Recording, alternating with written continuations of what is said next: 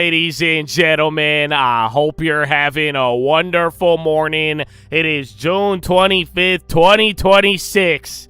And rejoice, you finally got a little bit of momentum back, or at the very least, Micron saved the market. So chips, AI, memory, after a blowout report, it was so good, nobody even tripped on how good it was. They were like, okay, that's good guidance. So it held up. It's holding. I do think the challenge for today is going to be whether or not this actually sticks, so be on the lookout for that. But it definitely added a little bit more to the euphoria, helped out Korea and a lot of others. And then we had a bunch of data come out. You had the PCE, the GDP, personal income, personal spending, and all of those came in fairly favorable, especially when it comes down to PCE. The headline came in a little lower, and that was good enough for people not to trip out, considering you just had that whole hawkish Fed and everybody worried about that, and then the Fed watches the PCE. So all is well. It's a Friday, Junior. This has to hold up. Let's watch the rotations and leadership. Again, first time the dollar's not up, but it's not necessarily down.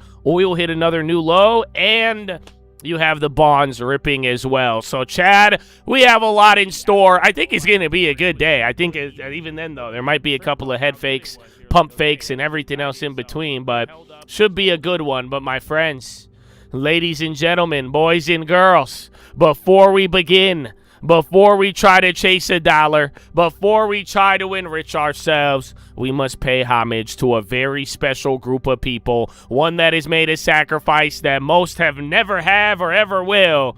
And I am talking about the veterans of the United States of America. So on behalf of the cult, the people here, the people not here, I want to give a huge special shout out.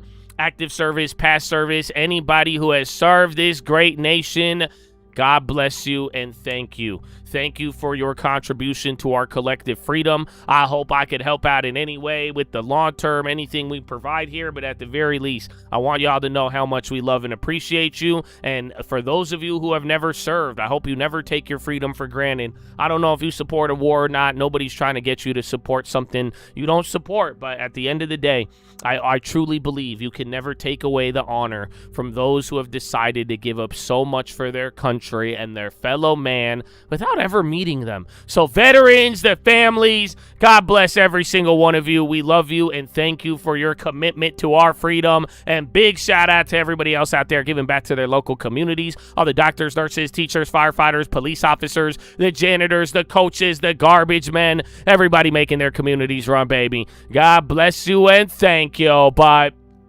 ladies and gentlemen, please rise up. Place your right hand over your heart. Say it with me. I pledge allegiance to the flag of the United States of America and to the republic for which it stands, one nation, under God, indivisible, with liberty and justice for all, baby. Send it to church!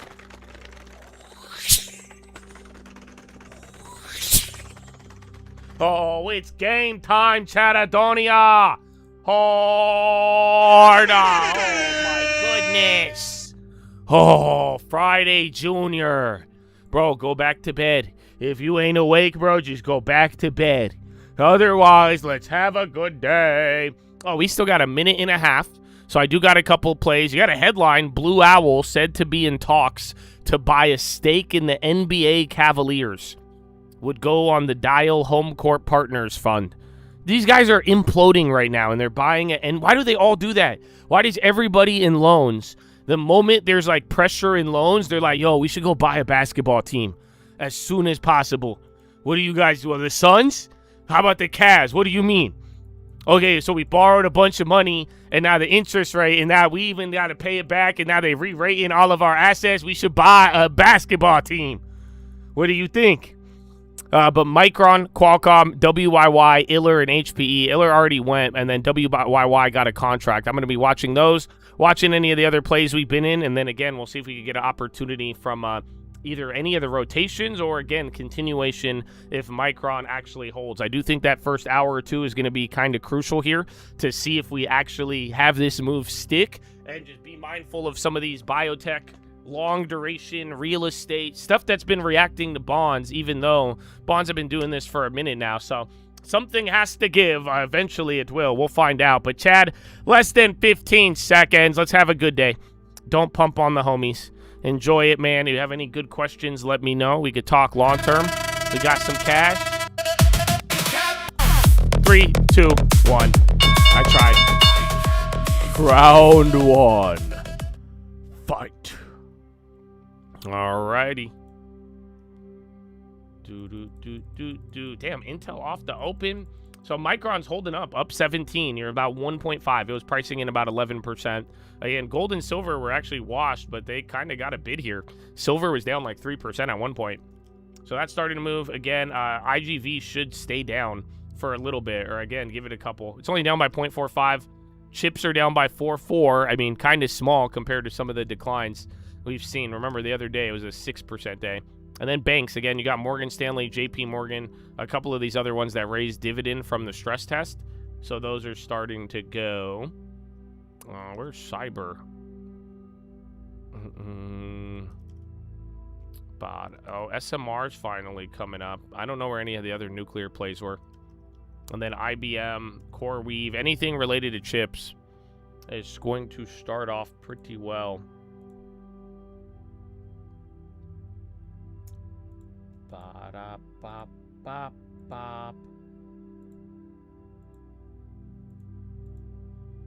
Where's that other one?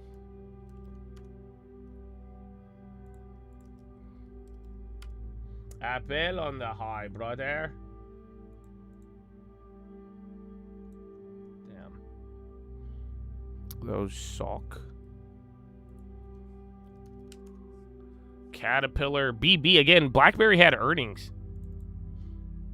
So they had a good one. They were up like 8 or 9. Micron up 18%. Habibi. SpaceX. BE, Bloom Energy. So that's another. And I would say, I don't know how energy is really performing today. Kind of a mixed bag, but yeah. That one is moving. Cisco Pop, Palantir nuked. I know. They got no. Again, software should get nuked for the first like hour or two. That's the thing. The data today. This only it only supports the AI chip narrative.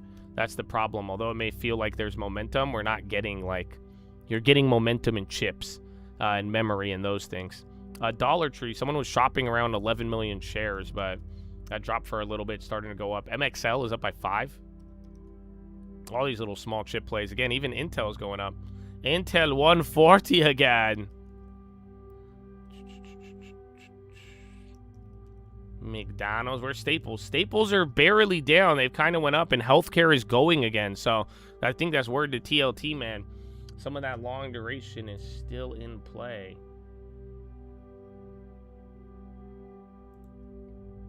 Why does my chart look like this? Oh, it's SPX. That's why.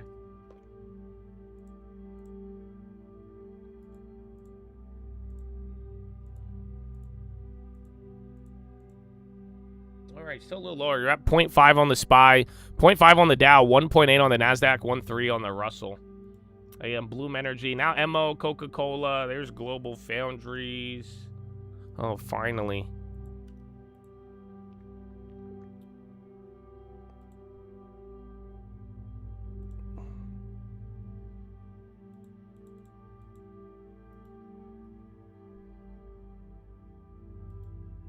I don't think that'll hit.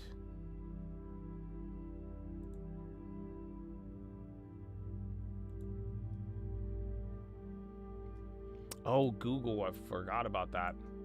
Because remember, you got more of those firings yesterday. So they're still down 2. Apple's down 2.5. Holy shit. Microsoft down 1.5. So it looks like, I mean, you might just be pulling money out of Mag 7 to put it into a couple of chips. But once again, you know, this like Mag 7 effect has been pretty pervasive the last pretty much 2 or 3 weeks. So just like I was telling you yesterday, if you have these Mag 7s a certain way, I mean, that's limiting some of the index moves. Again, Micron ripping now, so that's still continuing. Micron surpasses Meta in market value for the first time ever. Oh, wow, Habibi.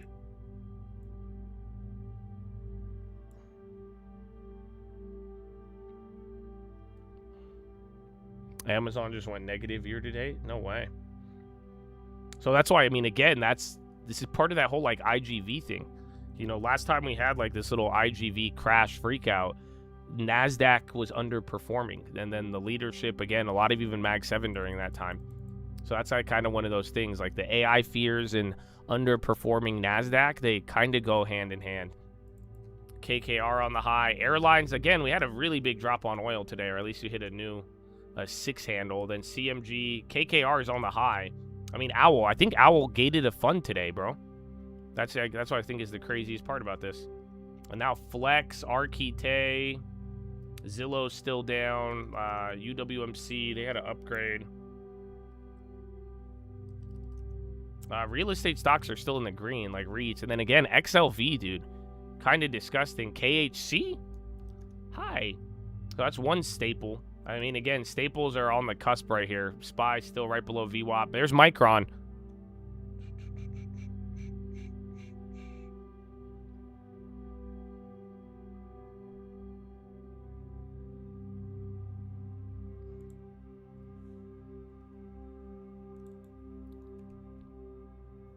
Is this all-time high on Micron? Yeah. Habibi.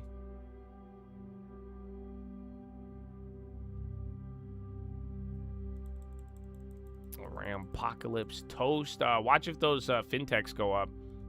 Coles, that's starting to run. Again, a couple of like, I don't know, like value names or like like KHC, Coles, Smuckers. Some of them are actually kind of going a little crazy here. Then Danny here.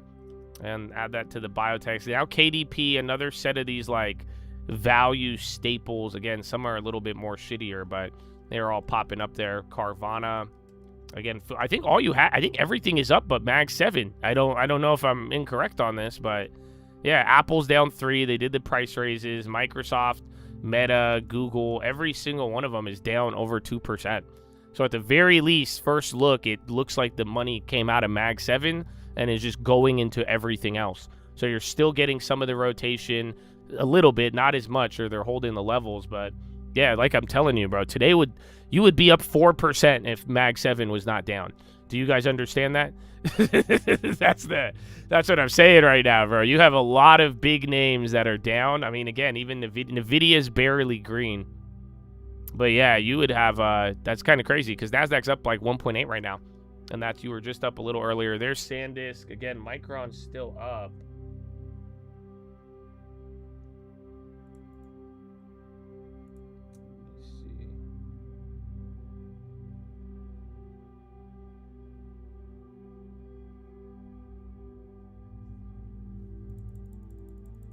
Yeah, Apple announced these price increases, and then they got hit.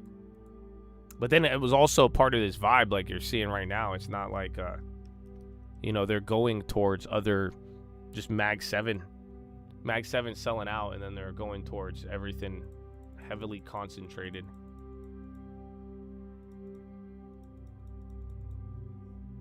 Ionis, Adobe, there's Netflix. Huh? How about Netflix gets involved? No? You guys would like that. You heard a lot of ACN from yesterday, too. Upbeat. XLV, dude, is insane.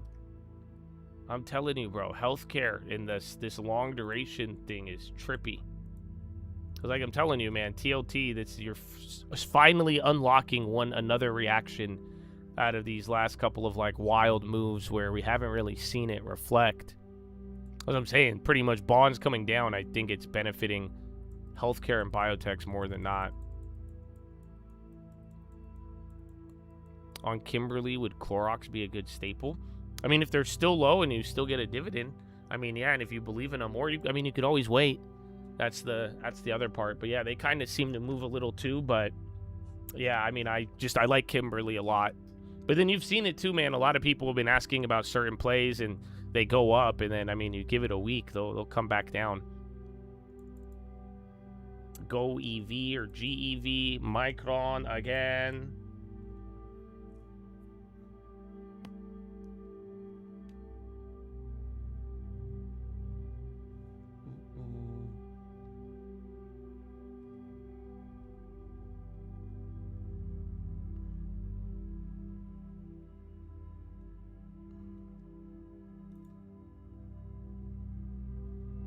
so expensive.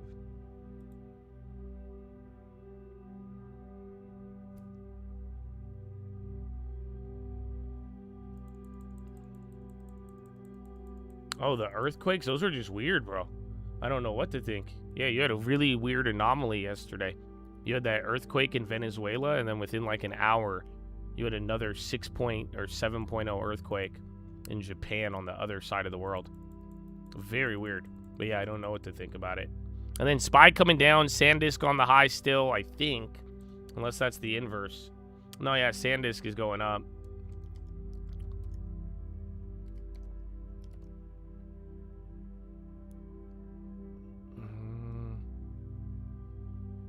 Yeah, Target had a great week. KDP, Dollar Tree. Again, Dollar Tree had bad news, and that has already been bought up. Kind of crazy.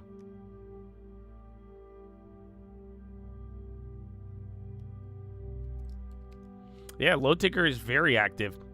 I mean, again, it's just like I'm telling you, it does not help when you have like your biggest names are all down a substantial amount right now, and then you're just getting this back and forth with any of the chips that are actually holding up. But we're spreading out. I mean, it's I would call it broadening out, but I think it's more concentrated. But that's kind of been the theme all those last couple weeks. We keep moving up and down, up and down. SPY may not look like the price change too much, but yeah, this like leadership and who's getting bid and who's not, that is.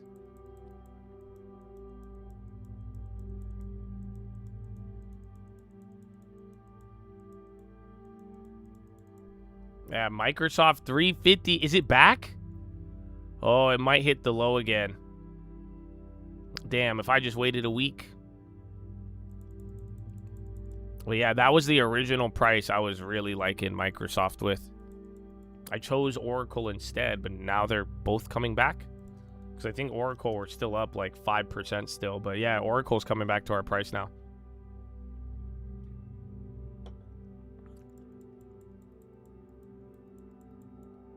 We are below Warsh, yeah. I think. Right here? This was Warsh, and then here was just those 2 weeks. Remember, we were down before Kevin Warsh. That's why I'm like, dude, this last month, it's been pretty wild, but, you know, you're practically the same level of 2 weeks ago. Apple's down 4 now? Jeez.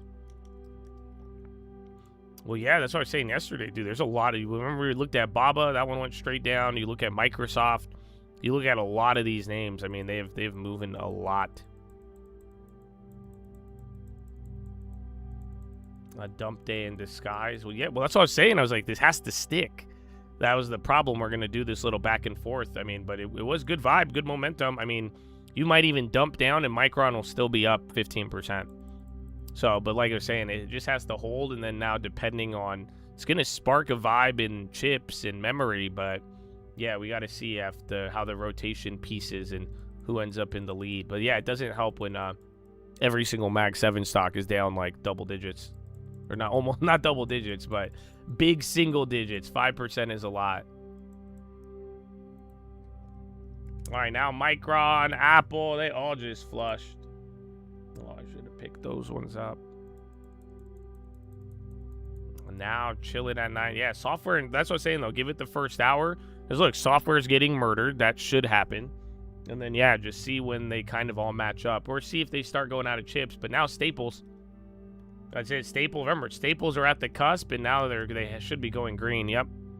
And then you already had XLV.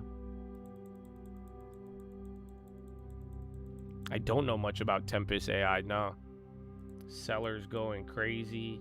I mean, the volume kind of looks computery, but yeah, you just dumped like 0.5% in maybe like 10 minutes. So SPY's closer to negative. Dow, NASDAQ, Russell, they still got a lot more cushion.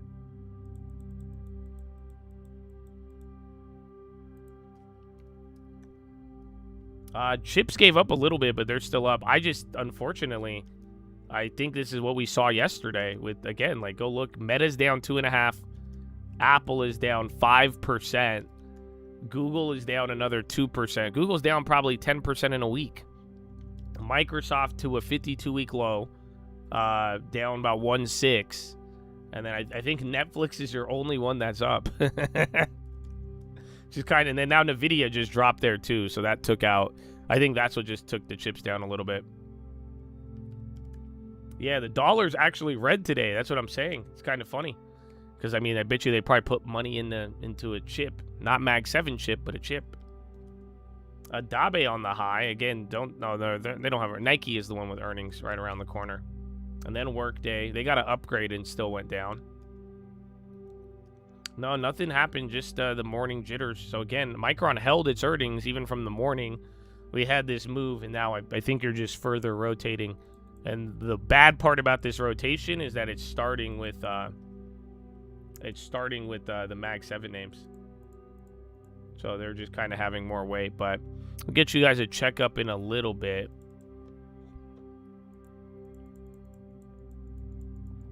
Big dump on Bitcoin. Low ticker's still very active. Micron just dumped $50.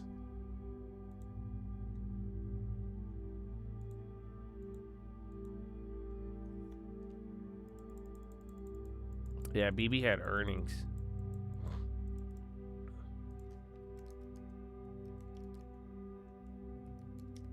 Yeah, I think in the last like 5 minutes there, that was all NVIDIA. Because remember, NVIDIA was literally right at break even, 0.1. And then that just did the same computer dump as Apple. But yeah, now NVIDIA is down 2%. You got Dell down 9? Jeez. Why? This is very unnecessary. Again, even IBM flipped too. Yeah, IBIT is down. I don't know where actual Bitcoin price is. 59,630. So even then, NVIDIA dumped and Bitcoin. So whatever in the last 10 minutes, a sell across the board kind of came in. I think it started with NVIDIA. But yeah, there's like 3 or 4 things with just a straight knife down. Chips gave up 2% already. So chips are about 4.5. Software was down by like 0.4. Now software is down like 1.8. And then chips are up by 1.2. So still got a gain. I mean, again, you're right now back to like around 1 standard deviation here on Micron. Again, oil didn't budge, but it's back at 70. And Ford keeps going up. Have a good day, baby. Who would look at Friday? MU or FU? What did you say? Fuck me? I don't know what FU is. I know what MU is. MU, I have a chain up. I was going to take a couple of these plays. I was looking for a downside play at that high. I wanted to try to inverse something.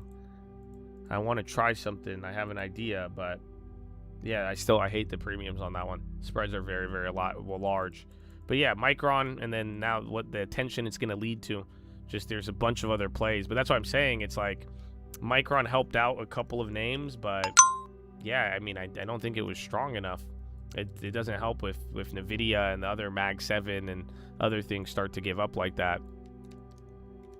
Dude, they all did that, though. Again, I want to say it was NVIDIA. They had like a 4-minute jump on that move, and then they went red. But I'm telling you, pull up anything right now, you will just see a straight compute. It looks like Bill. It looks like a computer candle just going one direction.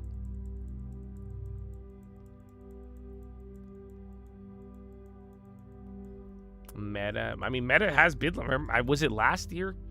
I think it was after last year. I just remember Meta stopped moving. So it's kind of like Netflix, but yeah, you're in the same range as last year. It's not like it did bad, but it just stopped growing. Kind of like Bitcoin. Micron now 1182. Micron just sold off 7%.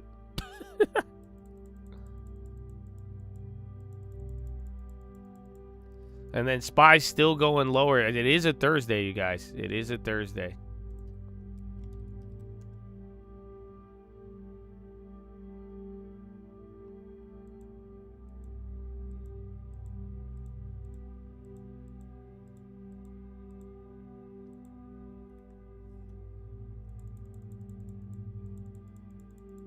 Is the bubble popping?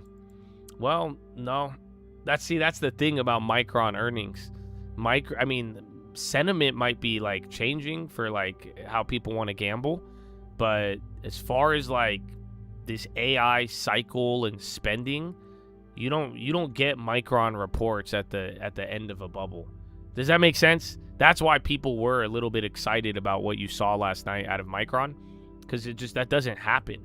You don't, we're not at this stage where we're like, oh, is this gonna crash? And then, yeah, these guys are fucking smashing earnings by 20%. And the bubble is over, but like we've talked about over the last like month or so, I could just chalk it up to the dollar. Just the higher the dollar goes, the harder it is. Like, momentum is slowed down. I don't think the bubble is popped though. But the dollar goes up a little bit more, and then we could talk about that.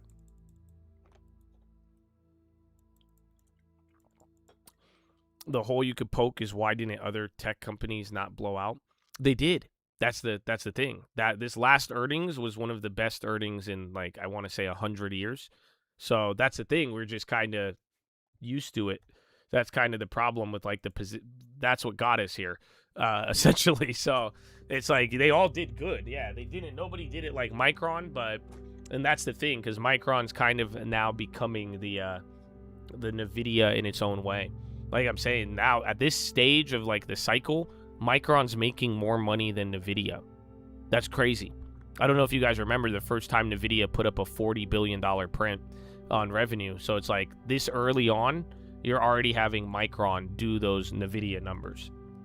But yeah, all the earnings were good. It was just now, that's why as we came into this earnings, we were like, oh, we're going to play this expectation game. But that earnings was thankfully good enough we didn't play it. Usually when after moving so much the last couple months, everybody did good on earnings, which left us this awkward, well, yeah, we already priced for it. But there's some that yesterday, Micron, it inspired this idea that we're somewhere in the middle of the cycle, not at the end or the beginning. There's nothing substantiating this move. No news, no headlines. This is all fucking algos right now. Like I said, I was assuming we were going to play a rotation battle game, see if this earnings move sticks, but I didn't think it would happen in fucking 20 minutes and then do it randomly off a 5-minute candle. That's the thing. This is literally NVIDIA started dumping, and then that's it. And then you opened up, even though chips were up and SMH was up by 4. You had what's it called? You had the even though the chips were up, you had Mag 7 just getting worked.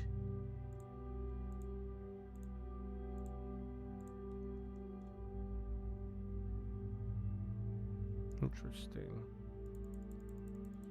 This feels like every other day, or really this month. That's kind of how we started. Every day this week, and even last week too. We'd gap up on the Monday and then kind of just work your way down. You'd open. The other days were kind of a little bit more chill, but any big gap up days so far of June, you've kind of sold off.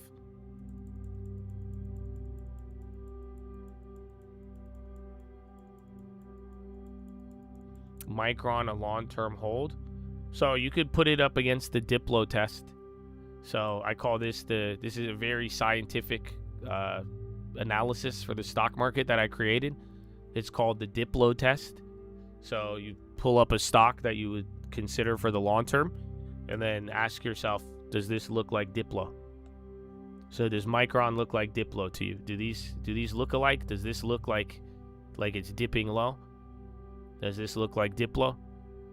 I don't think it looks like Diplo. So unfortunately, it fails the Diplo test. DeepSeek plans to double departments. Bro, NASDAQ's negative.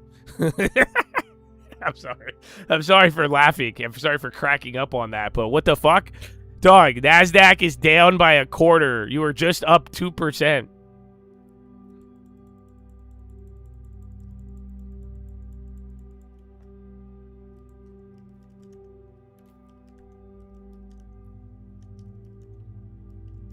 Wendy's halted. No.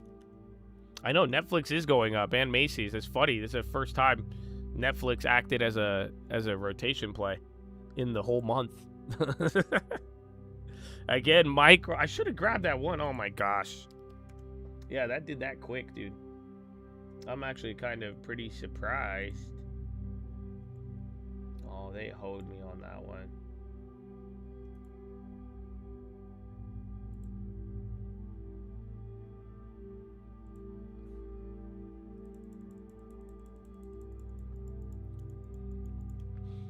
Counter for Apple's price hike. I mean, it sucks if you're buying an iPhone soon or a computer, but yeah, other than that, that's what I'm saying, though. That kind of even highlights this whole cycle thing, too, because Apple was talking about how they waited to raise prices, but they're foreseeing this memory stuff for a while. So then again, that was the other second piece of bad news, but that wasn't the reaction, though. I mean, although people want to be dramatic about the price increases on Apple, the Apple barely budged in the pre-market. It moved a little bit off of the headline, but like this was all just the cash open dynamic and whatever was going on here with chips in this Mag 7 rotation.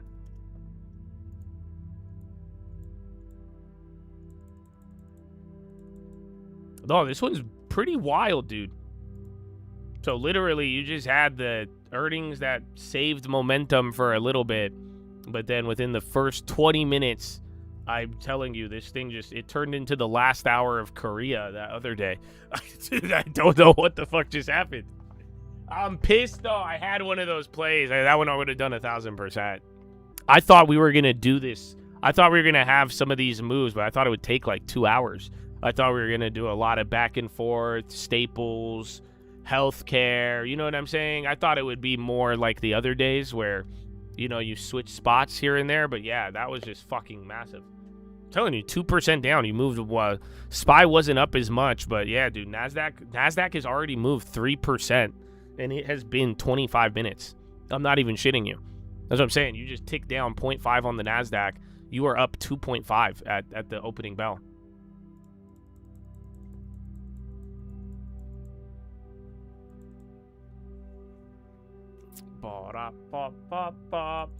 Having a baby, new baby Chad. Well, congratulations. That's good. It may not, it's, you know, don't show him the stock market now, but get him a long term. Iller, that one would have been 1,000% almost too. The fuck?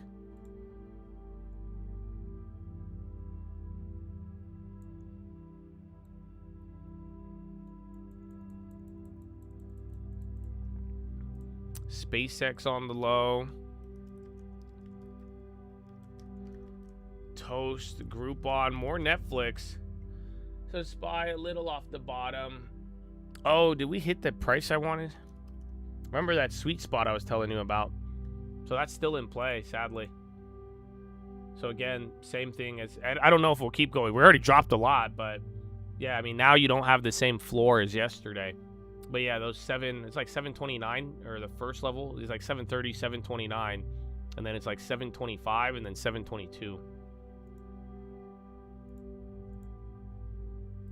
Oh, Bitcoin. It's been a long day without Satoshi Nakamoto, and I'll tell you all about it when I see you again. In a long day without you, Nakamoto.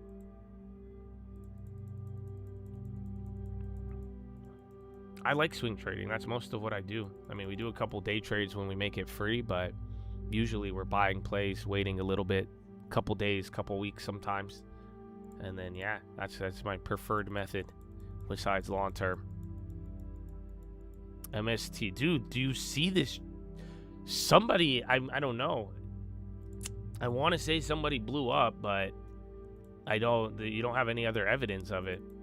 But I'm just, oh, dude, some of these moves are very computer. Like, this is what I was trying to say. Bro, this shit looks like Bill. Like, do you guys get what I'm talking about? That's why, people are like, it's manipulated. But it's like, think about it. Like, this is Bill. You can make price moves happen. But I'm telling you, bro, some of these sell-offs, bro, it looks straight like Bill, just to the downside. That's why I'm like, hold up.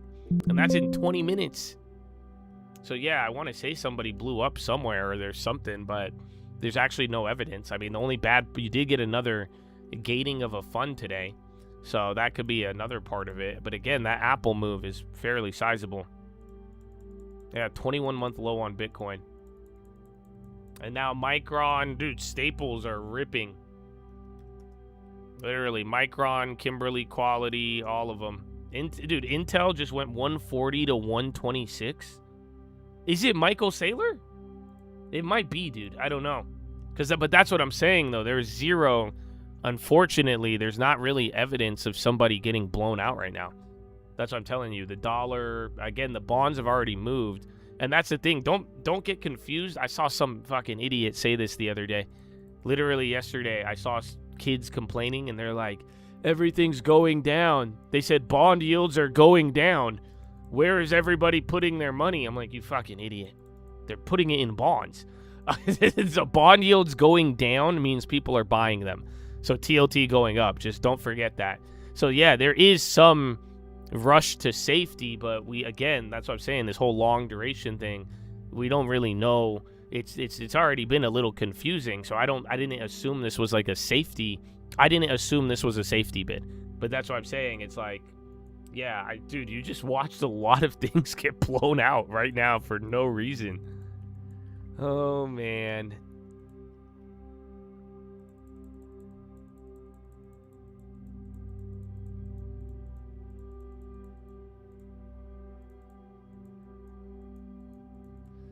Yeah, I'm not tripping about where we're at. I still think it's a good level and all that. I just think the nature of this, you've witnessed this though. That's what I'm saying. So this isn't too surprising, right? A fucking killer earnings and then everything sells off. Like, you've seen this shit before.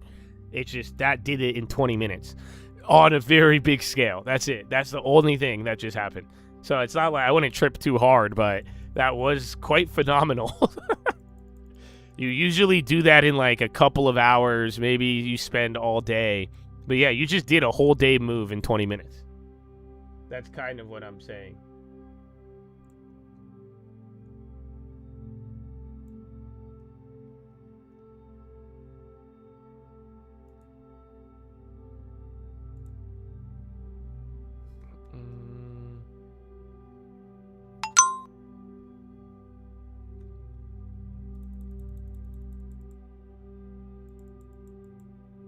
And oil starting to go up. Supreme Court shields Bayer from Roundup cancer warning suits.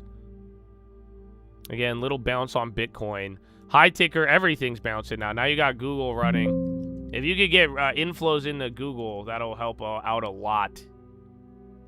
A lot. Yeah, everything just bounced right there. All right. Rip. That didn't even move some premiums, though. That's crazy. Yeah, remember Coca-Cola has some like tax lawsuit thing that's in the corner about it's like a $20 billion case or something. But yeah, they've still been doing good. Financials now coming up.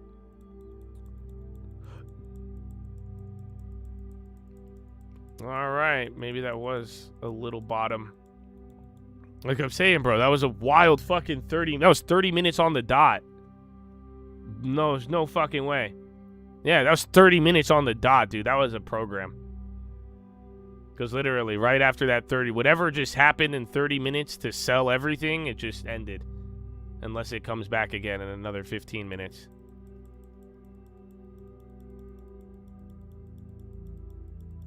Yeah, bro, that just ripped. That sucks, though. I'm looking at other contracts, but that didn't even if you bottom tick that. This volatility.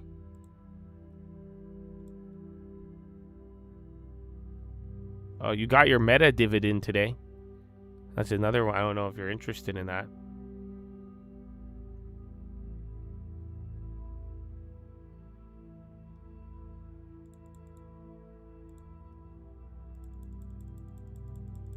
QDEL running. San Diego's finest. FMC's going off of that Bayer headline. Oh, shit. Fresenius? No way. All right, you might have one. I know Bayer was at ADR, so I didn't even look it up. Let me see. Is that Fresenius? No, FMC. I'm tripping. But yeah, that's moving up. That's already 3-4%.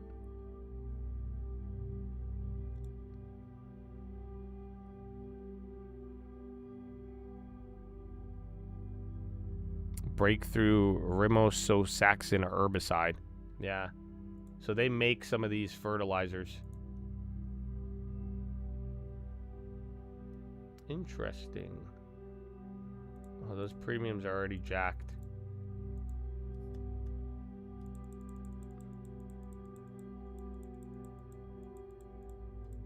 don't buy Bitcoin. Dude, I don't know. Did you see that one guy? I didn't realize. I saw a video the other day. There was this one guy I used to always see on YouTube, and I never really followed him. I saw the clip actually on Instagram, but homeboy was talking about, I didn't know he went big in Bitcoin. It was like a big YouTuber, and he was talking about how he levered up on Bitcoin and then lost it all and then stopped making videos because he was ashamed. But yeah, I mean, it's been a wild ride for Bitcoin for 2 years. I can only imagine. I mean, I have Bitcoin, but you know, we got out of our YouTube public account a long time ago. All right, bro, what the fuck? Dog. All right, dude, you just recovered half of that now. So everything's back to green. NASDAQ just bounced literally 0.5% right there. SPY just bounced about like 0.3, 0.4. Yeah, FMC, they make go check any of these fertilizer companies. They might react to that, but FMC, they make some herbicide, but they started popping off of that headline. Bayer's like BAYF or whatever. It's an ADR. Isn't know what the... Yeah, where is it? BAYZF. Oh, they're already up 11. No shit.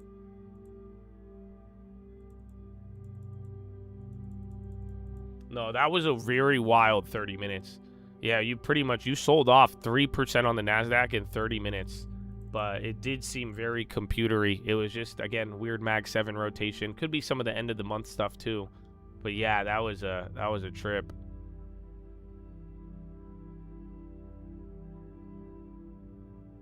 Well, summer hasn't even started yet. So yeah, this is a little bit more volatile, but usually like around July. But again, last year was kind of crazy. Remember, we like bubbled into July, and then it like came down like August, September, it like was kind of boring, and then October it went crazy, and then November to pretty much March we did nothing. All right, SPY's coming up, man. That was disgusting.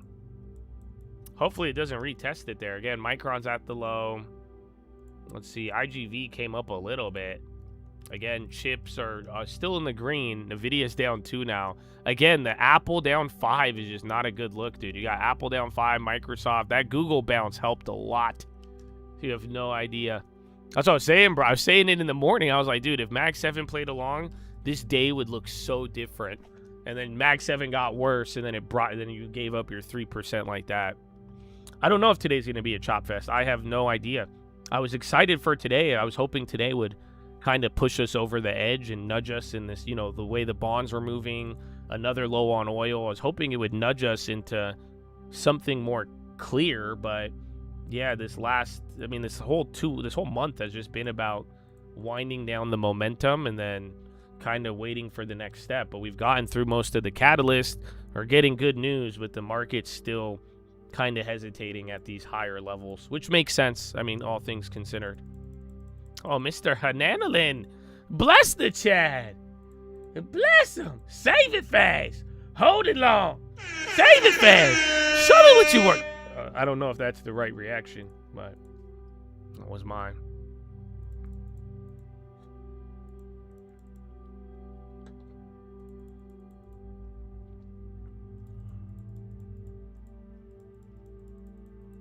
Future. I mean, that was only 0.5%. Still a bad day, but at least you stopped the whole just fucking sell it off. I'm telling you, bro, that was a wild 30 minutes, you guys. I don't know if you could tell based on my reaction, but that was it sucks because it was so normal, but it wasn't. Like I'm saying, like weird post-earnings moves, you're used to that, right? Like how many times have you seen me be in the money on a earnings play and I'll sell it in the first 30 seconds after that report because it always flips out. You know what I'm saying? Like you could do all of those, but yeah, it's not unfortunately in this case that was just really, really fast. And that wasn't that was like a turbocharged earnings reaction and then very, very weird rotations.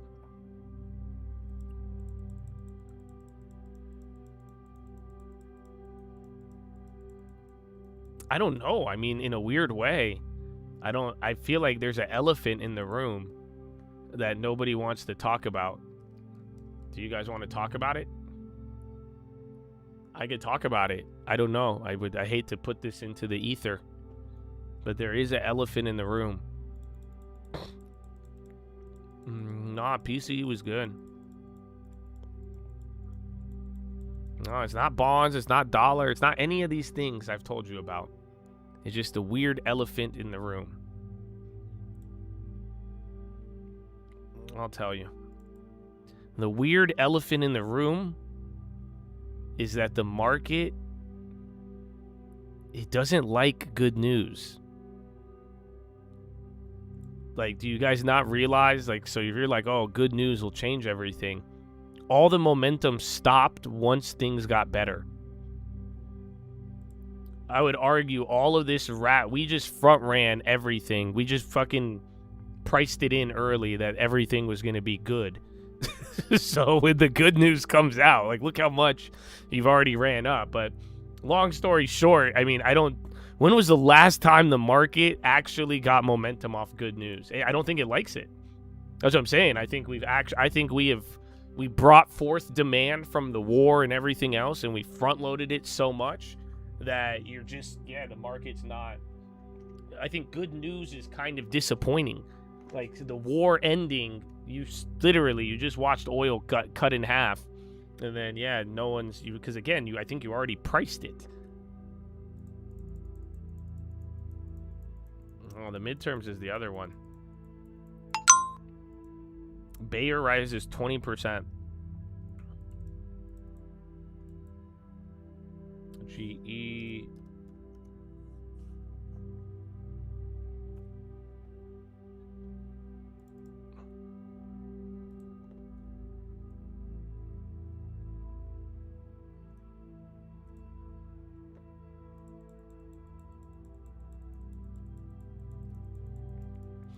Well, yeah, I don't know if it's going to drop us, but at the same time, it's like not having an enemy of bad news kind of, it gives us less fight.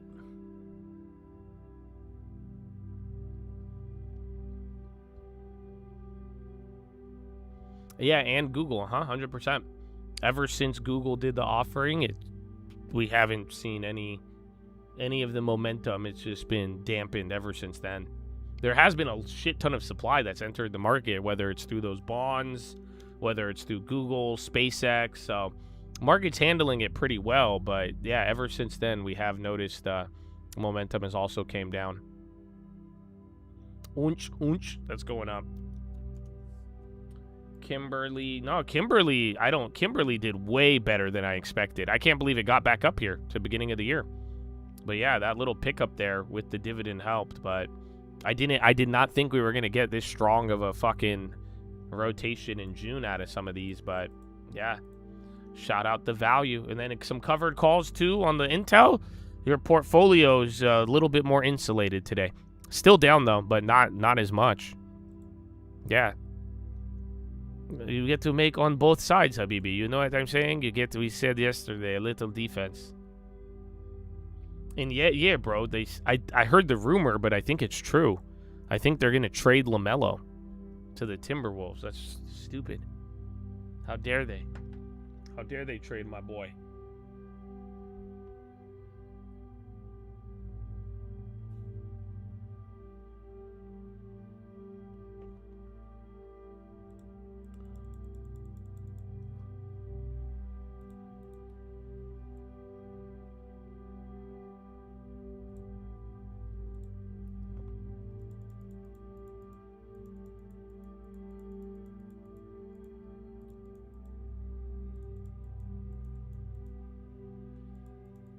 G-Wire.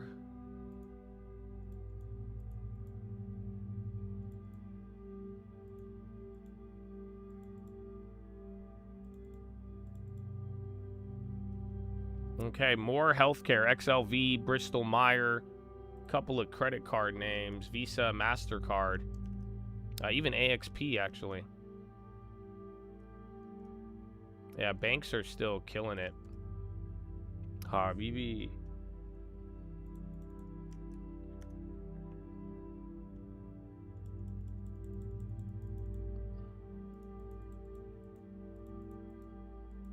SLS.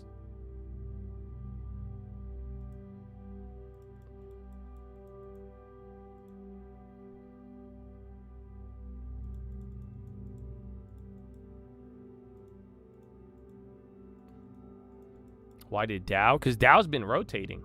That's been the... And now energy plays are starting to run. Valero, Kimberly... Or not Kimberly, Kinder Morgan.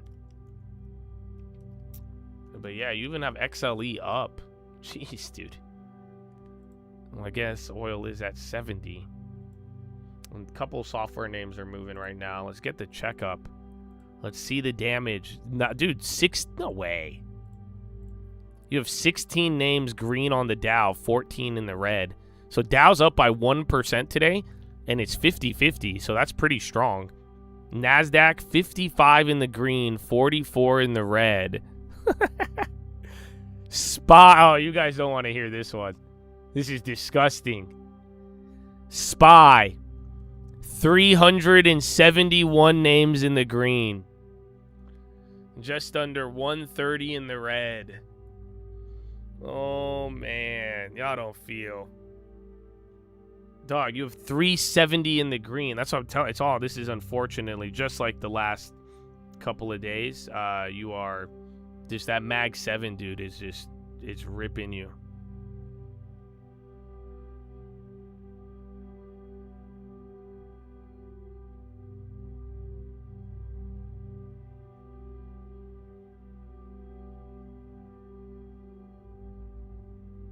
Let me see.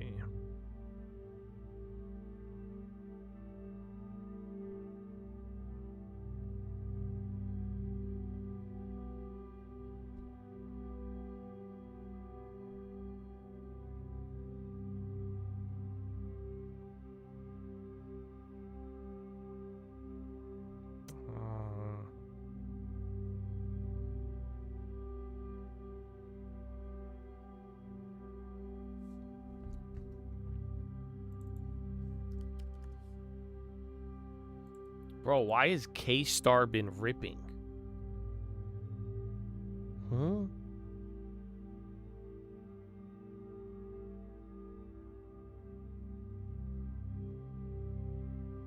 Interesting.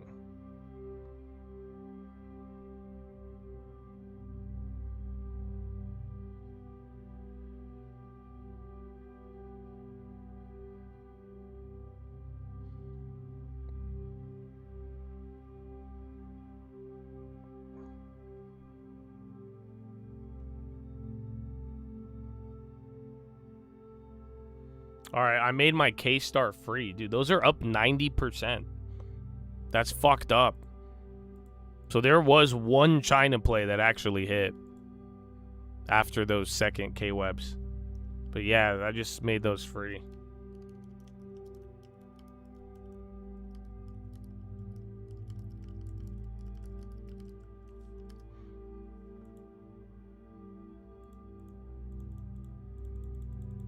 What price would I consider Palantir for the long term? The price a lot of the Chads got. $10, Bob. $10. I know. It sounds crazy. But yeah, I'm pretty sure I think Tim has Palantir in his long term at $10. My sister wouldn't like it, but I think that's great. But yeah, I never liked Palantir when it went high.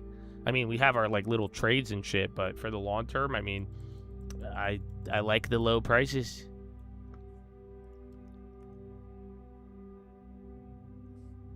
USO, I mean, again, energy is up. That's part of this like S&P dynamic. 370 names in the green. But yeah, that's kind of been working all day. Again, unless it goes to like $78, I don't think it'd be too big of a worry. But yeah, that XLE, they're all moving. Adobe's going. Adobe.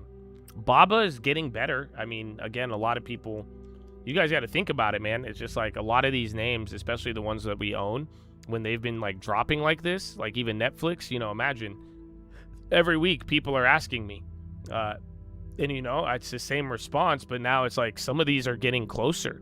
You know, people were asking me about Baba last week at 110. I'm like, yeah, I like Baba, but it's still kind of up there. But that's why I'm like, you know, our price is $86, I think, or 82.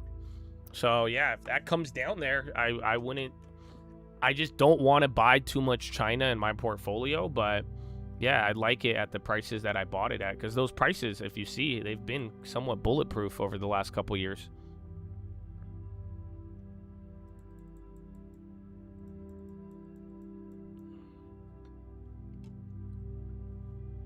All right, oil ripping, and then that's still going up.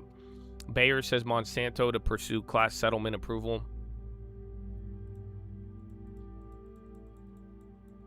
A burst of massive put buying at 9:30 sparked a dump in MSTR, which turned hammered Bitcoin. That's what I'm saying. I think if anybody blew up, dude, it might be Michael Saylor. I hate to say that. I don't actually want him to blow up, but yeah, I don't know if this is it. Oh! Why don't we turn up with the peach? Oh, thank you, Bradley Frizzle. We needed you, dude. Bradley, you see that first 30 minutes, Bradley? Happy Friday, Julian. Of course, Boeing is on the high. Boeing's like, what do you mean last 30 minutes? I love the last 30 minutes. Oh, my goodness. Good morning, brother. Good morning. High Ticker likes that, bro. SPY starting to pick back up. NASDAQ up to 0.5. I'm telling you, in the last 20 minutes, you've moved 1%. First 20 minutes was 3% because you sold off the gap down.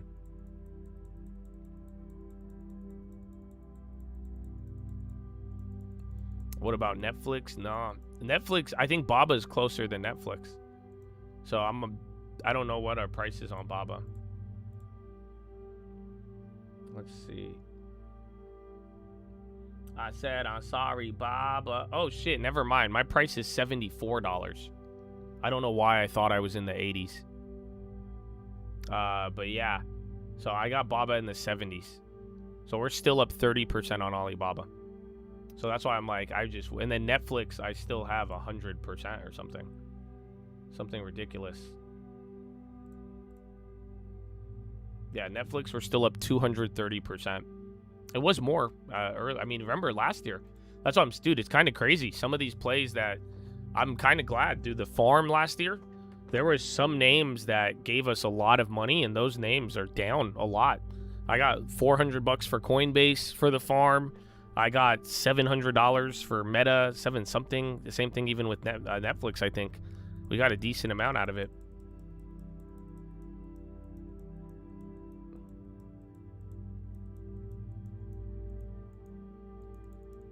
PSNL. Okay, High Ticker is really picked up now. I'm telling you, bro, that felt like a program. That's what I was saying. They like just turned it off right at 7 o'clock, and then whoop. But yeah, you're watching all these names, a couple of industrials, again, energy. You're broadening out. Like I said, dude, even how 0.25% lower, dude. This was 370 names in the green.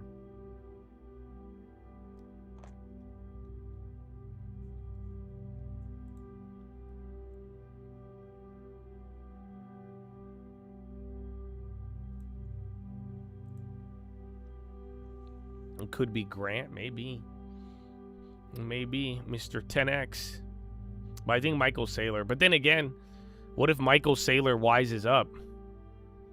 Think about it. Right now, if they're saying somebody just bought a massive put, what if Michael Saylor just buys puts when he knows he's going to sell to pay the dividend? Wouldn't that alleviate the problem? What if he just pulls a Goluboff Trump? Oh, shit. Yo, Andy. Oh, fuck. Where's Andy? Andy, did you sell the calls at open, Andy? Oh, I forgot about Andy. Because you know they scamming Andy. They scam that shit, bro. Now that I think about it, I think both sides are in the red now. No, you got a couple of calls that went up. But yeah, it just depends on how close you were to the money. But they're you're a little bit up from yesterday. Whew. But yeah, they robbed off the morning.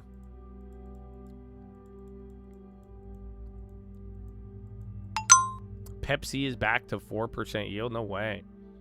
Supreme Court lets Trump DHS revoke deportation protections. More banks. Oils are rocketing. I mean, take that with a grain of salt. It's only up by 0.7 at $70 a barrel. And I keep seeing Adobe and then Klarna. When we had the peach, Bowen was doing good.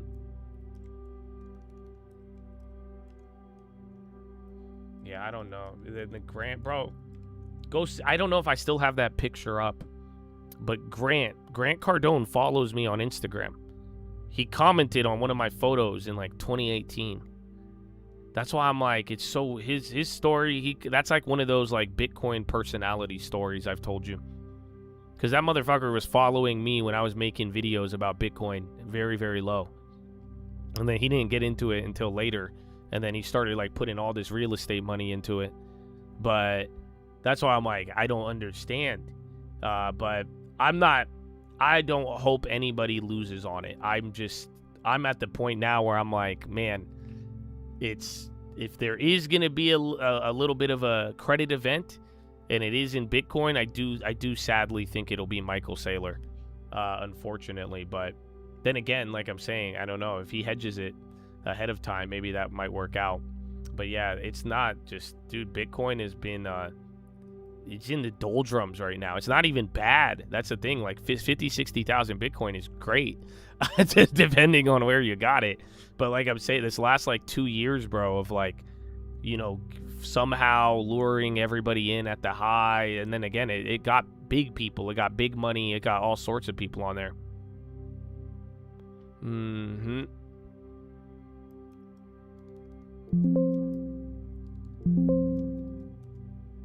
Kimberly.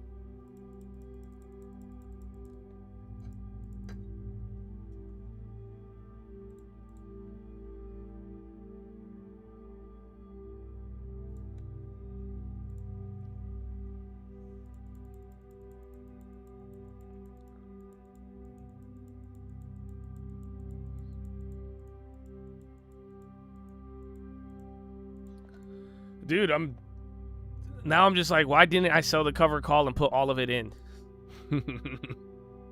See, but actually, though, this is something I was thinking about. Do you guys notice the difference? I could give you a little philo with it, with the cash, because we were talking about it. Like I'm telling you, my goal with the long term, no way. Are you serious? Look, bro, the long term's up today, bro. You just had Intel fucking knife. Oh, anyways, what I'm looking for, I want this number to go up. Like I said, if I could get, with that cash that I have, if I could get a 5% yield on that 4K, I could increase my dividends by like 50%. And then we'll have 3 deposits up. So that's my goal. But like I was telling you guys yesterday, the whole like, you know, you get the cash, might want to sit on it for 30 days. But like, do you notice the difference? Think about when we have 0 cash and I have to wait a month for a deposit, right? And you wait and you wait and you're saving up. Isn't it funny that when you're like saving up, you're more like, when it takes time to build up the deposit, you're going to take time deploying it because you care about it because it took you 6 months to build up the cash, right? But then if you get an influx of cash that you didn't save up months and months and months for, do you see how quickly or easily your body kind of wants to let it go sooner? Are you understanding me right now? Because that's what I'm trying to say is I think that's happening in the long term, where at the end of it, I was thinking about it yesterday, where I'm just like, I'm just gonna act like nothing happened. I'm just gonna, because what would I be doing right now if I had 0 cash? I'd be getting that deposit waiting. And getting it. It comes fast, it leaves fast. It comes slow, it leaves slow. That's why. So I think we're at an interesting spot. I mean, I like Microsoft down now. I would like more of that. I want my dividend. There's a couple of high yielders or mid yielders. So, but at the end of the day, I think we're in a solid ass position. If a day like today doesn't show that, then yeah. Because again, even at the red, we were barely down. And then it's already up, so we got to defend the portfolio. That cash is a weapon. You see what I'm saying? No matter what happens, we could deploy that at the right time, and then even if things go up, we're still going to get that upside. I would love more dividend income. That's what I'm saying, dude. If I get that thing, if I take that 4K and get it up to $900 a year, this is what I'd hope for all of you. Because, you know, we got a long journey and, you know, having these dividends grow in the background is awesome. But, like, my big thing is it's free money. But now, like, my savings is increasing. So if I get to $900 a year, may not sound like a lot to you guys. But remember, We're not, that account is started at $200 a month. That then moved up to $300 a month. So $900 a month, I would be collecting 3 months of deposits a year. So, to be able to save 15 months a year, but I'm only putting in 12 months. Think about that. That means every 4 years, I would get a free year of saving. Ta-da! Does that make sense? So think about it now. If our dividend goes up to 3 months of deposit, so every 1 year, I get an extra 3 years or 3 months. That means after 4 more years, our dividend just turned into it will generate what we would have saved in a whole year. And that's just doing nothing. You get what I'm saying? So now you found a way to get your portfolio to deposit into itself. And now this thing is growing and working on its own. And that's what I'm saying. It may not be a lot, but these years go by, the compounding, before you know it, it adds up and it's more money. And especially relative to the income we've been starting with, it's amazing. Because like I'm telling you, I mean, at this point, you know, again, we base this portfolio if you were making $20,000 to $30,000 a year. You guys know that, right? So I build this off of, again, $24,000 to $36,000 a year. This is the model we're using, 10% of that. And that's why I'm like, dude, you have over a year of income now saved, which again, most people at certain levels would think that's impossible. But yeah, no, dude, this is, so it's a very, very good thing. And now you already have your yearly salary. Again, you have more than that. And now you're able to now create an automatic system that deposits your yearly deposit without you ever saving. And then we're going to keep saving. You see what I'm saying? This is going to double our savings. Hopefully, it may take another 3-4 years, but I think that would be worth it, because then that means we're literally doubling up our savings. We're now found a way to get this long term to deposit into itself at almost the same rate when we started, which is insane. Which is I love that. I love things working for itself and free money. So that's why, if you don't understand why I'm thinking like that, I know I'm talking years and I'm talking small dollar amounts, but this is something that could remain forever. You know what I'm saying? Or as far as you could go. But this is going to be with you. And that's what I'm saying. Little by little, it adds up. Like I said, when I look through some of these, bro, I look through like IRM, we've received more than we put into the stock almost. Again, same thing with like Abivi. We've gotten back like 80% of our initial investment.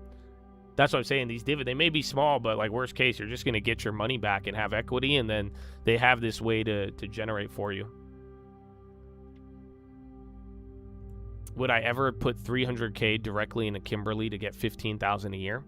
Or would you still go little by little? I would still go little by little, but I wouldn't be against putting that much money in, theoretically. You see what I'm saying? So I wouldn't throw the $300K in all at once, but I would go in like $20,000, $50,000 increments.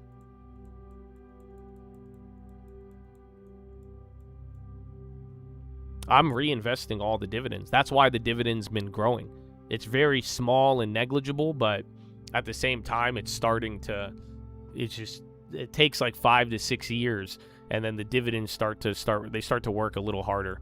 But yeah, every dividend is reinvested unless it's like a foreign ADR.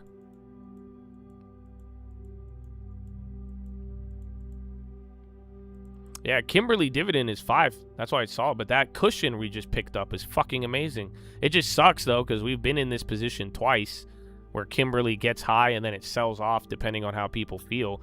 If we could get out of this box with Kimberly, oh, you're going to love it. But at the same time, that cushion, though, helped us because I was not expecting this.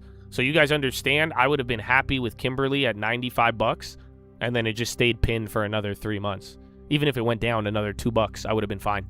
That I wasn't expecting this. So that's what I'm saying. Now that dividend and the cushion on that last purchase plus the sizing, because again, we went big on Kimberly now because that's been three deposits minimum.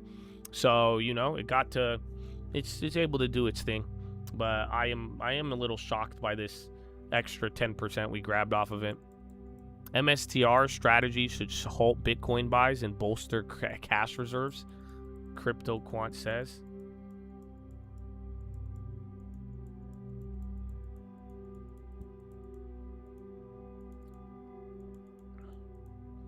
Secretary Chris Wright posted the golden era of nuclear energy is here.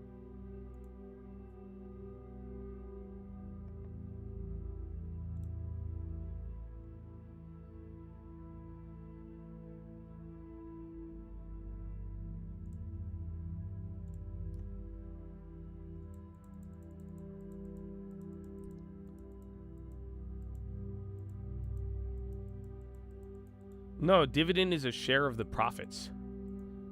So they don't sell shares to pay you the dividend. So like, you know, when you hear these companies make $5 billion a quarter, that's what a dividend is giving after expenses, after everything. It's sharing a portion of the profits with investors. That's why it's good. So that means these companies are making money, and the dividend, you get your small little cut of it. So that they make so much money, they have excess, and then they distribute it to investors. I'm not a big fan of the QYLDs and all of those. Because again, I mean, I like picking individual names. And some of these, like I showed you the other day, bro, there's several names on the SPY that are yielding above 5, 6, 7%. And that they're down on the year. So there's some good individuals where I like the equity and all that. And then a lot of ETFs are already at highs, even those dividend ETFs. So that's the other thing. I just don't like buying into it. I don't even like people buying the individual dividends after they move, because that's what we were talking about yesterday. MO, even Kimberly, we bought this in the beginning of the year. So, you know, even end of last year. So there was a time where they didn't want it. It moved up, and then people wanted to buy it at like 111. But it's like, if you buy these stocks when they're too high, and then it's a dividend slow mover, if it goes against you, you'll spend the fucking whole year just trying to get your money back.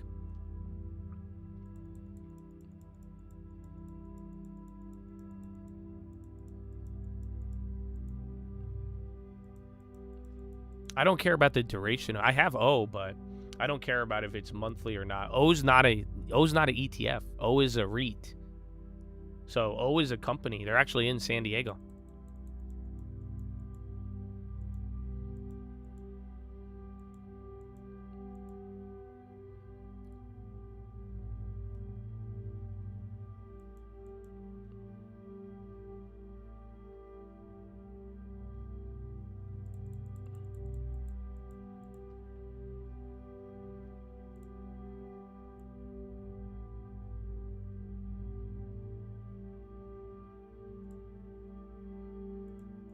Does it devalue the company because they're giving the money away? Oh, that's an interesting way to look at it. Kind of, but generally people are judging the company and the value based on how much money it generated and then what it did with the profits. But like giving profits, sharing profits with investors reliably, that increases value. That's not seen as a bad thing, right? If somebody says, like look at MSTR. If somebody says, or the STRC, if they're like, I'm going to give you 5% a year to invest in me, which do you think is more valuable? If they actually paid you what they promised you, or if they promised to give you a return on the investment and then never did, and they're like, I want to keep the profit because so we make more. You see, so upholding the promise has its own value, but generally people are judging the company based on the performance generating the revenue, the expenses. But the whole sharing profits thing isn't necessarily seen as devaluing, more or less. Unless they do it in a crazy method, but investors would like it, other people wouldn't. I know you prefer single stocks for dividends, but if you had to choose a dividend, do you have any recommendations? That's like asking me. They're like, hey, Josh, I know you love your girlfriend and want to marry her, and I know you're going to remain loyal to her. But if you could choose any one of these hoes, which hoe is you taking, Joshua? So it's like, no, I don't have to. I don't have to choose a dividend ETF. You know what I'm saying? Never in my life, bro. I told you, I've had 3 guns pulled on me in my life. You know that? I've had guns pulled on me. Not once. Not one of those firearms was pulled on me, and they were like, you only get one option for an investment you gonna make. You get only one choice. Out of thousands of stocks, you only get one choice, motherfucker. Nah, I don't even watch your wallet. I only want one choice out of you. I'm like, what? It never happened at all. Not once. So I encourage you not to think like that. That's why I'm making these jokes. I'm not trying to make fun of you. I'm not trying to insult any of you. I'm trying to say, like, I hope you could see the humor surrounding it, because I'm telling you, you should never think like you only have one choice.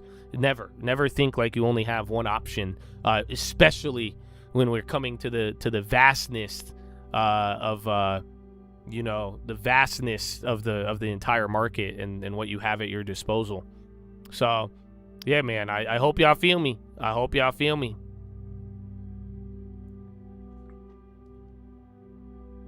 Yes, Kimberly has been paying dividends for 90 years.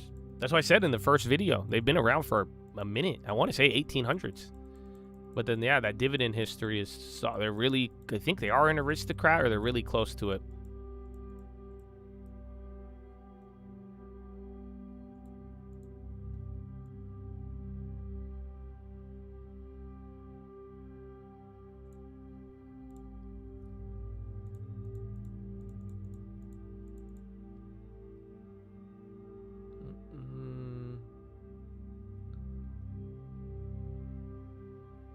Close the house, 7 days, all cash. Commission in hand the day after. Tire commission of the long term. Amen. Amen.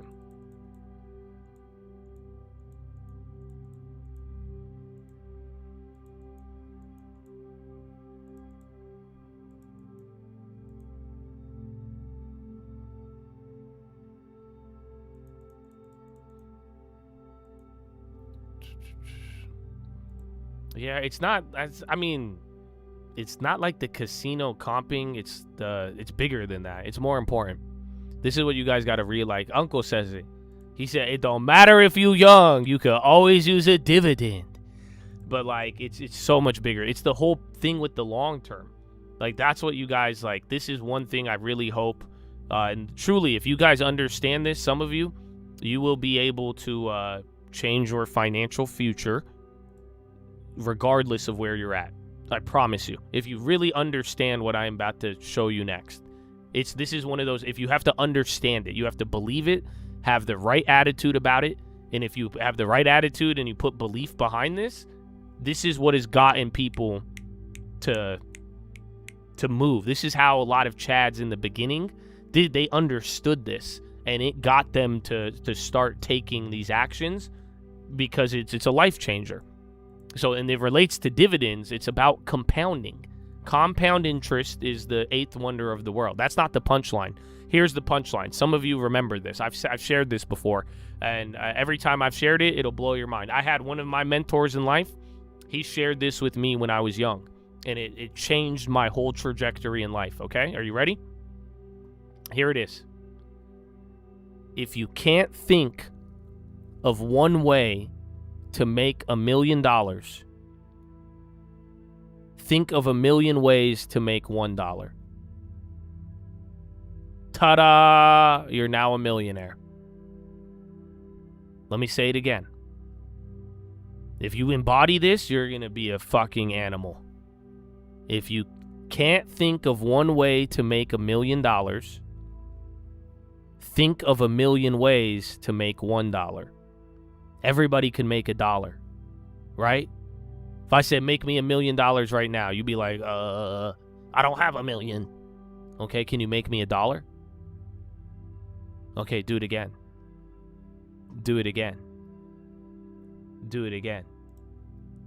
Do it again. That's why, look, all these are tiny. This whole $40,000 account that started from nothing. All of these are tiny, you guys. $30, $40, $100, $80, $11. Look at these dividends. This is nothing. A third of a $29 stock. A tenth of a $92 stock. That's $1. Over and over and over and over and over and over. That's why I like the dividends and compounding. That's one of those, it'll be 1,000,000 ways. It'll just keep paying you. But now, this is the whole idea of the long term. This is why we're talking save 10%, put it in here, and we find all these methods to keep it growing and safe. You know why? Because this is what the whole idea is. Small streams turn into a river. That's what we're saying. That's the whole idea of the long term. That's where people who have had the right attitude and belief, they started to understand this and they started running this up. Because you're realizing it's not, that $200 is nothing. That $300 is nothing. But if we keep repeating it, and then little by little, these small amounts start to compound. That's why the dividends, they compound. You reinvest them. The secret is compounding interest. That's what we're doing here. All these little things, they're nothing on their own. But together, as they start to compound with repetition, it becomes an ant. It starts to work for yourself. It starts to create for you. Like I'm saying, just like the dividends and all of that. Like the whole idea, that's why I'm saying, just to have a separate account where all we're doing is building these streams. There's no trading, there's no losing, you're not selling out of it. All we're doing is little by little, $100, 200, 300, 400, 500, 1,000, whatever you're comfortable with. But little by little, that's going to start adding and compounding. And then before you know it, what it wouldn't have been able to do on its own, it's going to start really working on its own. That's what I'm saying. Like, this account was at 20 grand last year. Probably 15 grand the year before that. So it's like it's compounding. And that's what you got to think on. All these are the one idea. We start to pair up thousands of small good decisions. Oh, it's going to do a lot. Hopefully millions. I hope we could make millions of small good decisions. You know that? Because if we do that, we'll all be millionaires. Imagine if every small good decision netted you $1. Do it 1,000,000 times in your life. Oh, my brother. Compound it, brothers. I hope they feel me, Chad. I'm telling you, but the people who understood this early on, and then that's what they realized. They're like, oh my gosh. Even if I don't have a lot of money, I have a lot of time. That's it. That's what I realized at a certain amount. We grew up poor, dude. You know that? Some of y'all stop playing. That's what I'm saying. It's not like, dude, it's realizing that.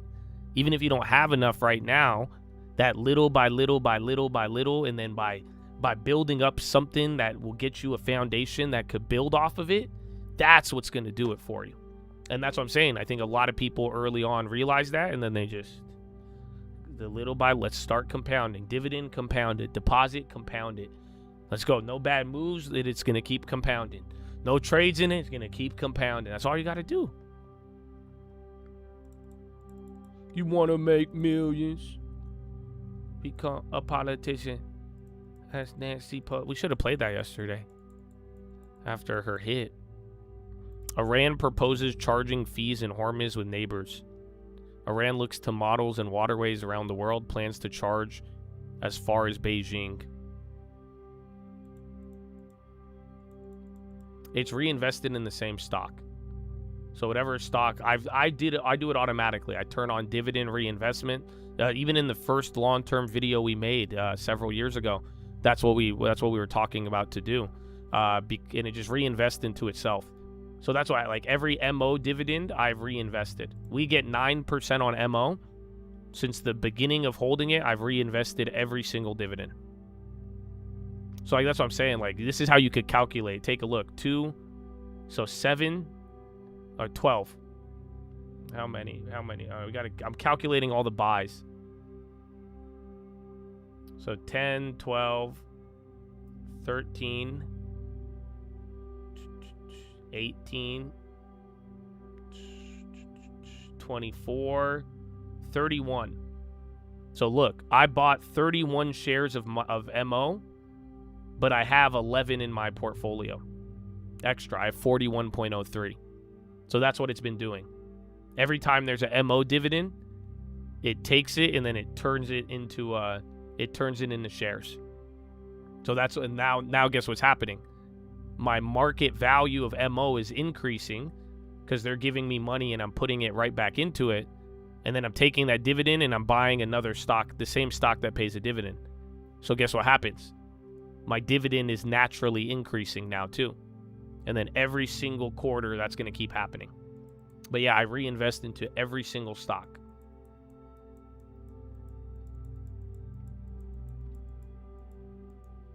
And it works for even averaging up. So like Abivi, we bought Abivi like within like I think 60s and 80s. Again, it raises our average because of the dividend. But yeah, we bought Abivi really, really low. That was one of our first big ones that we liked, and it was really big in our portfolio. But guess what? It went up. Surprisingly, Abivai is one of the only names that I averaged up on. Because usually I don't like buying names that are high. I just go find the opportunities. At one point, I think it was like 2022, 2023, everything was already up. There wasn't really good opportunities. So I averaged into Abivai at like 116. My last purchase was like 80 or 90 bucks on it. But here's the beauty. Even by doing that, even though Abivai has ran up and gone up a lot, by having dividend reinvestment, I've been able to still capture the rise. So not only is my original shares working, but even though I'm not using my deposits to keep buying Abivai at the highs, my dividends are. So that position has still been growing, and I've been buying into every single one of these highs. I'm just not using my money. I'm just using the dividend money. Are you getting it? So in a weird way, if you get a good dividend stock and it runs up and you're reinvesting, it kind of allows you to average up into it, because naturally you're going to get a dividend and then reinvest it and then keep going from there. So like, meanwhile, even if I haven't bought Abivai in a couple of years, my position has literally increased on Abivai.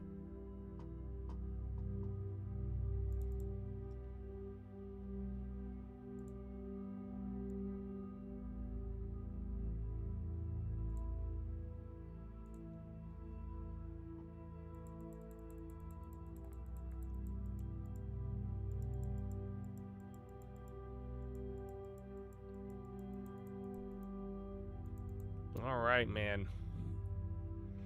I love how we just had that 30-minute program, turned it off, and then we just bounced right back. We've just been talking now for the last hour. What an insane Friday Junior. A reinvested doesn't have an impact on cost basis. No, it does.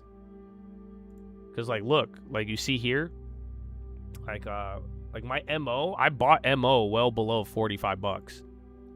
But, like, it's just smaller. But, yeah, like, I haven't bought it in a while, 2 years. So, all these, this is at least, like, what? 1, 2, it's like 3 shares, 4, 5, 6, 7 shares almost. And then you're buying it at a higher price. So, based on the price I'm buying it at, it factors into it. That's why on, like, Fidelity, my Meta average is rising. You know why? Because we bought Meta really cheap, but then Meta pays a dividend now. So they fucking keep reinvesting my dividend. That's the fucked up part about it.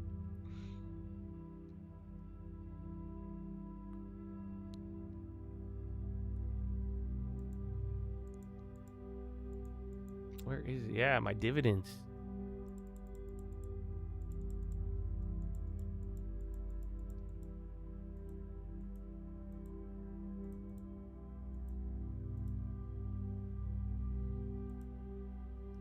NVO. Again, Eli Lilly, NVO, and then Abivai and another biotech. They're killing it. Pfizer's still kind of guttered.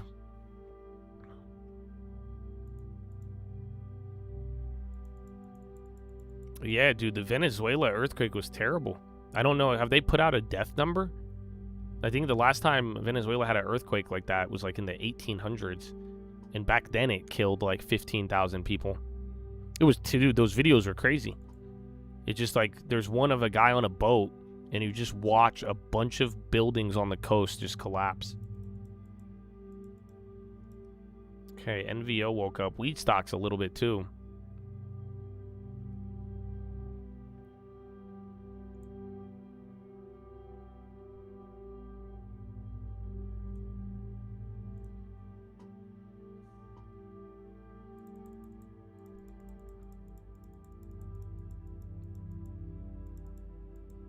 If you use dividends to buy something you're interested, I think you should just reinvest into the company.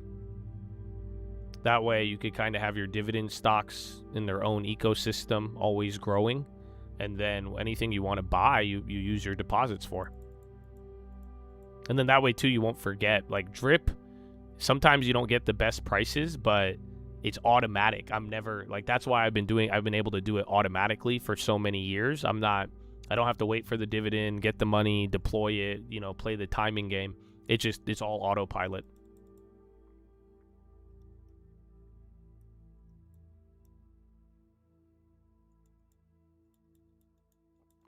Ascend in final talks to be bought out. High premium. Betaville. Ascend Pharma. This thing hasn't moved in a minute. But it got volume off that. Betaville mentioned.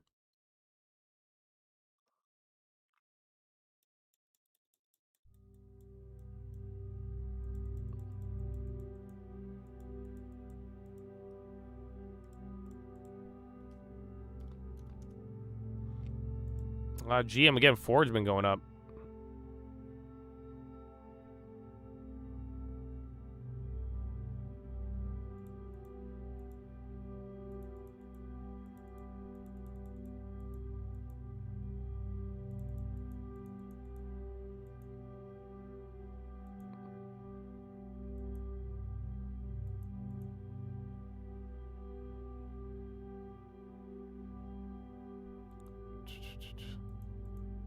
I know if you have old IBM from 2019, the reinvestment, it fucks up your cost basis, but like, you know the truth. You know the truth. But yeah. I have enough. My Meta, look, Meta's been paying us a dividend, bro. So they've dropped though in value. But yeah, I get like $11. My last dividend's only worth $2. The fuck? Why did the dividend go down? Am I tripping? Or maybe I just don't own as many shares. Oh, after the house. Yeah. I was like, wait a minute. Yeah, I get $2. So I reinvest $2 into Meta. So technically in the last year, 2, 4, 6, 8, I've spent $10 on Meta.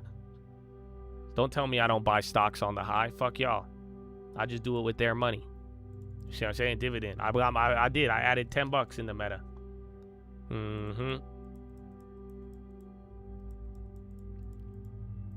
Microsoft 52-week low. See, that one I could have waited.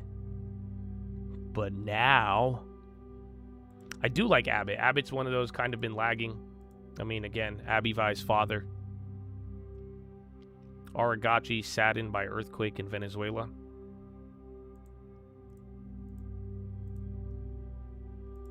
Which stocks? I mean, that's the thing, though. So you guys got to be careful. It's good, though. This is what happened last time.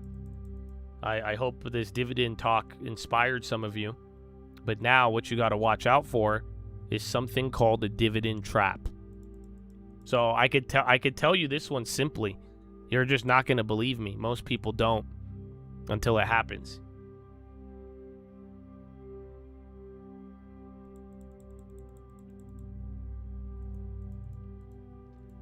Let me see.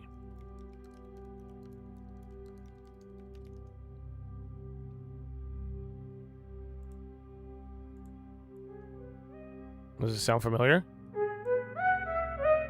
And it be popping, watch me profit off the difference. They want my car, $250,000 different, get a different car, reinvest. That 3 is dripping, I get the bag, I reinvest. That 3 to 7, I manage risk. That single fams, hear that? Pot to mix. I not get the bag, I reinvest. That 3 to 7. You hear? You tell it. Remember, I was telling y'all yesterday. If you just start with Uncle Answers and you're new, and you listen to all of it, you will get some alpha.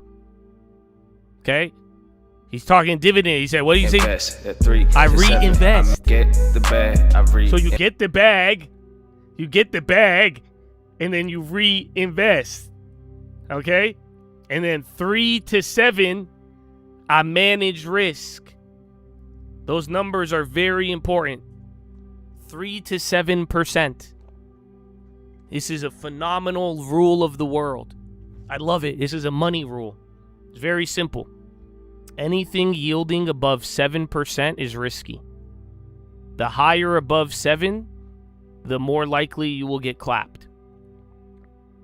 The lower below 3, the more likely it's either safer or it's not even really primarily a yield stock or investment.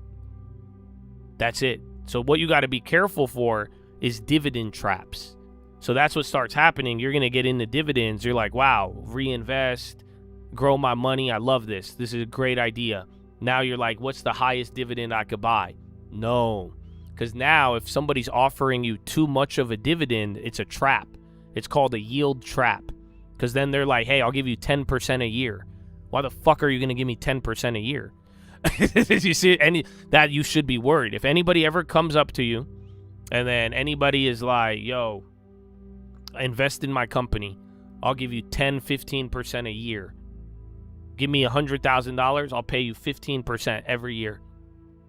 Why are you going to give me that much money to take my money and make money with it? That's sketchy. So that's the whole idea, is that anything above 7% is usually a trap. The higher the yield, the more riskier the stock. Or AKA, the higher the yield, the more likely you are to lose your equity. And then vice versa. But this doesn't always happen. I've bought in 12% yielding stocks that have been some of our best performers. I've bought in 2% yielding stocks that have failed and have gone down dramatically. So, unfortunately, this is a rule of thumb, but it's not. There's outliers. There's things that happen on the anomaly. But if you understand this concept, it'll help you out a lot. Like I'm saying, 3 to 7%. That's the range. That's how anything 3 to 7 is good. Again, I bought MO at 9%. I just like the company, but that was risky. I understood the risk, and that's where if you ever see a dividend, you have to understand what it's telling you. So, and then that's why understanding the company, the payout ratio, these help you with making good dividend decisions for your portfolio. But above all else, just if you really want to start looking around and you want to avoid trouble, like I told you, just with options, you guys are like, Josh, how do you find the right one so fast? How do you find that quick one? How are you finding it? By knowing which one is not going to help me. That's it. By avoiding, if I could avoid the 10 shitty contracts, I'll probably find the 5 good ones. Same thing with these dividend stocks. You just need to avoid the traps. Get away from the stuff that's too high, too risky. And we want, again, that's why like Kimberly-Clark. Think about Kimberly-Clark. 5% is in the middle. 3 to 7%. Kimberly-Clark's yield is telling you that there's both risk and safety at the same time. There's more risk than safety than in Kimberly. You want to know why? Because the dividend's at 5%. Ta-da, go look up their story, go look up their financial situation. It kind of makes sense why you're getting offered so much money to hold Kimberly-Clark. You see what I'm saying? That's the outside of it, of why you would want to, it's telling you a certain value based on the yield. So if you could understand that and go through that, then you're going to be able to make a good decision to at least fit it into your portfolio and hopefully avoid the shitty ones. I had another point I was going to make. I just blanked on it. What was I going to say with Kimberly?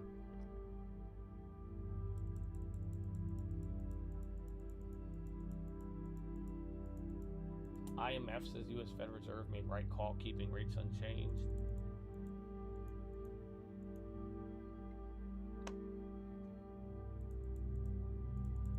Oh, yeah, the payout ratio. That's what I was going to say. So that's something with Kimberly, too, is that even though the yield is high, that's why I kept looking at the payout ratio to make sure that they would be able to consistently pay it out. But then again, that's why, like, go to the first ever video I made on Kimberly. Somebody brought it up earlier. We were talking about, like, they've been paying dividends for 90 years. You see what I'm saying? So even though it's 5%, they have a good history, 91 years of dividend payments. That says something. You see what I'm saying? That's why it's like if you could find someone with a good history, they're not paying too much out of their profits, it's not too high of a yield, not too low. These are the things that are going to help you find a good one. But if you only chase the yield, you will fall into a dividend trap eventually.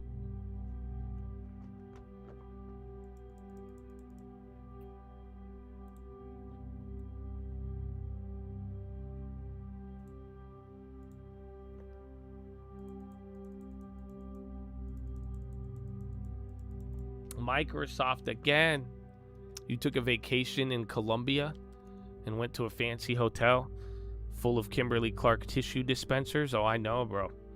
I was telling y'all the other day, when I went on vacation, I saw them everywhere. Go look at your gym, at your work. You'll see Kimberly everywhere. Pfizer is yielding 7%. Is it not safe? So, based on what I told you right now, what would you say? So let's do a little experiment. Where does Pfizer fit into this? So Pfizer is yielding 7% right now.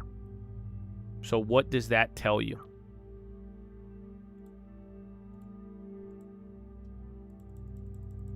Blaze again. That was earlier in the week, and oil keeps climbing.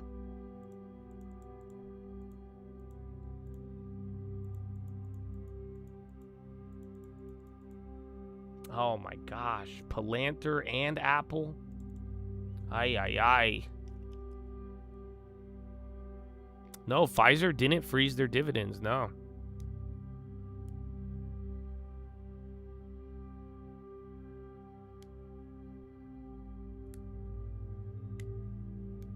Yeah, low ticker is picking up. Only thing on the high is like, you got Siri popping.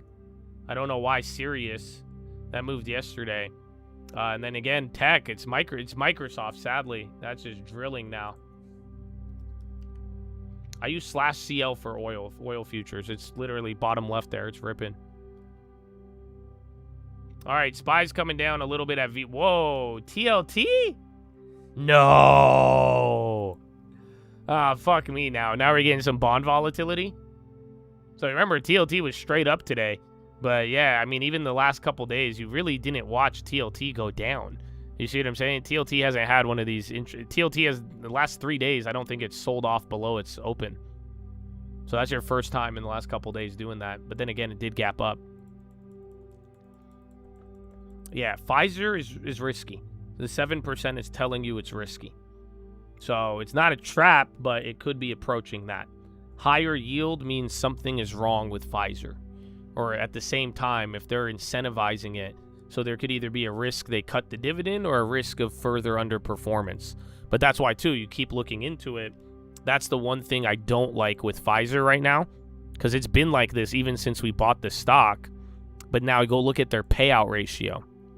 So that's the shitty part, is that Pfizer's payout ratio is 126 last quarter. 126%. That is terrible. But they just announced their dividend today, which means they are going to pay their next dividend. But yeah, it's about 120%. So dividend payout ratio. I bring this up when I look at any of the dividend stocks. The payout ratio is literally telling you how much percent of your net profit are you spending on giving money back to investors. So what is a payout ratio of 126? What does that say? So if the payout ratio is telling you the ratio of how much a company is spending of their profits on dividends to return back to shareholders, what does 126 mean? What is a ratio of 126? Dividend payout ratio.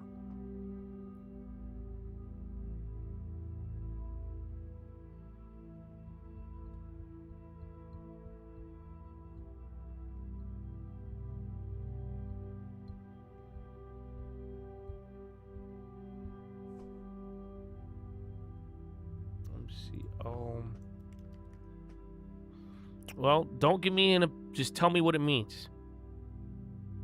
Just what does it literally mean?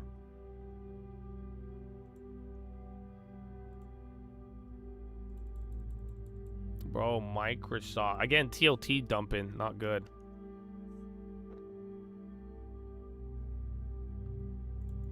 So it literally means they are spending 26% more than they make to pay out the dividend. So 100 would be all of your profits, 100%. So if you're above 100, that means you're spending 126% of your income on the dividend. You're spending 26% more than what you made just to pay out the dividend and get those investors paid. So that's what sucks, because if the payout ratio is too high, then that's where it's like the yield could be high, but if they're spending more than they're making on the dividend, that's not going to be sustainable.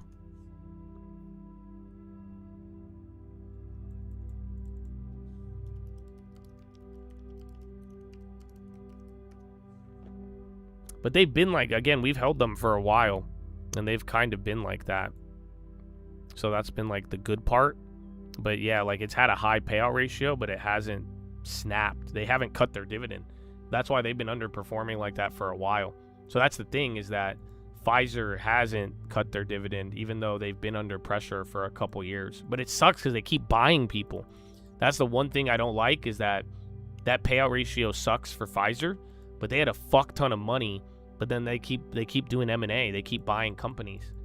So that's what makes it a little tighter. Yeah, exactly. UPS, but that's the thing.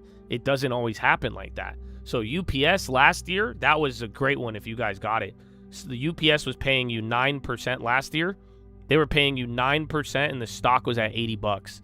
The problem was their payout ratio was really high.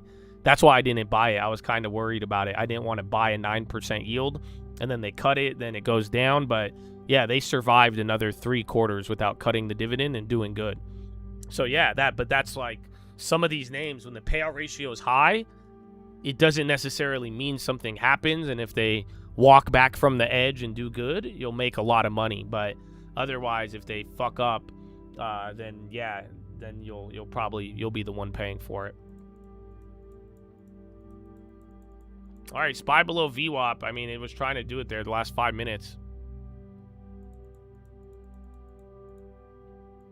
Besant underlying economy is very strong.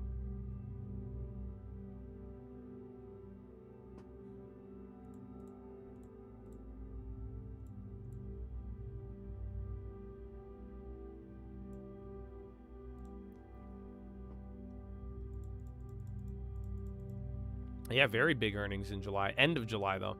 So you'll need some patience.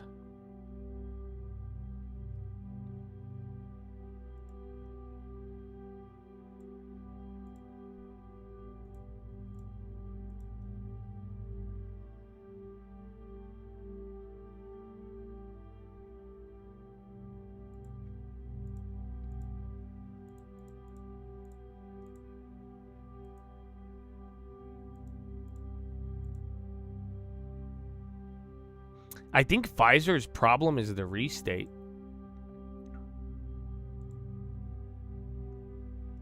So yeah, they base it on their their trailing 12 months, and a lot of the COVID money kind of fucked things up for them. Because yeah, some people are trying to say it's not. It's 130. It's a 130 payout ratio, but the cash flow could support it. But it's just like, yeah, until they still got to kind of post-normalize following COVID. But yeah, it's still elevated, but there's a reason why it's been elevated for 3 years and hasn't been cut. SPY going lower. Iran for again, some Iran headline. Again, this is the first day in a week oil has gone straight up. Now, granted, it's straight up to the previous low, but yeah.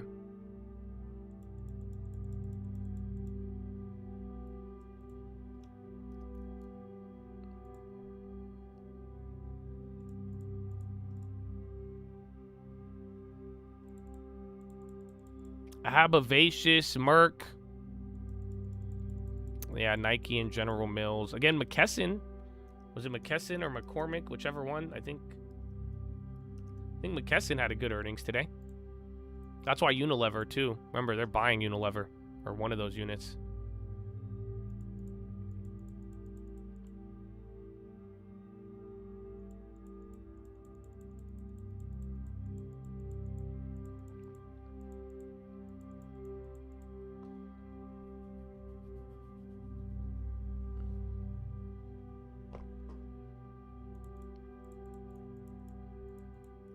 Oh, where is SpaceX? Yeah, and you just got oil up. All right, I kind of need to go to the potty, bro. Oh, 15 minutes till Euro close. What a crazy 2 hours, Chad. What a crazy 2 hours.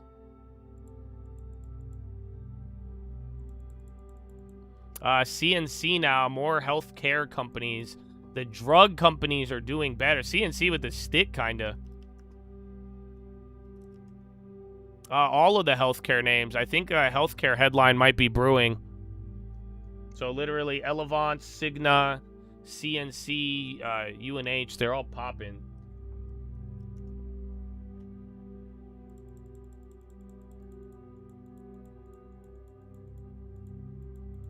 Okay, VIX is on the high right now. So SPY and NASDAQ back to red, and they're matched up. They're both down about 0.1215. Again, literally, the VIX just hit a high before hitting a low. So, yeah, we're either about to really dump or you're going to bounce from here.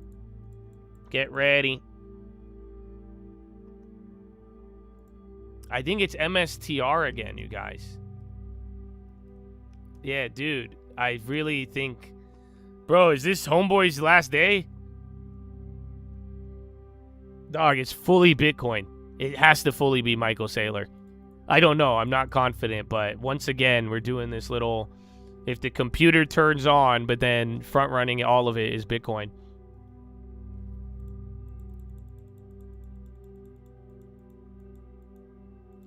And then Tech Envoy reveals Washington engaging with talks with India to regulate Anthropic advanced AI models.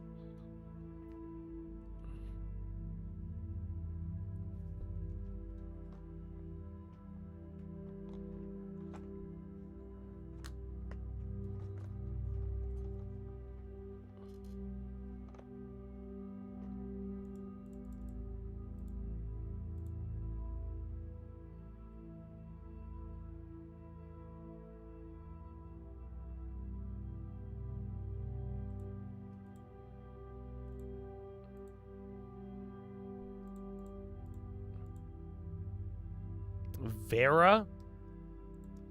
I'm looking at these healthcare ones. Cargo ship unidentified.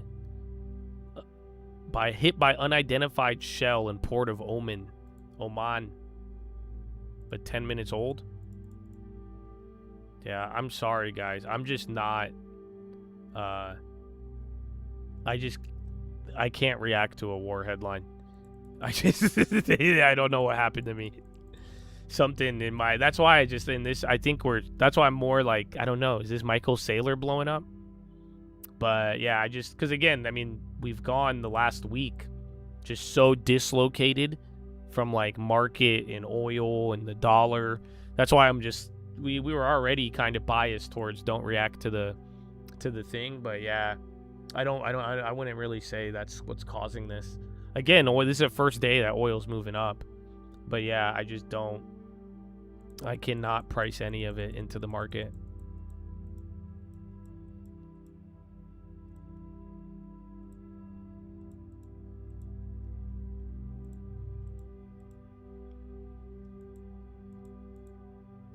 Yeah, you might be right, dude. I think it is. I mean, I know Michael say when is his date for the I think end of the quarter, end of the month pretty much. But yeah, it's I think that part is the more concerning one for now. Because just the first dynamic we saw, even some of the repo activity earlier in the week, Japan, that's the only thing I think would be that would be a black swan borderline.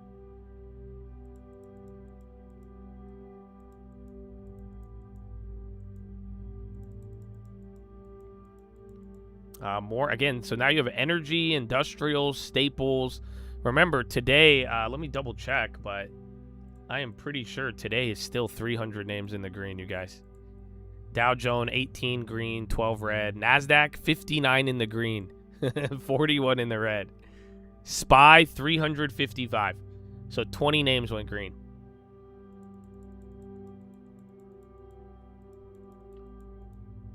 How does Saylor blowing up affect the market? Just wouldn't be good for sentiment. Just like when, again, you had another credit fund gate the fund today. But yeah, I mean, if somebody lost a lot of money and then it left a liquidity hole with, you know, people losing out on money, and then it hurts the sentiment, there's a chain reaction. I mean, if $40 billion got lost, I mean, it would probably knock over another domino, essentially. Again, it would be short-lived. It wouldn't necessarily destroy the market, but it would not be good for sentiment, momentum. And like I'm saying, just it would probably lead to something.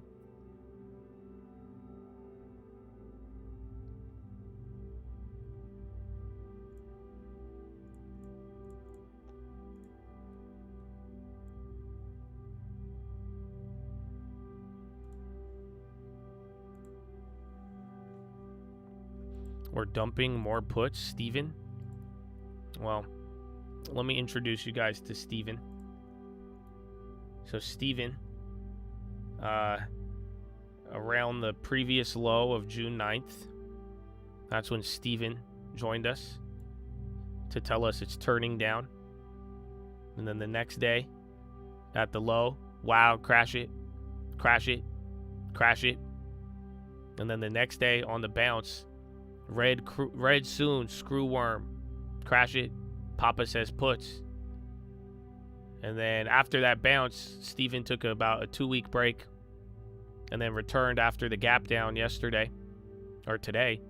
And now, yeah, we're dumping. Buy more puts. Black Swan Friday. No bounce. I told you. We like red. We crash it nonstop. 10-point dump. We in put, son. We crash like Korea. Who got the top? Crash, son. Red soon. We crash like Korea. SpaceX puts. SpaceX death. Holding puts till Friday. Just get puts for Friday. Black Friday. I'm in puts. Fake pump. We crash. Crash, son. Crash, son. Dump to red, son. More puts soon. Black Friday. It's over. Puts. Crash. Time to dump. Put. Time to crash, son. Son, just like Korea, son. So are you okay, Steven? Is everything going well? You good, dog? I don't know if we're gonna do this again today, bro. You good?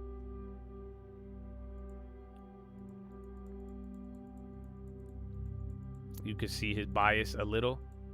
Really? I thought he was very unbiased. I think anybody who comes with that message on the gap down disappears after the gap up and then comes back after the gap down to say that's very unbiased. I don't know what you're saying. Dog, and where the fuck is Andy? How Andy? Is Andy here? Dog, Andy said he's gonna take me swimming, which is odd.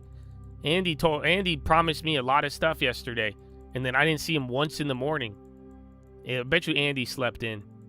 I think Andy slept in, to be honest. Now that I think about it. Yeah, gold and silver. All right, bro. Michael Saylor blew up. Dog, give me a 5% stick on metals, and Michael Saylor blew up. That's the only way. I don't know. I'm still kind of bad. Why the fuck? This makes no sense either. Oh, my goodness. $0 movement on that either.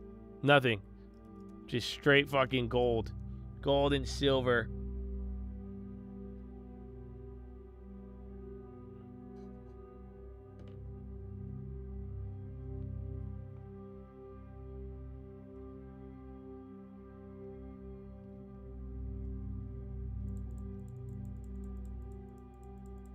We on put, son.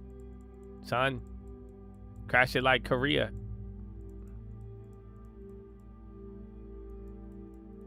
Was he wrong though? No, but he might. That's the irony. I mean, I tell you guys. I said this during the fucking. I don't know if you were here during the war.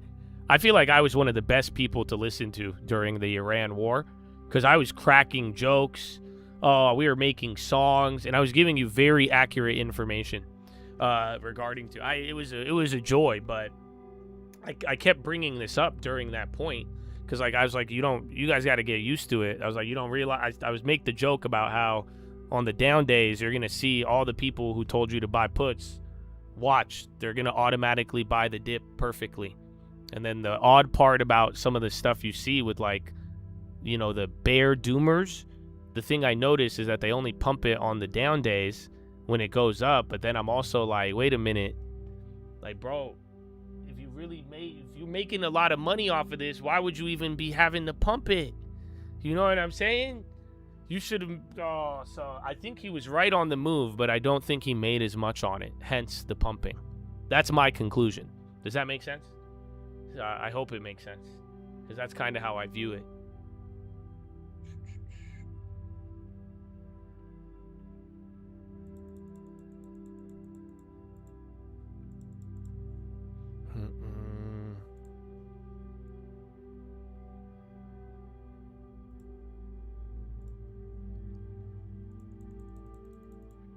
You thought the masterpiece was trading the tariff tantrum?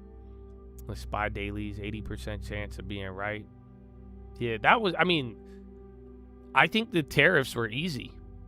Sadly, I think last year was way easier because if you didn't have the political blinders on, it was the easiest thing in the world.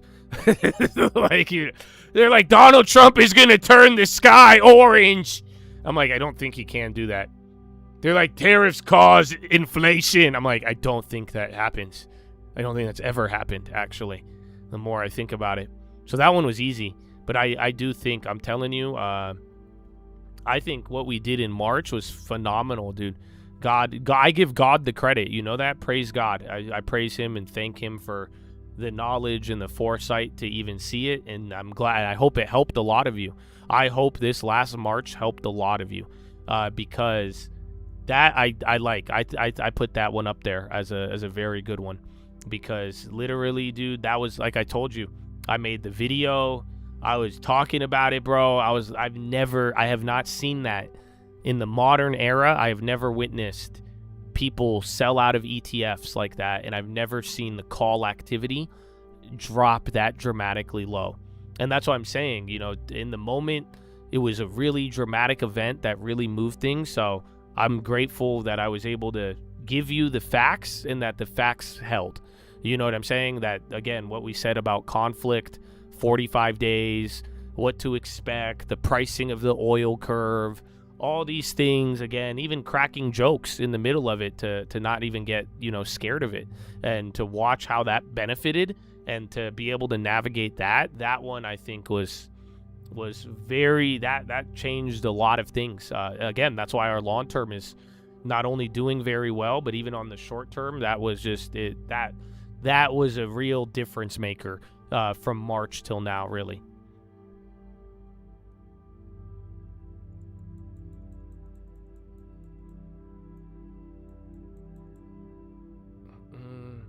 Josh say tariffs cause inflation hasn't ever happened. Yeah, something along those lines.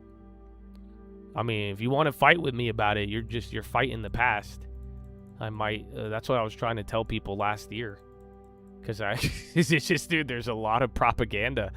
But yeah, I mean, again, I'm pretty sure even the liberal feds have admitted this. I think the San Francisco Fed put out a report about 6 months later, and they highlighted that hundreds of years of history shows that tariffs cause deflation. Tariffs are not inflationary. You may get a spike in the beginning, or you may get some goods prices going up temporarily, but it's not even like a real comparison of like tariffs are historically deflationary. That's what I'm saying is that in 2025, last year, I was really well aware of this, and I was saying it, and we were making moves. We weren't getting panicked out of things, and it was just easy because the people, even if they were smart, even if they were on Wall Street, they just got lost in the sauce, bro. Too much social, too much pressure, again, and then one thing leads to another. Things start moving. You know, imagine the market dumping off of a lie, and then you have to choose what you're going to believe. But even then, I believe the truth the whole time. Is that just what people were selling off and reacting to last year was not legitimate. That's what I called it. I called it a manufactured. Fear, because and that's what I showed last year. Because at the time I showed the unexpectedness, the volatility, the global uncertainty, and that's what I'm saying. Like, let's take us now a year and a half later. I hope, can you guys see it? Maybe I should find the photo. But I hope you could see how ridiculous this is, but it doesn't matter if you don't learn how to spot this in the moment. That's the key. But you don't think it's weird? You mean to tell me that March of 2025 was 3 times the uncertainty of COVID?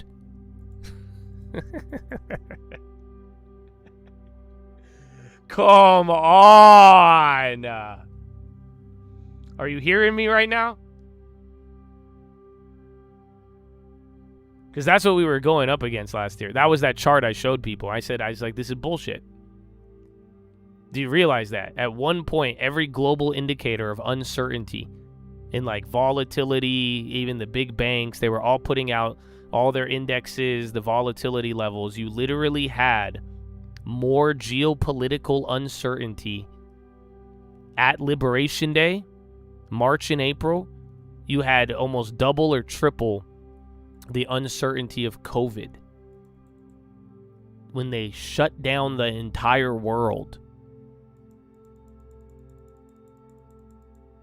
Like, that's what I'm saying. Now looking back, can you see how ridiculous that is?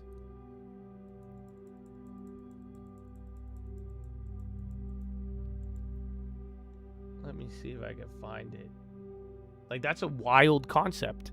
But that's what I'm saying. In the moment, it got markets moving and people, they were believing it. That's what I'm saying. They thought the uncertainty was tariffs. And they're like, tariffs are going to cause inflation. It's going to cause this. It's going to ruin everything. It's going to do this. And Donald Trump, again, the dollar. Are you ready for the fucked up part? I can make this all even funnier if you would like. Are you guys ready? Are you ready for the most fucked up part about all this? Dog, since Donald Trump's election, the dollar is almost stable. I know, this sounds ridiculous. But look, right when Joe Biden started losing, and they're like, oh, fuck, we can't run the old guy again, the dollar started ramping. It literally went straight up until the election. And that's about 50 cents higher than where we are now, 2 years later. And then after Donald won, and then they started doing this manufactured stuff, they ripped the dollar and then dumped it all. That's why I'm saying your manufactured fear, it felt real last year, because look at these fucking moves. You had bond vigilantes, you had dollar, remember, America's dying, all of that, and that dropped the dollar. It caused dollar volatility, and it wasn't off of his policy as much. Well, you could argue half of it, since he did go through with the tariffs, but my big thing from last year was just all overreaction. Everybody was just, again, they hated the guy, and they used that to kind of justify manufacturing, tales that weren't really real. But long story short, like I'm telling you, you're within 50 cents on the dollar of the election zone. So if we go up a little bit and stay here, even with all this manufactured BS, you could argue the dollar has been stable for 2 years. You guys realize that? Look. So look, even coming in from 2023 or 2024. No, 23 into 24. Do you see it? Bro, it's almost stable. That's the funniest part about this, because the last 2 years felt like so much volatility, and there has been volatility, but ironically enough, the dollar is practically stable over the last 2 or 3 years. That's fucking crazy. So yeah. But let me see if I could find the uncertainty.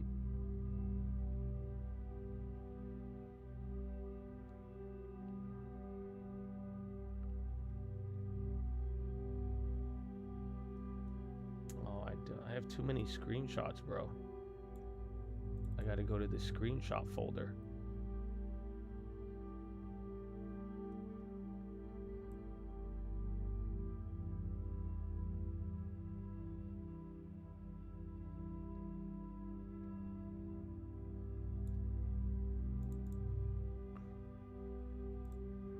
Okay, bro, I need to find that one.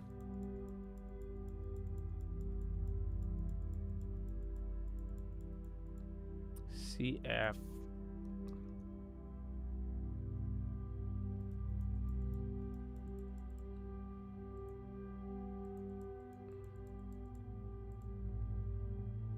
Yeah, someone said Pepsi yielding 4 today. Michael Saylor, you didn't trust it because of him. I mean, it might be good if he blew up, but yeah, it just would. But also too, man, don't underestimate. What's it called? Don't underestimate, like, Michael Saylor. Like, I don't know. Does anybody want to admit it?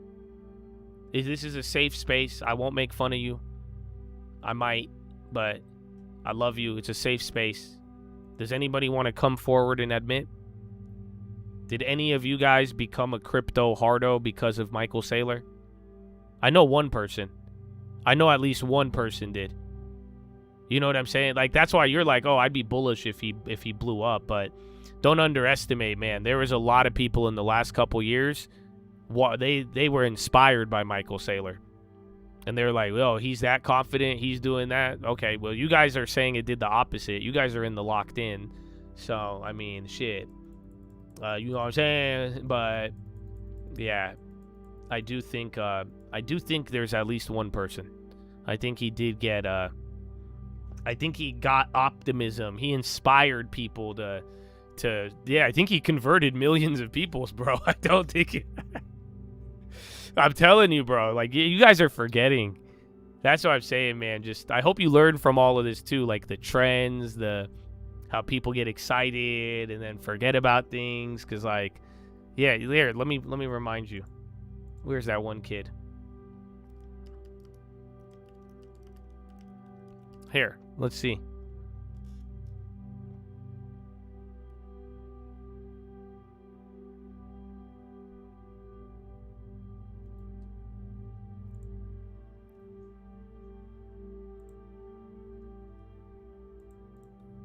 Where was it?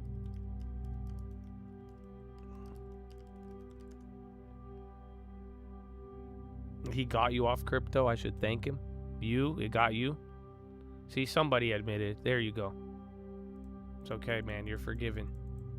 We still love you.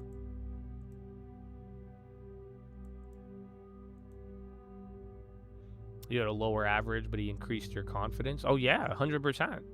That's what I'm saying. I think he converted people. I think he got more people really confident. I'm telling you, you can, yeah, I think he inspired Tom Lee.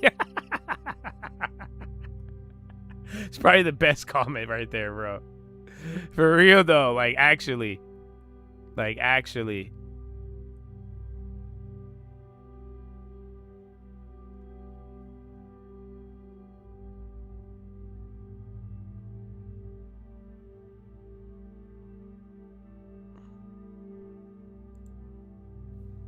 Okay, do any of you guys remember this? See, because you guys are like, yeah, nah, he turned me off from it. You liars. At least somebody admitted it. You don't remember this?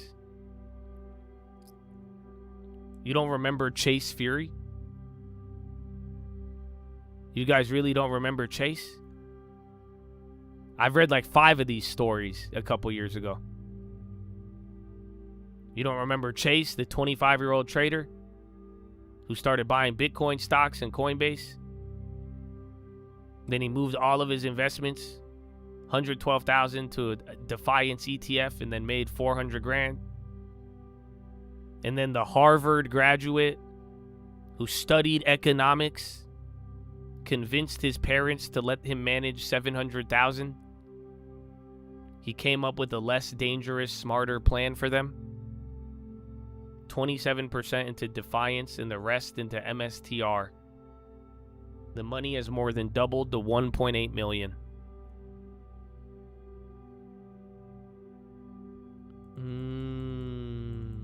You don't remember this? Bro, there was at least 3 of these before, while the hype was still building, and they were like, this kid put his parents' retirement. These people are going all in. They made the new strategy. It was just like the yield max. You guys don't remember that one too? You remember when everyone used to ask me about the yield max? I don't think he made it free. I don't think he did. I hope he did, but I don't think he did.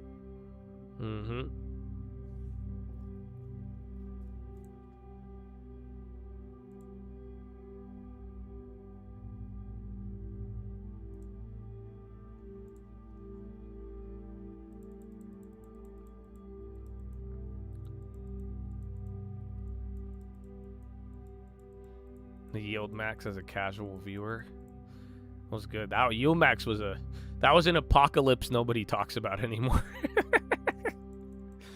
Dog, but that's what I'm saying though. It's like when there's propaganda and then like they start like pumping these like strategies, the next best thing, the 30% crypto yield max or whatever it is, or you buy this, you get yield. It's like they pump it, and then like people get excited, and then you hear people talk about it. And then once you start hearing the ideas, just like that one I just showed you, where they're like, oh, I have a way better strategy. Just go buy yield max for 5 years, get your money back. It's like, yeah, if that fucking doesn't crash by then. But yeah.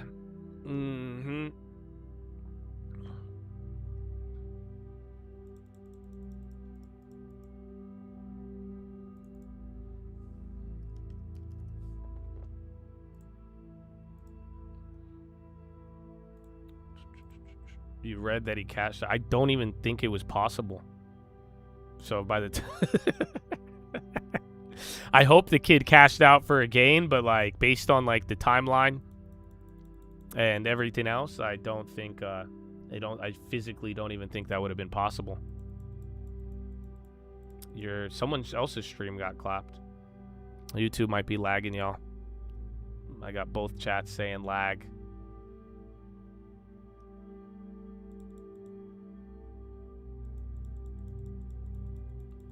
This might be the end, but we still have a whole nother week, you guys. So at least half a week.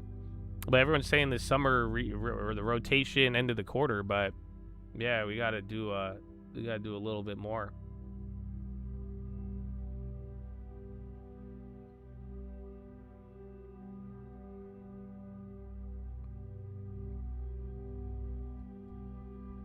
You read someone whose portfolio was literally Nvidia and Microsoft put millions.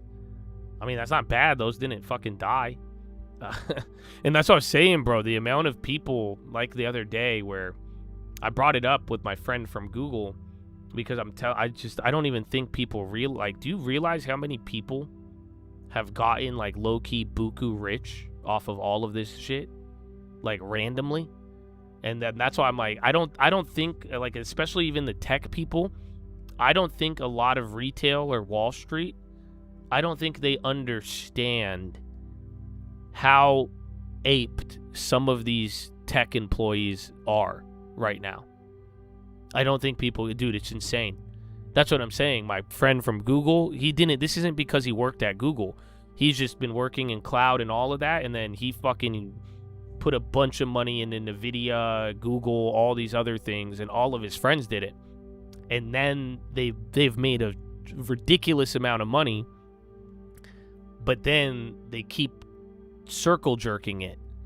So let me put it this way. I know multiple people who have made 7 figures on Micron and Nvidia, but as the amounts keep ballooning, I don't think any of them have taken it out.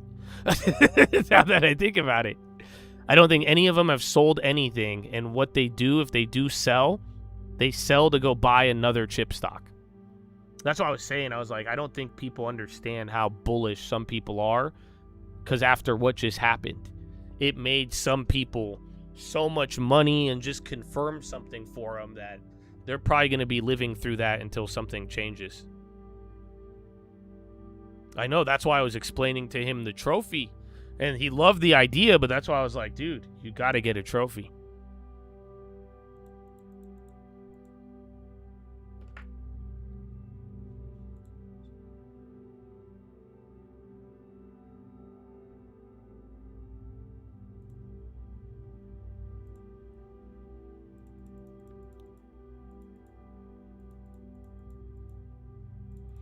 The yield max, people fell for the yield max in the beginning. That's before they dropped, and that was at the height of the whole, was it the yield max? Now, what do they call it? Yield farming.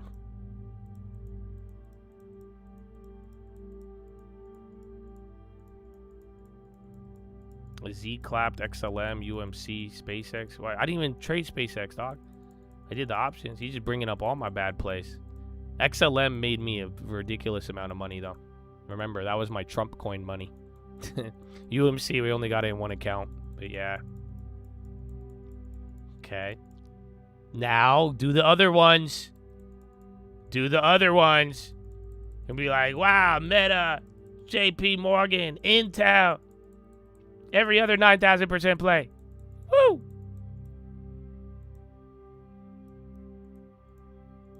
Your friend from Carvana, been there for 5 years, has over 1 million because they kept getting distributions when it bottomed near 4 to 7. No way. That's pretty gnarly.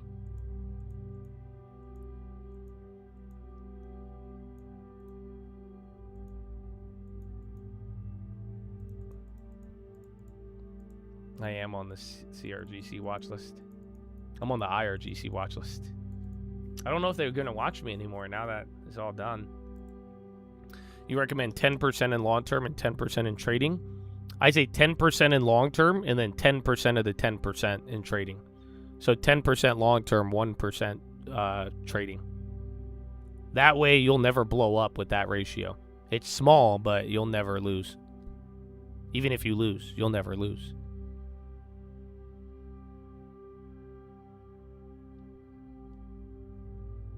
Saudi. I have free K-Webs, yeah. Oh, no, I had that one extra set that's down. But, yeah, again, on any of those, after I took the big profits, I threw out some small ones. I think my biggest play was Sentinel because it was a leap. But, yeah, that's why. I mean, it's still there. I'll show you. I'll post it. I still have my 1,000% on my trading account. That's what I told you I wanted. So I threw out some other ones. Some hit. Most of them lost after the sells. And then again, I like my Palantir and Zillow, even though they're down. But like I told you guys, that one, I can't control that. Dude, I'm telling you, software died. We were playing a software lagger, and then the thing it was lagging fucking died. But yeah, I'm still, I still like the idea of it. But you know, and then like I'm even telling you with Palantir and Zillow. If we keep dumping like this, I would just go to Microsoft and IGV next. Because higher quality. Why go for the lagger if now the thing that we were lagging came down? We could just play the good one. But yeah, that's where it's been pretty decent though. I can't complain. But yeah, we haven't had any. We've still been. I hit 1,000% on Monday. I almost had one. Another one. Sanofi. Why don't you like SMCI? I'm sure she's a good person, but that felony kind of scared me a little bit. She's cute, but you know, that's all you, dog. That's the only. I liked SMCI in the beginning, but the fraud and the sketchiness, it's just not. You know, people will buy it if it needs. You know, if there's enough hype, and they're gonna look past it. But yeah, that's the thing that keeps me away from it. But we made a play on that one too. We had a nice 100%er on that at the beginning of the week.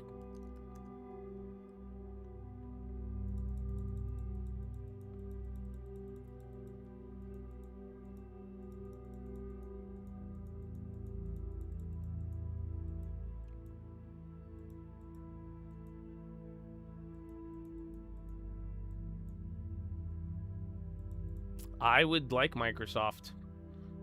It just sucks I just bought it, but yeah, no, this was the price I wanted, dude.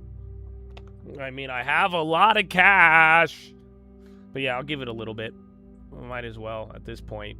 But this is this 380 or 400 to 350 range. But like I'm saying though too, if this goes a certain way, any option plays, I might like this one. It's like again, so pretty much like if IGV keeps dumping, your Zillow and Palantir will keep dumping. But that's why I'm saying instead of averaging Zillow and Palantir, I would most likely start playing IGV and Microsoft again. And this should make sense to you guys. Because you guys understand how that month played out, right? Because that's how we started. I started with Microsoft and all those IGVs. Remember, we kept hitting on them. We kept hitting on them. We kept hitting on them. We kept hitting on them. We hit on all of those tech plays. Then we took our profit on the big one. And then what started happening? We chased the ones because we already hit all the good ones prior. That's why by the end of it, we're like, okay, laggers. Because we already played everything. But now that's what I'm saying. If this thing starts to dump again, if we could get a reset on the high quality one, then yeah, I'm down. ACN is interesting. Good earnings and then one of the bigger laggers here. That could be a long-term candidate potentially. High yield too.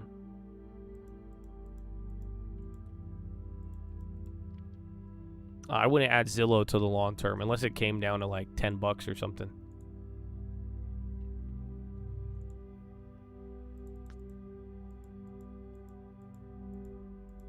Breeze. Oh, and Veronis. Hey, yo, see if any of these start popping up. And Sweet Greens.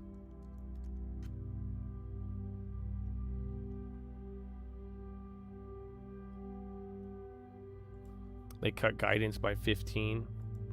ACN, yeah. Good name, Big. That's like the one lagging Big, though, on the year. Again, they got a good divvy, too. Divvy, divvy, divvy, can't you see?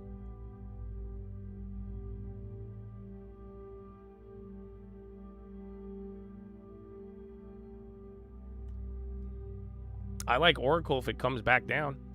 See, that's what I'm saying, bro. We got time. We have cash now. And, like, I hope you guys see why you don't want to get too caught up with it. And this year is difficult because, again, I mean, this year, you've probably seen such big moves. Like again, $100 here, $100 there. They're massive. But, yeah, that's why you don't want to get caught up in only buying them when they're moving up. But, yeah, if this comes back, it's now back near the price or $5 more or something. But, yeah, I would love... I was small on Oracle. I'd probably go with Microsoft first. Because Microsoft's cheaper now before even Oracle. If you think about it, Microsoft's hitting a new price before Oracle.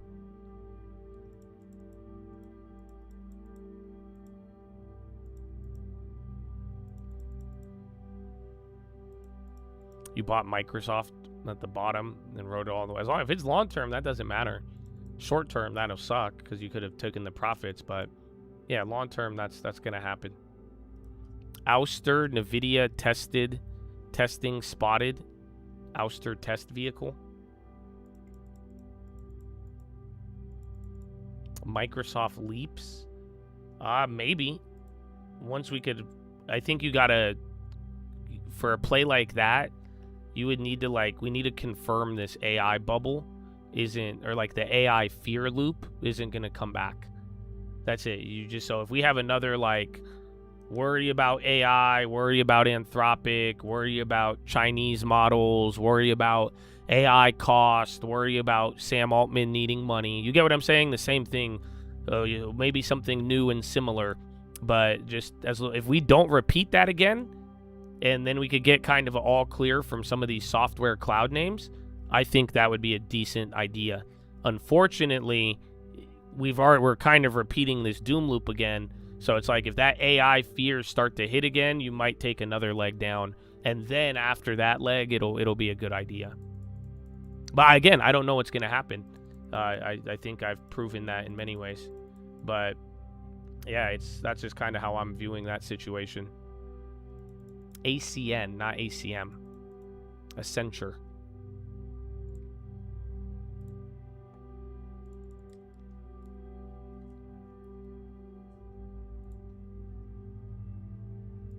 You sold puts on it. That's not bad.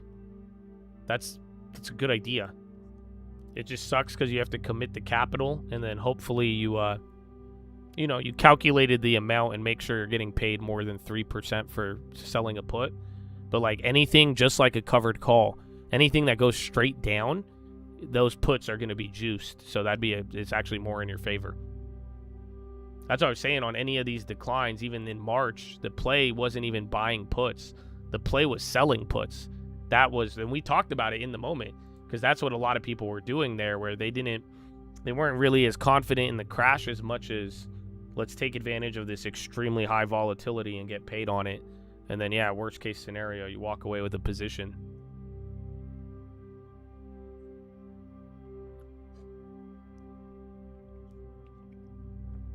Vinci to build second building of new Rhymes Hospital. Gold is still going. Again, Sweet Greens as well. I love, dude, every single day has just been low-key within the same range of the day before. My goodness.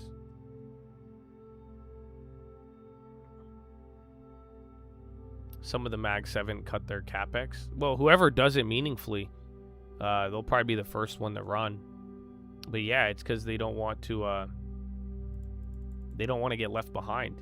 I don't know if you remember, a year or two ago, that's kind of what the issue is turning into. But yeah, the first one who says we're going to slow down capex, they're going to benefit off of it. Damn, CNC went. Fuck.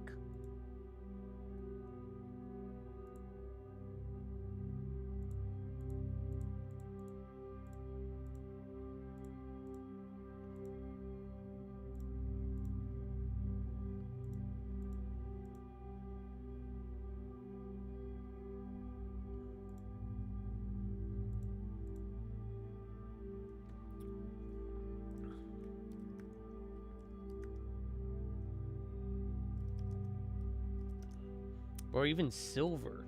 Fascinating.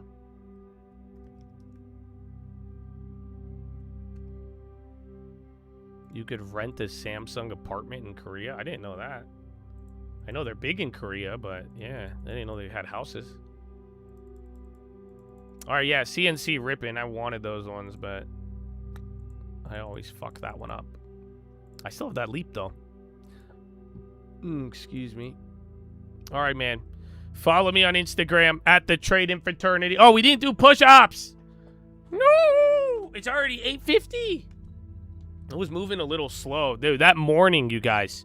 That first 30 minutes today was... Woo! I can't whistle. I wish I could. I can't. I just can't do it. It's good. Did CBOE come down today? Yeah, they bounced the other day and then whoop. No, back to that low.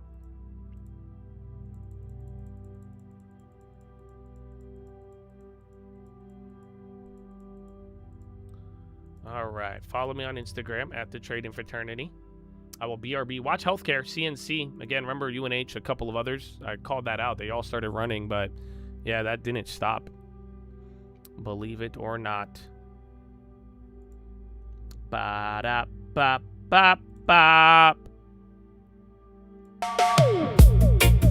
Yeah. And do a push-up. Stand up, you guys. Move around. Free.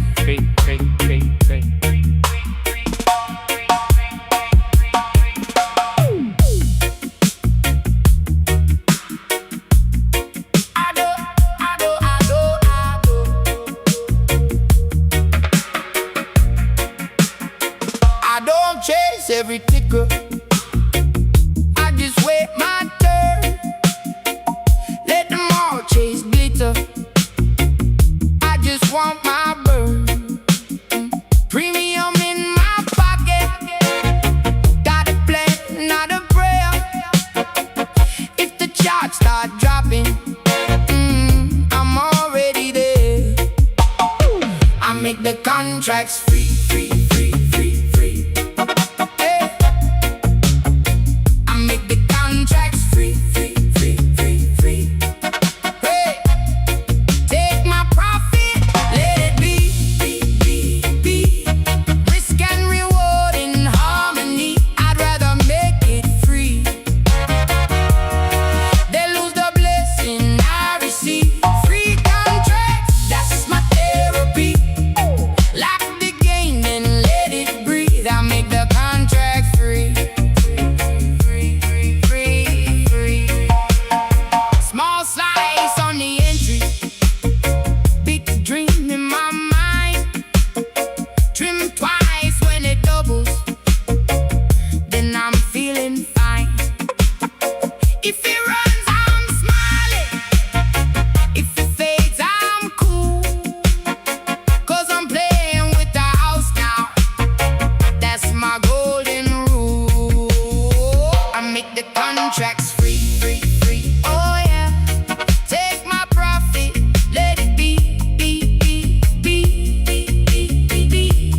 Risk and reward in harmony. I'd rather make it free. They lose the blessing I receive. Free contracts, that's my therapy. Lock the game, then let it breathe. I make the contracts free. Lock the game, then let it breathe. I make the contracts free.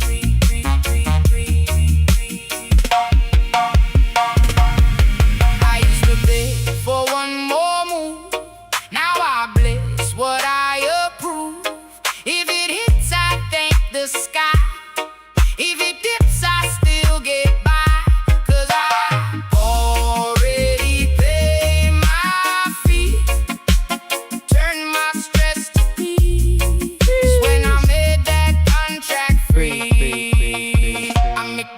contracts free, free, free, free, free.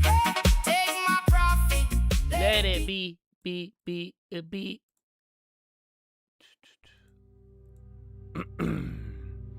Japan to smooth nuclear approvals with earlier counterterrorism reviews. Cigna. Oh, we had the healthcare, bro. The weekly put. No, I forgot in the morning. By the time I looked, they already went back down. But no, I did not rip those.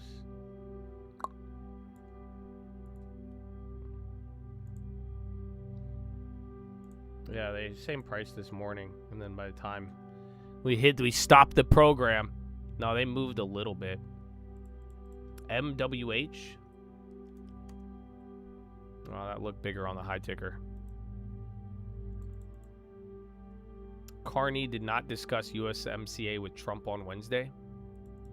Daily recessions. I mean, dude, today is bright green all across the board. It's 0.16 on the SPY, 0.9 on the Russell, 0.5 on the NASDAQ, 0.7 on the Dow. But yeah, I just think that first 30 minutes was brutal. We've seen that on NVIDIA. That was the last time we did that, actually. Holy fuck. Now that I think about it, no, wait a minute. We did that before. Because that, where was it? I think it was this one right here. I low-key think that was them. Was May 14th their earnings? Or it was one of these. It was one of these little sticks, remember? I remember it was after that really good NVIDIA report, and then it just dropped. They held the gap up into the morning, and then you just did a crazy dump. But I'm telling you, that was 3% on the NASDAQ. It was actually kind of crazy. No, NVIDIA gapped up. It had good earnings. People were feeling good. It was up in the morning, and then right at the bell, it just sold all of it. Micron's actually still green, though. That's the irony of all of it. Micron's green by 15%. So still, again, like just above one standard deviation. Google, we're launching Finance app for Android. We're rolling out portfolios globally in the new Google Finance. We'll launch app for iOS. No reaction from Hood or anybody.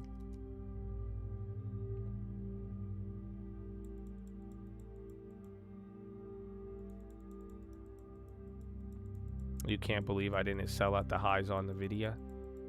You were right. I mean, I don't know if I was right or wrong. I just, I just took the money. That's because I remember that day, bro. I remember selling out of all the NVIDIAs, and then they kept going up. And I remember a lot of people are like, yeah, Josh, you sell out. Good for you, bro. This shit's going up. Like I told you, the scariest part about the NVIDIA play last month, it wasn't the making the play. It was like I was telling you, bro. At first, remember we made the play. Then I had hundreds of people talking shit. They got mad because it went down. And then it started ripping. But then I told you there was something weird towards the end of it. Because, like, as I'm already dumping out of it, and I'm out, and I'm like, I'm telling everybody, and everybody, like, you're watching this thing go up. The plays all went 500 to 1,000%. And I'm like, okay. And then all of a sudden, I'm telling you, in the video, I made it really clear. I was like, yo, we are not holding this for earnings. And then, yeah, the amount of people that were like, yo, I'm holding this. They're like, I'm holding it for earnings. I was like, I don't know, man. I said, listen, good luck. I'm like, you might be right. I don't know. I just said that wasn't our idea, though, with that initial play. But so like I'm saying, I mean, I still left some money on the table, but and I was fine with that, with how things played out. But that's something where you got to kind of get used to it. You're going to sell a little earlier. Oracle listening. Hood. Oh, you brought up Hood. What's up, baby? What's up, man? Tell a friend. Tell a friend. Praise the Lord. That's what I'm saying. I mean, that's the first thing I looked at, and then CBOE.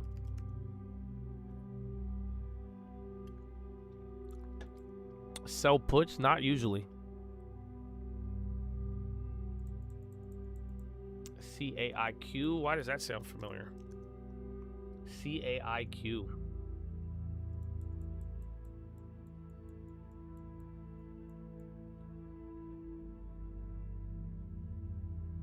What happened the fall with the last time NVIDIA did it? I think it dumped for like a week. sadly. But again, Micron didn't dump. We had this little weird move in the morning. Again, Mag 7, some of this rotation stuff, but technically Micron didn't go negative. Micron's still very strongly positive. With XYL, I don't think so. Xylem? Well, it sounds kind of familiar, but not off top. Xylem. You are belong in insane asylum, huh? Technologies for water. Through water, applied water, measurement. Oh, do they make the fucking... No. Are these the ones who make the little water sensors? There's one company, somebody showed me, that does all the water sensors for, like, every utility. We have founded in 2011. No, I don't know this one. It seems related to water, but, like, products and, like, industrial, not necessarily actual water.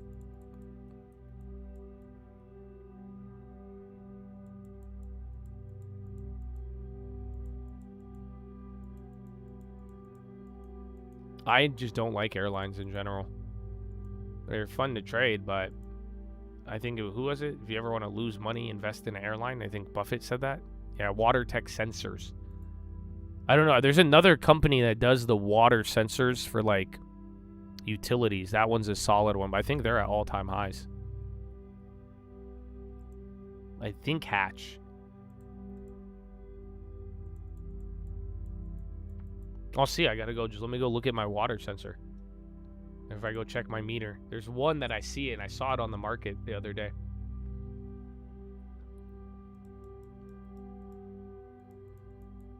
Qualcomm. Qualcomm was delayed reaction. The premiums didn't go too crazy, but remember, we watched that whole thing yesterday, and then it just gapped up in the morning. But Qualcomm and Micron kind of look the same.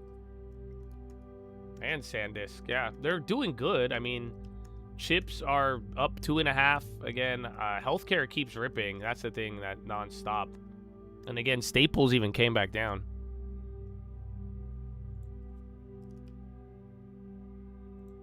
Badger? Oh no. I see they make them. I want to say it's Hotch or something like that. Hatch. The Badger's been around since 1905. It might be it. I have to, literally, I gotta go see it. It's on my meter.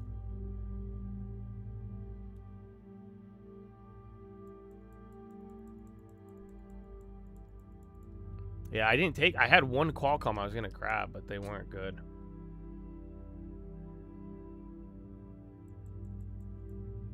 And then FedEx on the high, then SPAR. Oh, it's VLTO. That's who it is. Yeah, Veralto, I think. I think that's who my meters are. Veralto. Oh, they all sound familiar.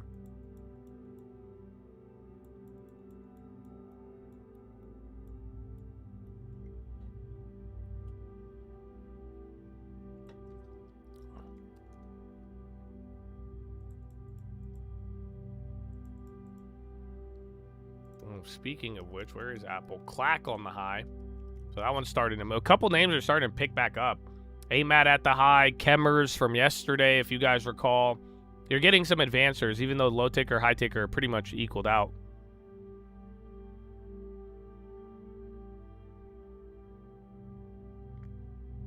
And now DaVita. Yeah, dude, Microsoft is dirty.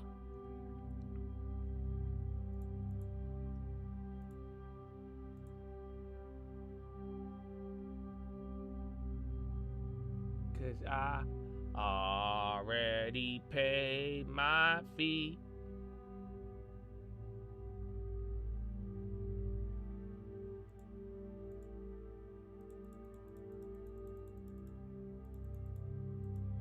Clack. Lulu is the only U.S. clothing retailer trading at less than 3 times tangible book and less than 10 times earnings. Michael Burry. Out of big tech, yes. That's what I'm saying. It's just been like this all month, but it's very pervasive. That's what I was saying. Like, dude, Google, even Amazon down 2, Apple down 5, Meta. It's just like, yeah, there's a lot of individual moves, and we're switching spots. That's why, like, even the staples are practically the same price as the last 2 weeks. But yeah, it's just that Mag 7, and then again, chips are holding up, but the other broader momentum, that's just hit or miss.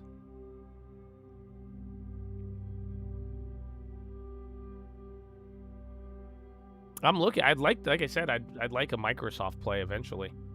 We just don't. You don't want to get caught. Like you've seen the last couple days, like even the Zillow, or the one of like the Zillow or Palantir, the last one, it was a good price. But then yeah, if we go through another 2 days of dumping, like I'm saying, even like Microsoft, if this does another $10-20, any plays you set today, they're still gonna be a little bit behind.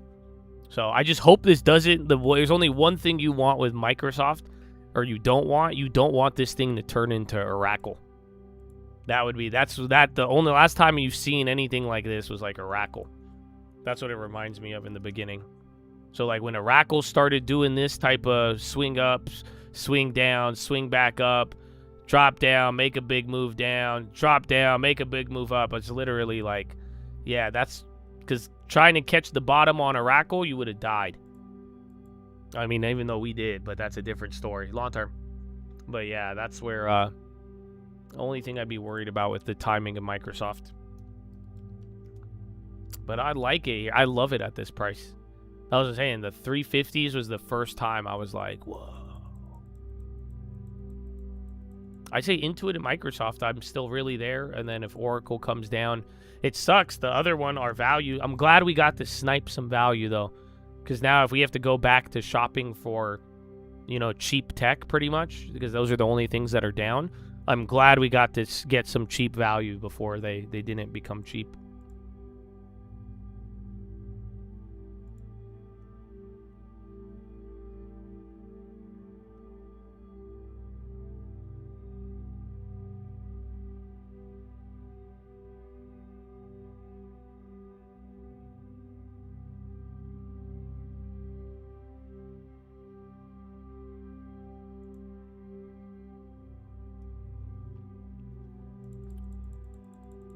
Why Microsoft over Google or Apple?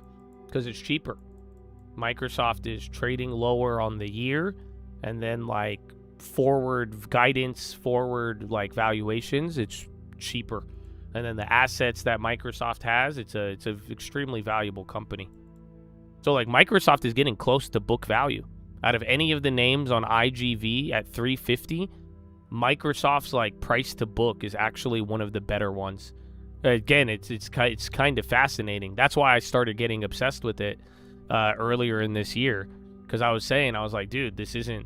I ran the Ben Graham metrics on every single stock in IGV, and there was only a couple that looked good.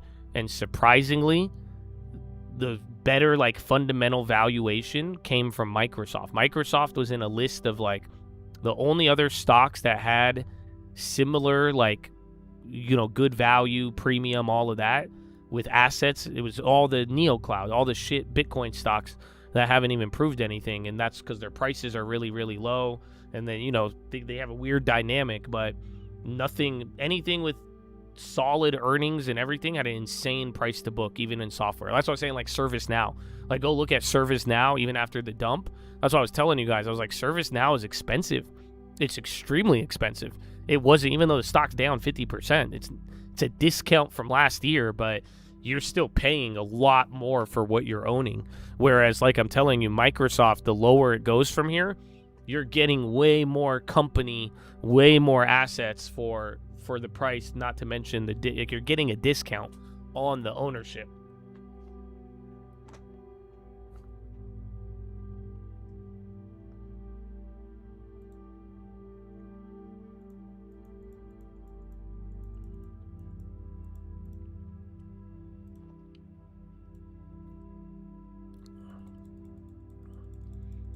It might if it gets bad, but Microsoft doesn't do that. That's what I was saying. Last like 20, 30 years, Microsoft hasn't really sold off more than 50%. It doesn't do that's why when everyone would ask me like Netflix, Meta, or again, and you're like, why are you buying Microsoft? Like, why not buy Netflix? It's because like Microsoft doesn't do those moves. Like Netflix and Meta, they could go down 90%, and they have. Whereas Microsoft, over its history, that hasn't really done that.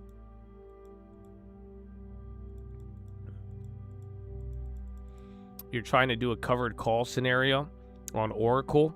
You want to do 300 calls. What do you think about it? I don't think you should do it right now. See, I didn't even look. Isn't that amazing? So I'm giving you an answer. None of this is a recommendation. I'm just a little Egyptian boy who wears a sock on his head, apparently.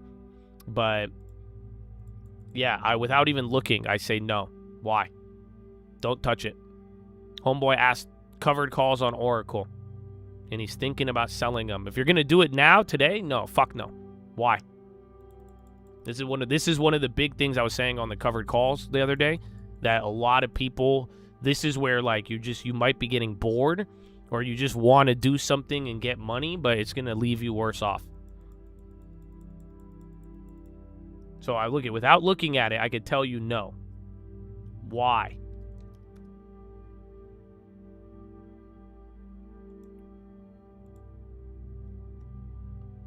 See, you want to know what the irony is? If you flip this chart upside down, I would look into it for you, and I would tell you that'd be a good idea. So if you flip this chart out and this stock went up $100 in 2 weeks, I would look to selling covered calls. But you're telling me a stock has dropped $100 in 2 weeks, and you want to sell the covered call? No. Because now the big advantage is the volatility, the momentum, the premium. You don't have that in your favor right now. So you could still sell a covered call, but this is what I was talking about when I did the Intel one.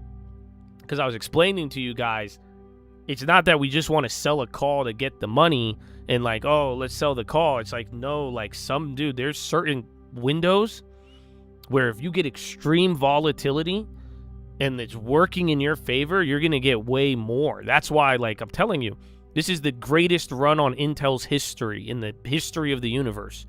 100, 200% in 3 months. Straight up. We're talking 40% in that same time frame. Right? You're showing me $100 down. I'm showing you almost 40% up in 2 weeks. So this is where you sell covered calls on. You sell momentum. But don't ever sell a covered call on a stock going down, because you can do it, but you're getting way less for what you should be. No, there's still going to be premium, you know what I'm saying? But it's not going to be that's not in your advantage. You get what I'm saying? It's not in your favor. You're selling it at a moment where it could work against you.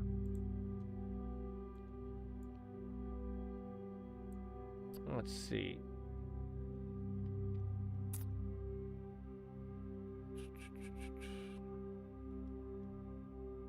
Yeah, even if you went to the 300s, let's see what these are worth. Yeah, that's crazy. Oh, fuck me, dude. Yeah, I can't look it. I didn't even have to look. But I can't let you do this. You see what I'm saying? I can't let you do this, brother. Like, are you kidding me? Because now if Oracle runs back up, it might hurt your gains. This is insane. Bro, that same contract you're showing me was going for $8,000 a pop 2 weeks ago. $7,500. You see what I'm saying? You sell that premium now, you're getting $2,600. Which, again, it'd be nice to collect money, lower your cost basis. But like I'm saying, it's the same exact play. But now you just don't... And that's what I'm saying is if you sell into the momentum, even when it bounces, it'll be harder to get back up there because you sold into max volatility. Like, that's I'm hoping what happens with our Intels. But at the same time, yeah, it's just like, I would just wait, to be honest. Bumble. What's up? Oh, yeah, that's a fat stick. Oh, I'm slow.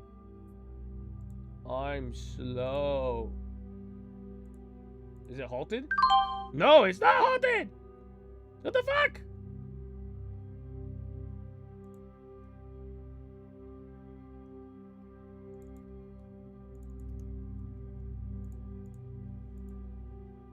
Is it halted? They halted it, right? Oh. Thank God. They finally gave me one. Fuck me, dude. I was slow as fuck on that, you guys. I was really slow on that one, dude. That's 14%. I got one. I took one. They were 10. I overpaid for them, but wait, did it fill me? Yeah. Oh, I got a steal, dude. I got a steal on that one. I was really slow on that, dude. I was placing the second order on a second one. But yeah, fucked. I don't know why. I had to type it in.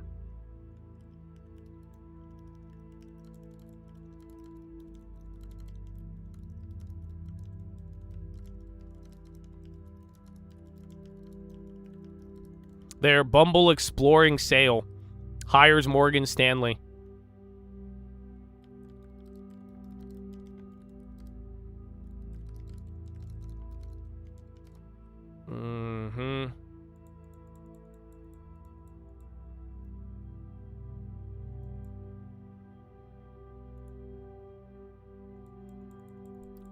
Yeah, it's already halted. Damn. Expecting Serenity and Oracle pump off the JetBlue GFS Poet. Bro, you were fucking front-running them yesterday. So keep putting that one to the test. Whatever you discovered. And start, like, noticing which ones work and not. Because even that one yesterday, bro. Because if you could front-run that premium burst, oh, it'll be good. So yeah, what was I talking about? Covered calls? I was telling homeboy not to sell them, and then we snaked the Bumble. I can't believe it gave me those, dude. Well, let me see.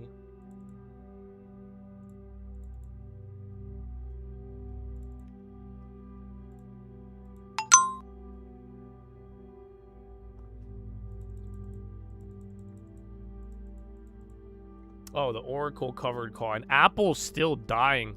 So yeah, but do you get what I'm saying? Was because it's gonna bring my cost basis down, but not. I mean, listen, are your 200 shares, are they safe? Like, are you didn't over leverage? You're not gonna be a bitch and sell into the low and panic?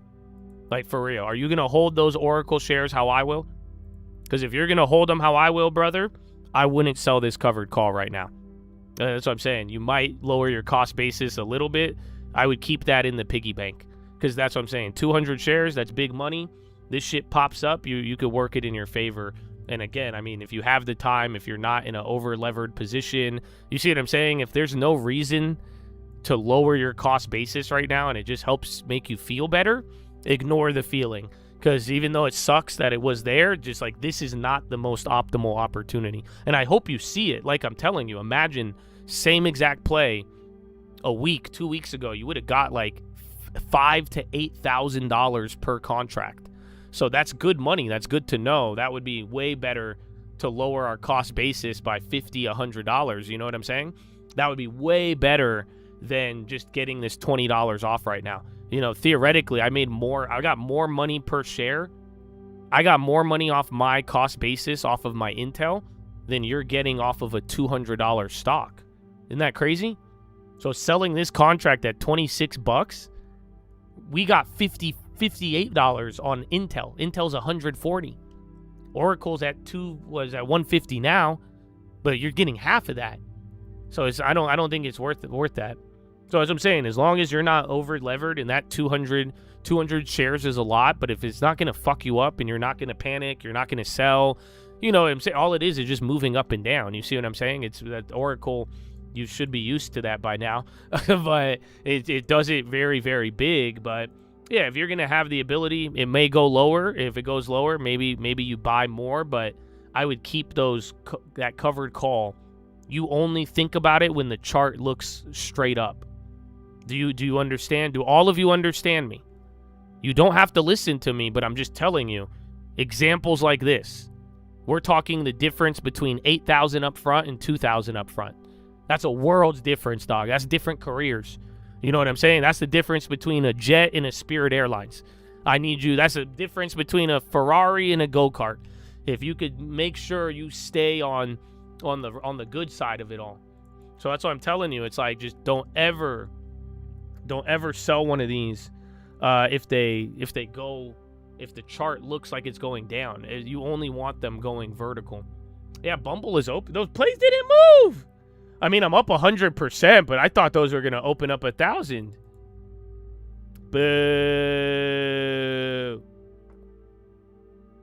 Oh, come on.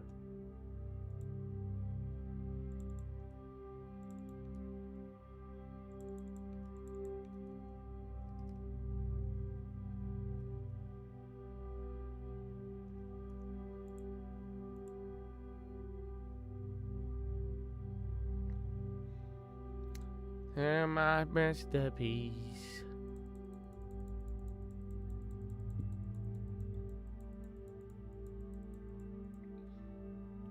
Oh, the video dumps are gonna go down.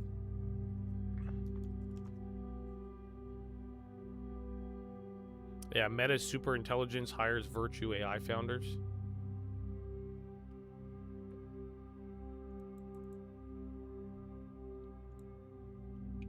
Bro, oil's still going up. Bro, those bumbles didn't hit. No fucking way. The one we got, I was like, I thought that was it, dude. Well, see, it's I guess it was up 15% 12 cents ago. So it's up 10 now.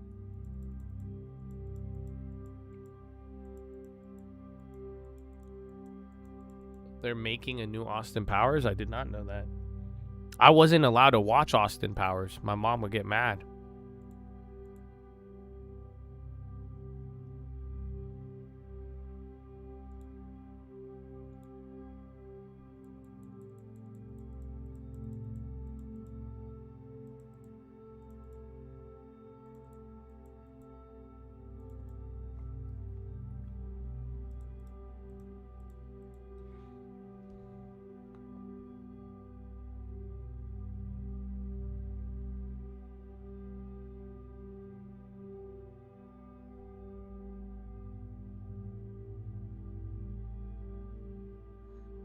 Groovy, baby. Oh, dude. It's pretty raunchy. Yeah, I wasn't allowed to watch it.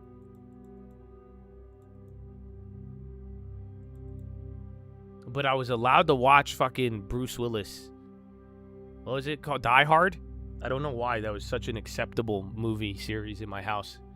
You know that? My Arab-ass parents, my conservative Christian parents, like, they were like, oh, Victoria's Secret? No, you can't go inside. Austin Powers? No. Bruce Willis, you can die harder. How about the death hard? I'm like, what? Yeah, I don't know. It's so weird, dude. It's so weird. I love it. I love Bruce Willis. God bless him, man. I hope he's doing okay, but I love Die Hard.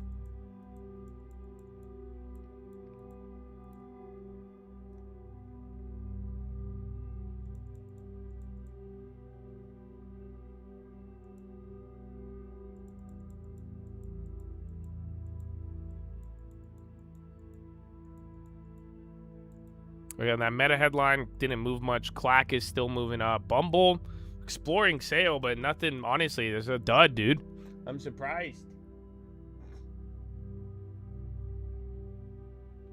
They're still chilling. I would add Microsoft here if I didn't just buy it a week ago. I still have the cash, but you know, like I don't like to average down within like a day. I'll just wait. You know, I guess it's been a week, but. Yeah, if you don't own any, I mean, then you need some growth. I think you could start building around here. Apple raised prices on everything, so kind of supported Micron and the whole memory AI, but then bad for the consumer. But yeah, Apple's still dumping too, you guys. So you're watching Nvidia go down now. Apple's drilling into the low, down 6%, and then yeah, I don't know if just watch MSTR. As weird as that sounds.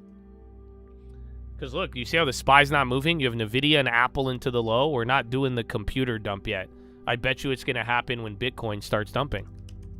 So watch, otherwise see. If we could do a dump without Bitcoin, we could calm down a little bit on that idea. Light path is going up again. That's kind of been pumped every single day. I think more expensive iPhone, Mac, everything.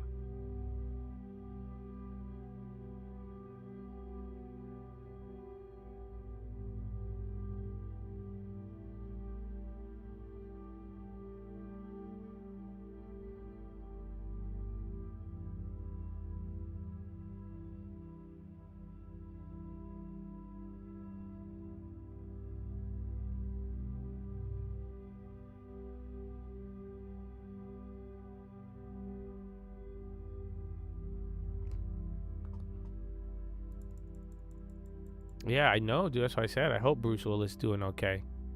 I don't think he could even talk anymore. With risk on and on. No, I think it's something today. I mean, again, we've had these talks in passing, but yeah, I don't know.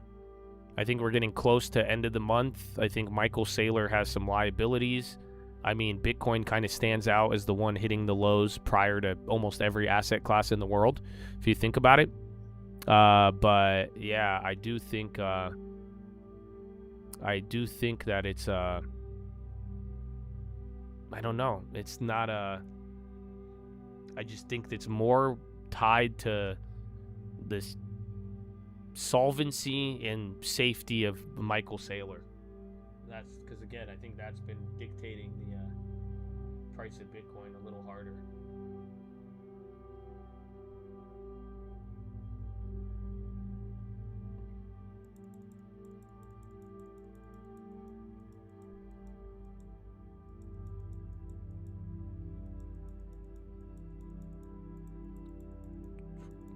New follower here. I have some NVIDIA and AMD from 3 years ago. What would you do in this situation?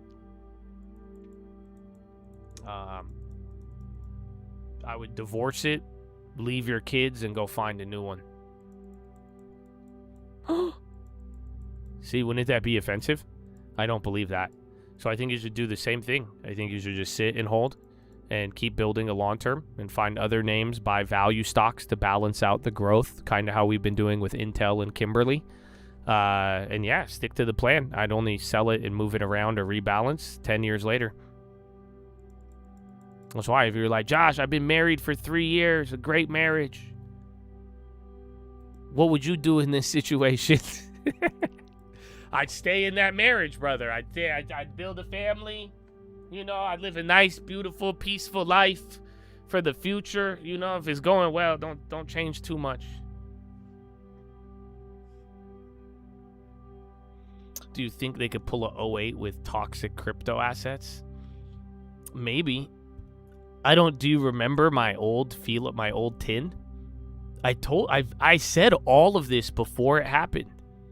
I even brought this up a couple months ago. But I brought up this. Remember, everybody used to say, this is just a different way to think. And that's what I'm saying. I think a lot of people, it's funny, the markets are so complex. And people are complex. I think some people in the market are very smart. And that's why I think it's humorous how they kind of like dumb themselves down to like kind of accept something. But yeah, long story short, I was saying this a couple of years ago, and I don't know, do any of you guys remember this? Because everybody kept, there was one point when Bitcoin was really going up that the Bitcoin bears, they were like, oh, this shit's going to zero. Going to zero. And they're like, if it goes to zero, everybody loses. Michael Saylor, zero. People were talking about Bitcoin going to zero, going down. And then talked about what it would cause, the creation, all of that, right? So, I was telling people, I said, listen, Bitcoin does not have to go to zero to create a problem or a credit event. Does this sound familiar? Because everyone's like, oh, you buy it at 50,000 and it goes to zero. Everyone's fucked. It's like, no. I was telling people the problem would be if Bitcoin went up to like 100, 200, 300,000, and then at the highest price possible, they issue the most amount of loans and activity at that higher level. And then it goes from, so imagine Bitcoin goes to 300,000, you get the most ETF volume, the most Bitcoin originated loans, all of it, but it's all done at the value of 300,000. And then Bitcoin just goes down to 150. That's what I was saying would fuck people up. I say you don't need to go to zero. You just need to rocket up a ton, issue the most amount of activity at the highest point, and then if it just loses half of its value, a third, even a little more, then yeah, those people would experience the same thing of going to zero. That's the irony of all of it, is that, and that's what happened, sadly. I have a chart of it. I showed this. I got to find it, but it was looking at the Bitcoin chart because literally the average Bitcoin purchase price is around like $80,000. You guys know that, right? That's what sucks. That's what I was saying at the time, is that it didn't get people to adopt it until the highest price possible. And then based on the ETFs, retail, all these rich guys who don't really think and just follow each other, yeah, they literally, the average price was in the $80,000. So if you took the average Bitcoin holder, they're at $80,000. So that's what I'm saying. That price now going, it's huge. My average price is 300. That's what I'm saying. I'm like, that's insane. And that's what I'm telling you. Even you guys, like if you go and took the Colt and you took everybody who's watched me from 2020, and even if you took their average, our average would have been $10,000. The YouTube account average was $10,000. So even if you ignore watching Josh back in the day, being the first in the world, woohoo, even if you were late, even if you were fucking almost 10 years late, 2020, you get in, your average would have been 10,000. So you mean to tell me the most amount of volume ever, the most amount of crypto proliferation adoption ever, and that got the average person in at $86,000? So that's what I'm saying. Most of the activity was issued at a higher price. So even though you didn't necessarily, again, we're back to $50,000. I sold out at 64, 67 on the YouTube account. You're back to that same price, and look how terrible it feels. Because of what I was explaining to you. If they issued more money out at the higher prices and more people went bigger at higher, you don't need to go down a big amount. Actually, it's the reverse. If more people go big at a higher price, you have to go down less to cause the carnage.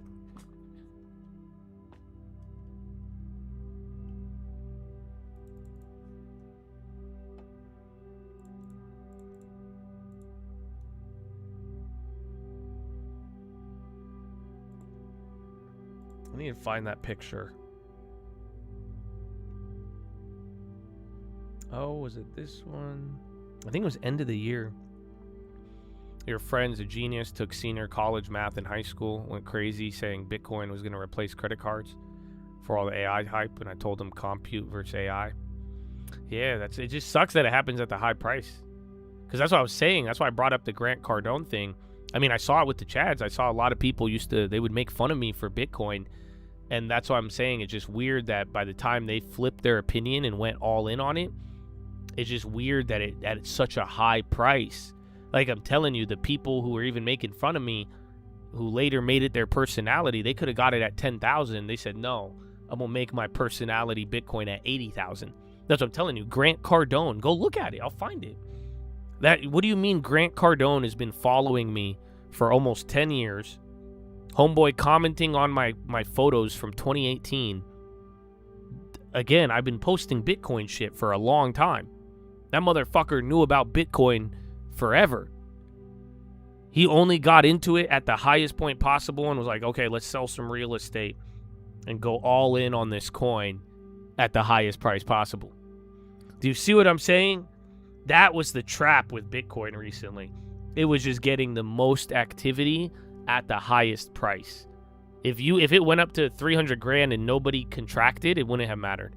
If you see what I'm saying, if it wasn't causing these types of moves, none of this would have happened.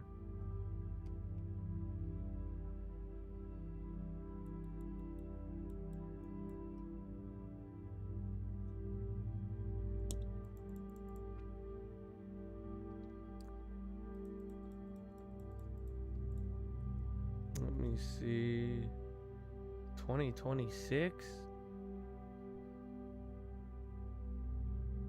That's China.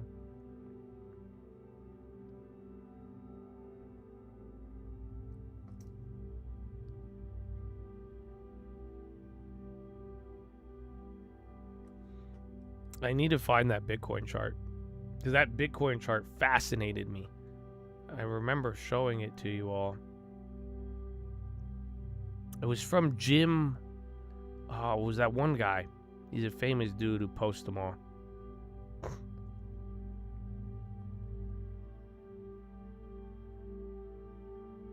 Oh, I think I found it. Yep.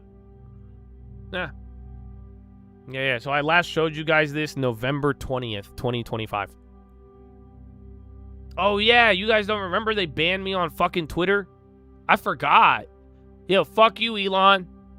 Yeah, remember I posted I forgot that one.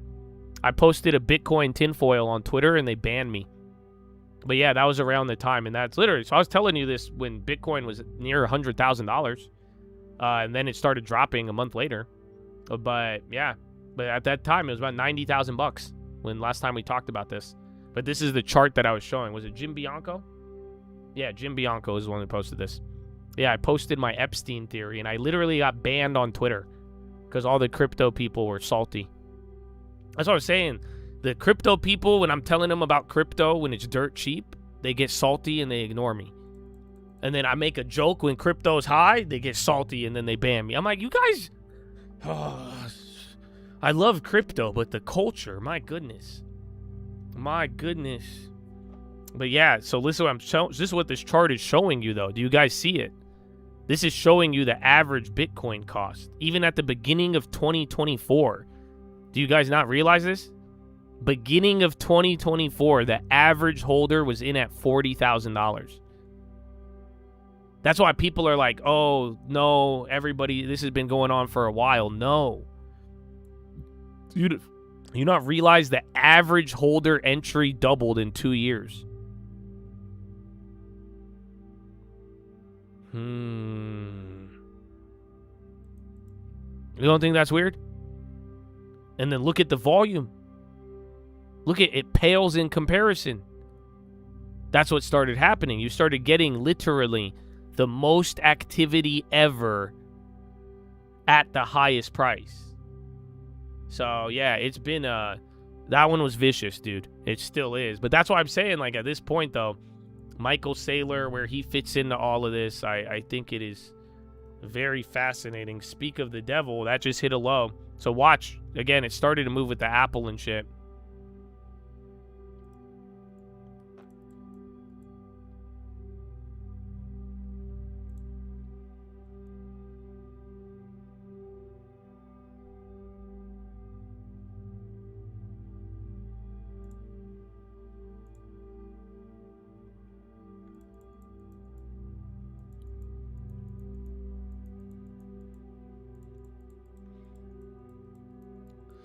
It was naive thinking boomers would adopt Bitcoin. No, not at all. It was more naive thinking that the children were going to live in it. That's what I was saying. Hey, yo, Andrew Tate, fuck you. You guys remember when I told you? I said, give me a $200 a month Chad. Give me a Chad working at McDonald's. When we're all said and done, I will have Chads who are saving $3,000 a year. I will have Chads richer than Andrew Tate when this is all said and done. That's what I said. I said this last year. I said, bet. I said, watch. Young boy gonna run it up on Andrew Tate. You'll see. Because that's what he was saying. He was saying that dumb shit last year. And I took it personally. Because I was telling y'all, I said, what the fuck you mean? He was like, the young kids aren't gonna buy a boomer's house and spend $200, $300, $1 million on a house. Why would they buy the investment from the boomer? And they're going to buy Bitcoin. I said, bitch, you can't live in a Bitcoin.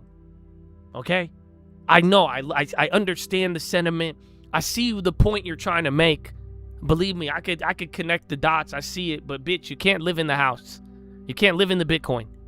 You could live in a house. What do you mean? They're going to start swapping out houses for Bitcoin. You know what? So, yeah. All of it. Long term.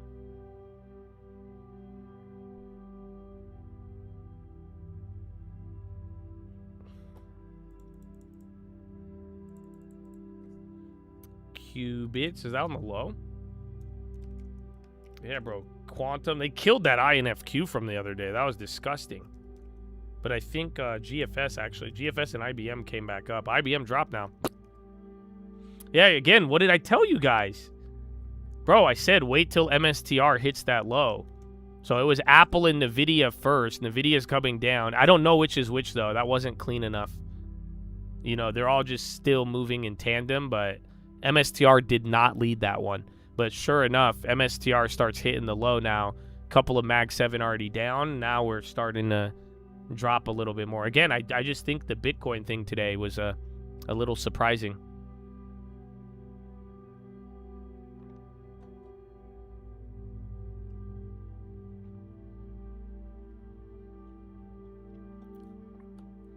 Micron.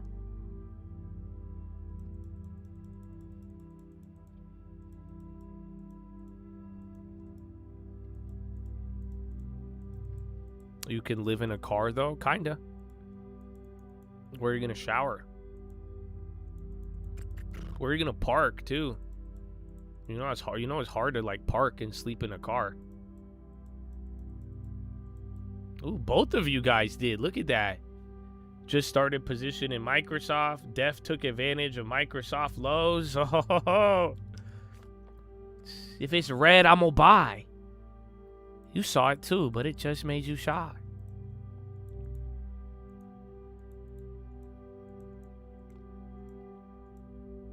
On overbought put stocks like Dell. I mean, dude, if this momentum really gets crushed here, or the next couple days, or again, we get like a sentiment freak out, maybe there is a blow up, I think you get puts on everything. But other than that, we're still, the problem over this last couple weeks, you guys, we've been waiting for the market to like choose a direction, and it hasn't. Even though we've gone over these catalysts, we're moving somewhat slow, even though we're making big price swings. So that's why it's like I don't think we have the answer yet. I thought we would have by now, and I think today was looking good, but little by little we have a lot of dislocations, dollar, gold, bonds, and now feed that in with even chips still advancing a little bit. Now we got this Bitcoin pulling the other way. You just had gold and silver. So, yeah, we just need to find that answer. So I'm down with either side. But like I'm saying, if the momentum really ends with a bang, I think there's a lot of put opportunities. And then vice versa. If there's more, if, you know, with how afraid people are and kind of how this is played out, this little breather at the top, yeah, we could go up.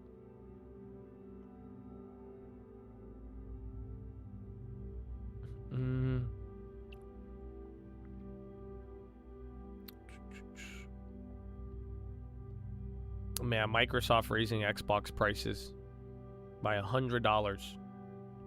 Come on, Take-Two. We're just talking about needing more memory. Nah, it just got more expensive. We'll see. Apple raised prices today. They dropped 6. So Microsoft, again, Xbox isn't their biggest, but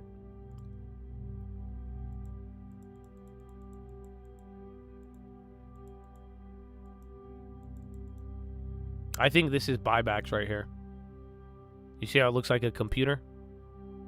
That's probably the company.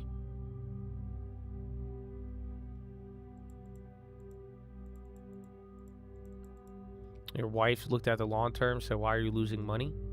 I haven't lost. It says it's worth less today. Hey, man, but don't lose money in the long term. Not even. Dude, if you have something like our model portfolio, I hate to break it to you guys. You could show this to people nowadays. Even in March, bro. Oh, even I told you, bro. Even my girlfriend's been getting impressed with me. I'm like, bitch, you know me. I'm like, what? Like, how do you? She's like, damn, son.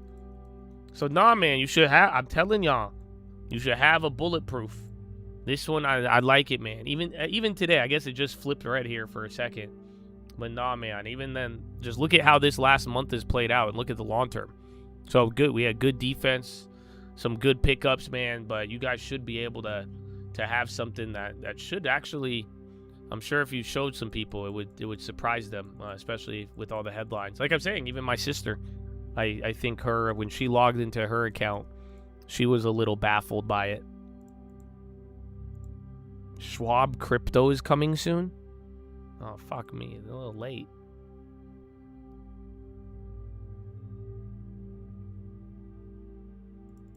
Yeah, this is exact. It happened for a little bit.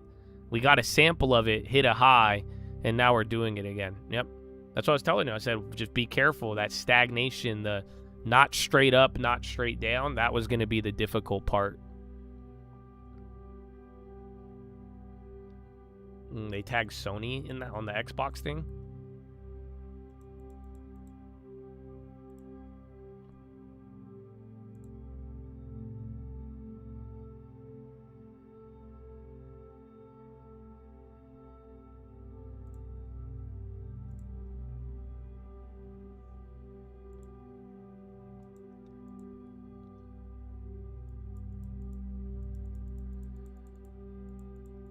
Am I saying it's a computer because it's stable like that? Well, not that it's like stable, but because it's like pinned. So even Bumble kind of shows it, but then Microsoft isn't Bumble. It's fucking Microsoft. So that's why it does. It's kind of like when we look at the intervention on currencies. Because when things kind of go from like not stable to like automatically stable, that's something. Official death toll in Venezuela is 164, over 11,000 missing. Oh, that's sad. Yeah, bro, that shit was crazy. Lulu's popping. Again, you had Burry comments earlier. Lulu up $1, about 0.7. Bumble is exploring a buyout, but I thought that was going to hit harder. It didn't.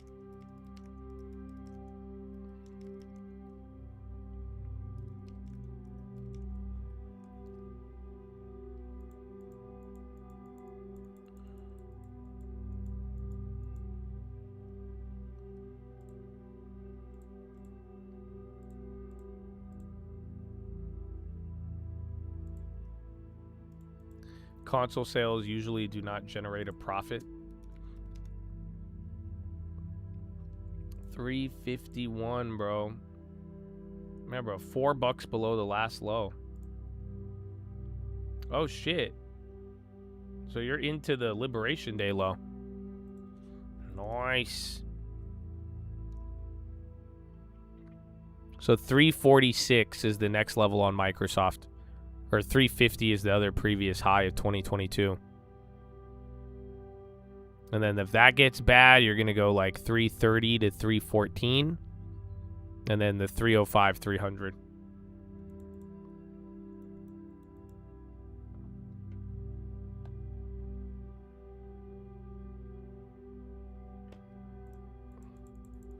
Like we're reigniting inflation, Apple, memory, Xbox. Like I'm saying, I mean, I'm not the guy to talk about inflation unless it's actually there.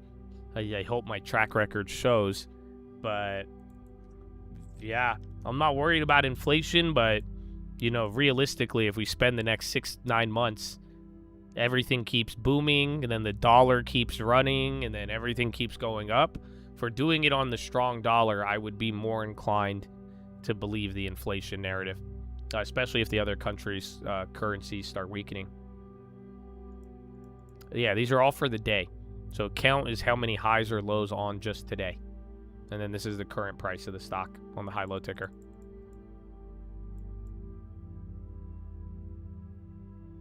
NNVC, world's most contagious disease, found at busy California airport. Dog, what's up with all these like sicknesses too? We got Ebola, Hanta. Wasn't there another one? Screwworm. I think there was like another thing. Now they like this. I don't even got a name. It's just contagious. I don't even know what airport. It's just a busy one in California. There's been a new sickness every week.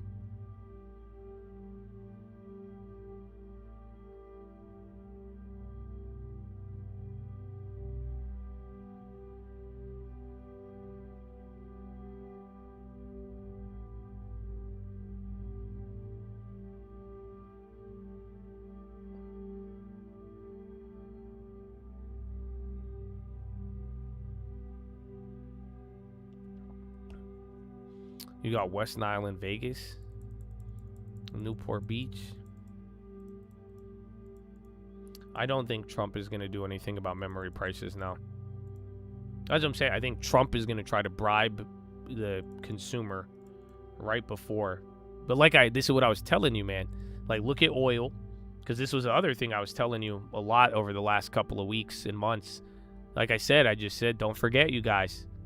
When we get near like September, October, a lot of you are going to forget about this. You're going to forget even what the Ayatollah was. You're not even going to remember him. Like, Ayah who? You want to do what to my booty? No, Gala booty. It's the Galabov. No, you were like, what? You're going to forget. That's what I'm saying. Like, we still got a couple more months. We got time. Short time, but it's a long time. But, yeah, the whole point is, I think, coming into the midterms right before, they're going to distract everybody.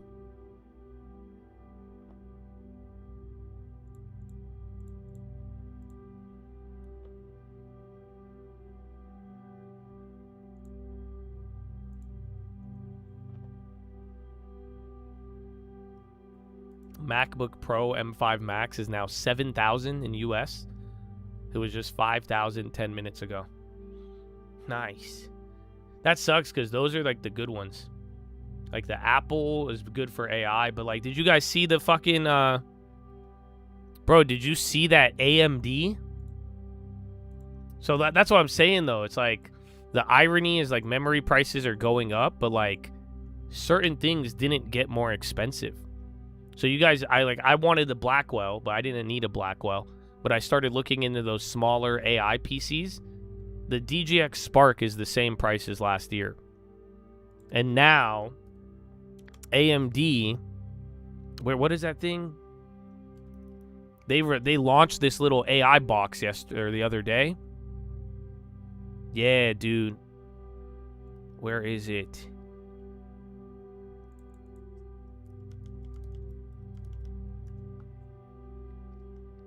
Yeah, bro. The Halo.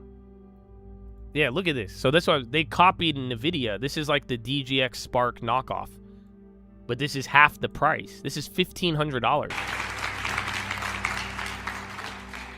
Now, I would say this is pretty beautiful. No, this thing's pretty insane. So let me tell you what it is. This is the smallest AI development system in the world, capable of running models with up to 200 billion parameters locally, not connected to anything. Isn't that the same problem with DGX? It's powered by our highest-end Ryzen AI Max processor there is a with bottleneck 128 gigabytes of high-speed unified memory that is shared by CPU, GPU, and NPU. This architecture accelerates system performance and makes it possible to efficiently run large AI models on a compact desktop PC that fits in your hand. Thank you. Yeah, no, that's the unified memory. That's how they got around it. So it's using all of the graphics, the memory, the RAM. So depending on the process, it's able to go back and forth. But that's why it's powerful. So that's why I liked it. But like, again, like an Apple Pro will that's the thing better than the Spark and any of those. But now that price went up, but like I'm telling you, it's like there's still some there's options that aren't going crazy price wise. So yeah, there is bottlenecks and limitations, but yeah, it's not I don't know. I don't think it's not like it's gone too crazy. But then the elite stuff or the stuff that's kind of more like, again, who else? Like obviously your normal Blackwells and stuff like that, but Apple, just any of the pro stuff for AI with Apple, it's been phenomenal.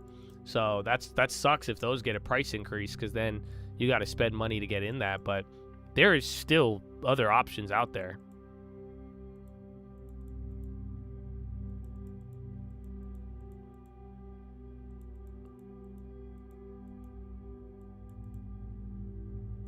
You need a 27 billion parameter model? No way. So then you wouldn't be able to even run him on that?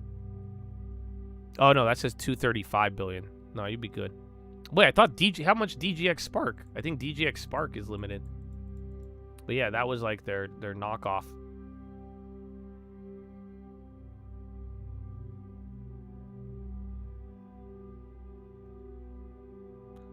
What is this? Golubov attended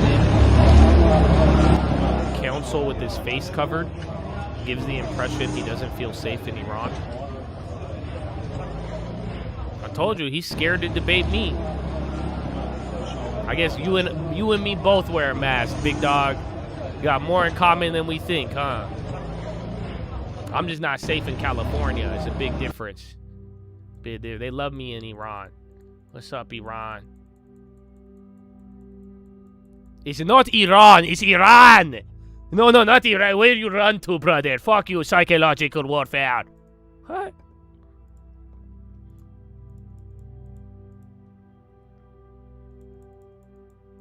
His cousin's in Cali running socials. No, like actually.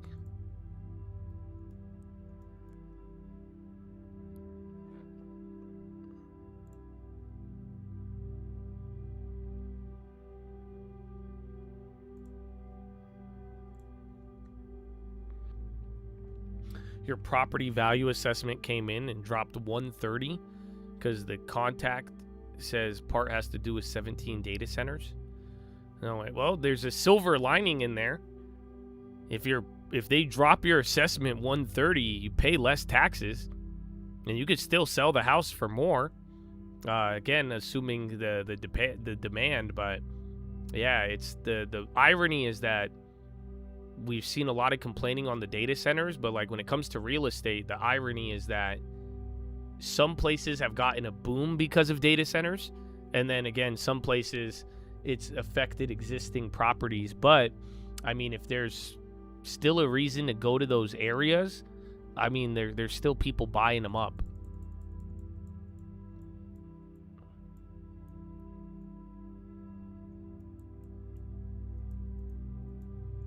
Seven-year draws 4.26, matches the pre-sale again.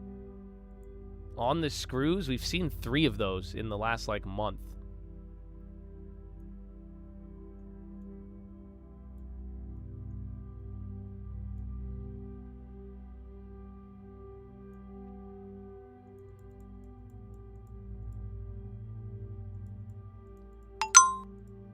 On rate, I don't know. It's hard right now. And because the new Fed chair.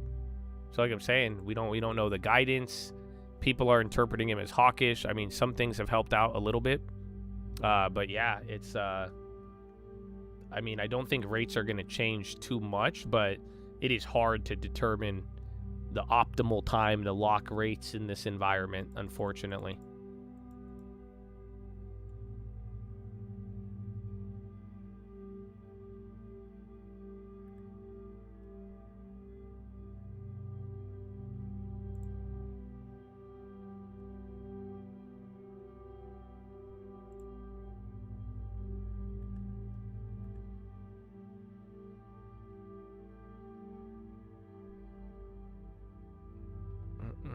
What? Did Michael Saylor tweet? Is this real? Where's Michael?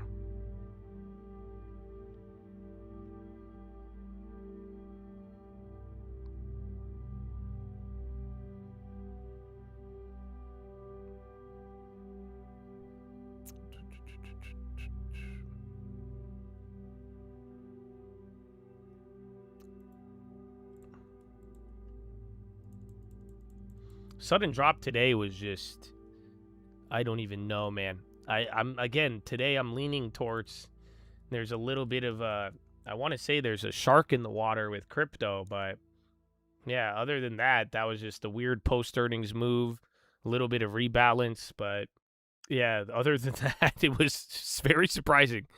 But yeah, most of today's been good. I mean, you haven't got really any bad headlines. Again, some of these, like crypto going down is not good. We had good data. Bonds are good. A little bit of bond volatility compared to the last couple days. But overall, I mean, everything's kind of chill. You got oil up. I mean, you've seen way worse. But yeah, it's I just think today's still the Mag 7 effect mixed in with now a couple of risk off areas with crypto. And then chips still kind of getting the concentration. But the SPY is just reflecting 7 big stocks moving, the other 400 rotating and rebalancing, and then the chips mean, most of them going up, but still in this, 10% every other week.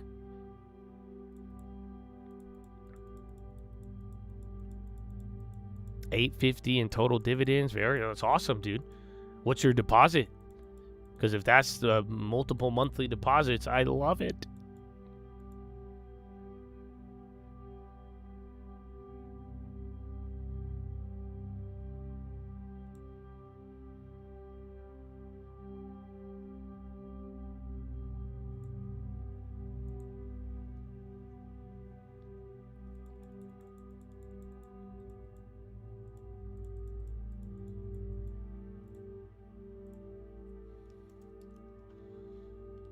SK Hynix. It's good. They want an IPO. That's good, though. I mean, another IPO kind of slows things down.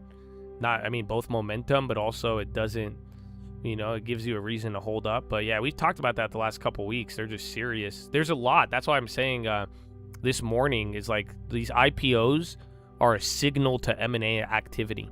Because, dude, there's a bunch of money. There's a bunch of money planned for IPOs, and people are buying it. They're buying a bunch of bonds. People want to still buy stuff, so I tie it into that, and then again just tied into the whole momentum, kind of how we viewed SpaceX and momentum prior. But now that we've got to see that get absorbed, I mean, people feel a certain way. But I just think it ties into just SK Hynix IPO is just going to be another checkpoint, essentially. And then Microsoft new low. Hot dog.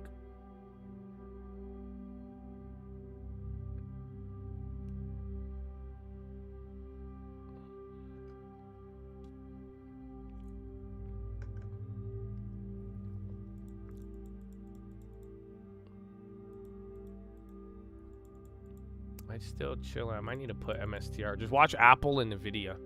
Apple, Nvidia, MSTR. I mean, Microsoft's been dumping all day.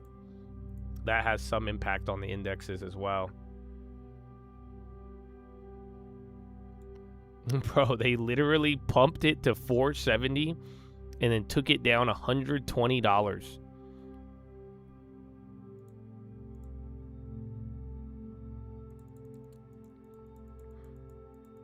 Palantir, I don't like it for the long term. I mean, I'm gonna wait for a dip on it because now I'm liking Microsoft for like a swing trade, aka. So again, I like Zillow, Palantir. Those are the lower quality software plays. So now software comes back. If we're gonna try to get more exposure, I'm 90% going for Microsoft, or gonna go for IGV itself. It's not Oracle. That's what I'd be scared if it turned into Oracle.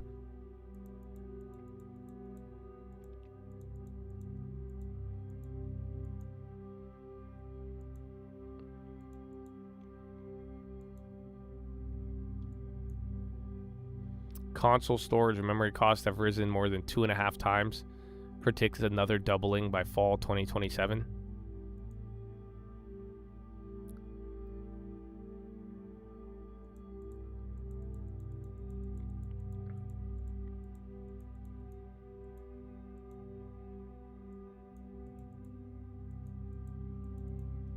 Zip.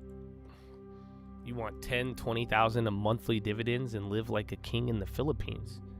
Not a bad idea. I just wouldn't get like linked to the what's it called? The timing of it. So that's always been my thing. Don't worry about when the dividend comes in. Be more worried about the actual quality of what's paying the dividend. Because that's what I'm saying. It's like even if you live in the Philippines, like if you made $60,000 every 3 months instead of $20,000 a month, it's the same thing.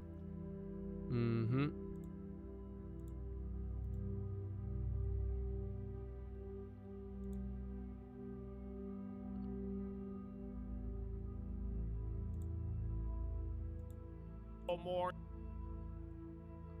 Oh, that's me.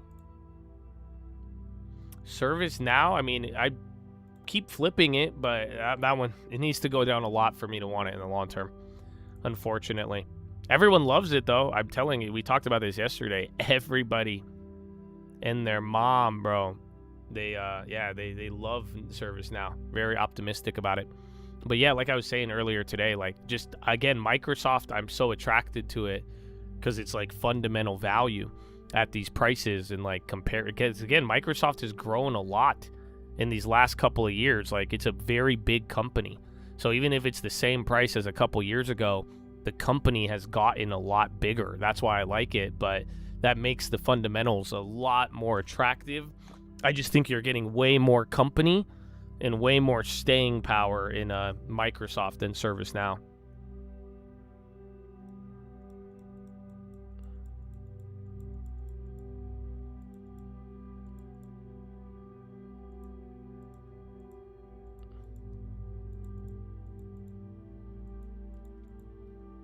Did MU? Where is it?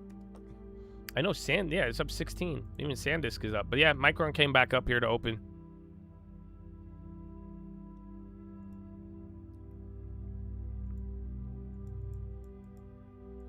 Windows and Office will be irrelevant in 5 years. I don't think it will, but, and they've been saying that since Linux. But at the same time, I did talk about this. I said, ironically enough, there is a weird environment where you have like, you could run AI doesn't need Microsoft, as weird as that sounds. So like, you could run AI through just Linux, Ubuntu, and anything. I mean, you don't need to run Microsoft. You don't necessarily need an operating system. But then again, that's for the non-normies. So most people, let me go into work and use a computer, it's going to have prepackaged software or operating system. So that's like kind of I don't agree with that sentiment that it's going to disappear, but it could. I mean, there is a weird possibility that it does exist, that you don't necessarily need Microsoft. But yeah, it's just mainstream.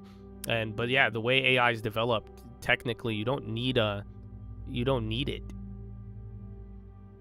As soon as Linux is mainstream, Microsoft is no longer needed. I know, but you guys know Linux has been around. And like, yeah, the technical stuff doesn't go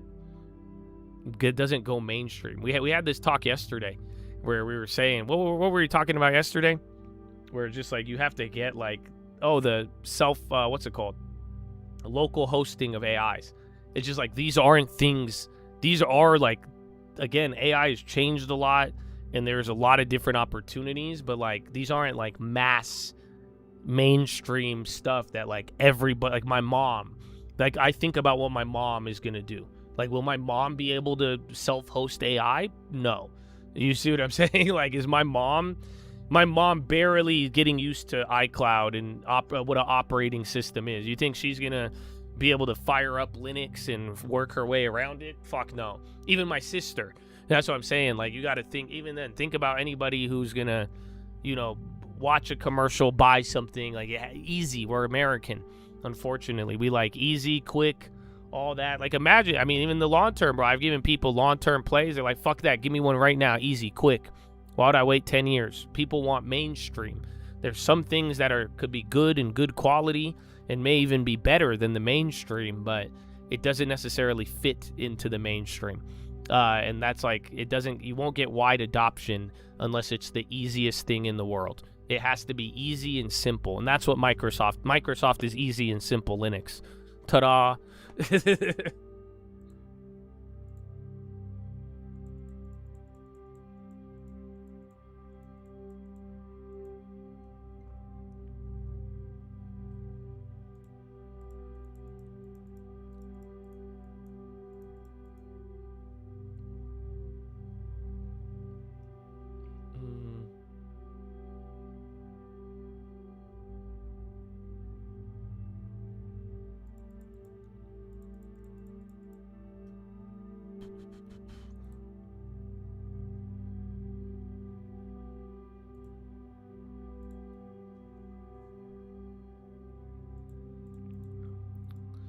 And Linux, I know.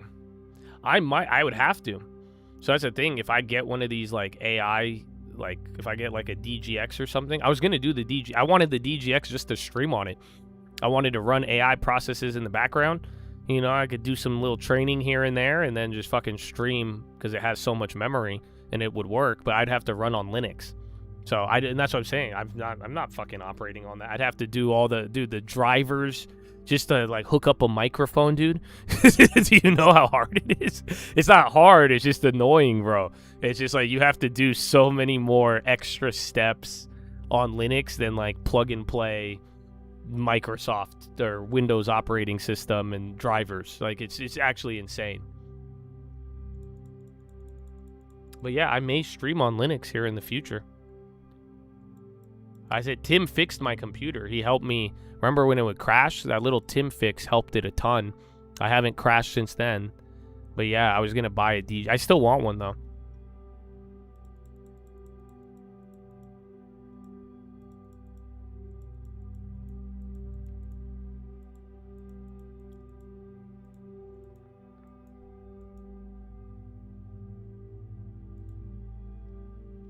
Yeah, Microsoft pretty much is Linux. It's just a PowerShell.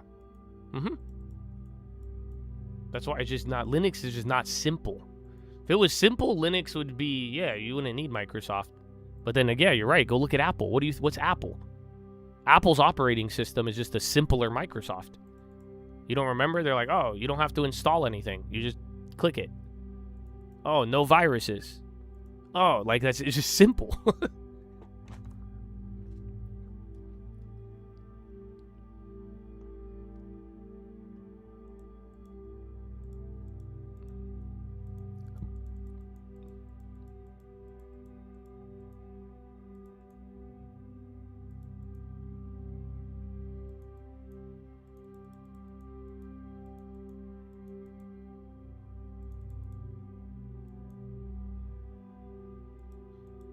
An SSD.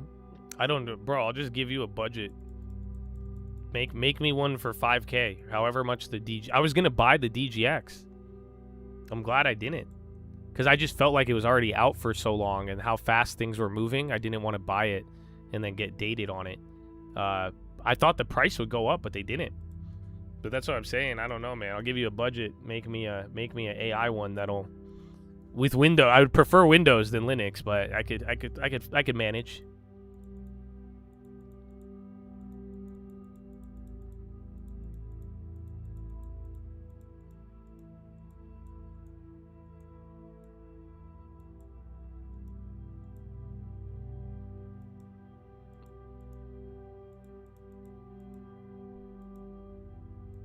Wait for Black Friday. They don't even discount them anymore.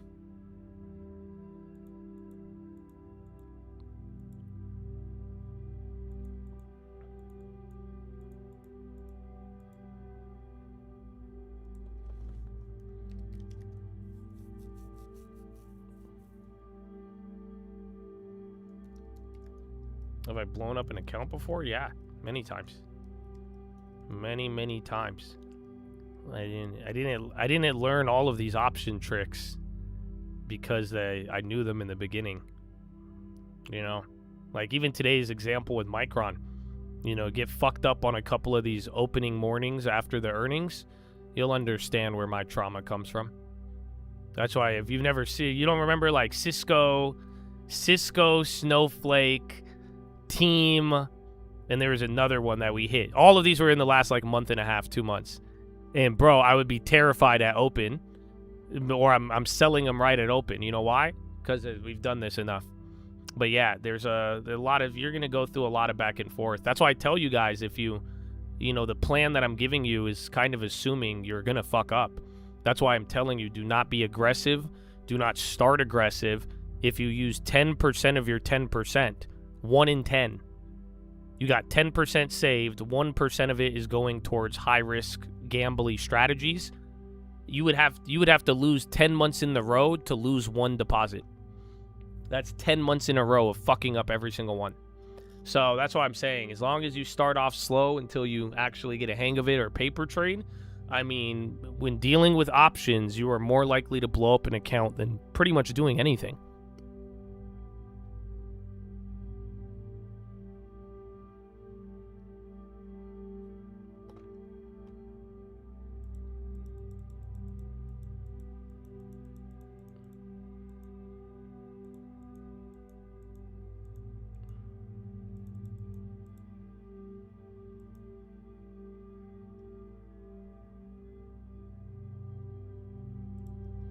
USO, new high. Oil futures. Hot dog.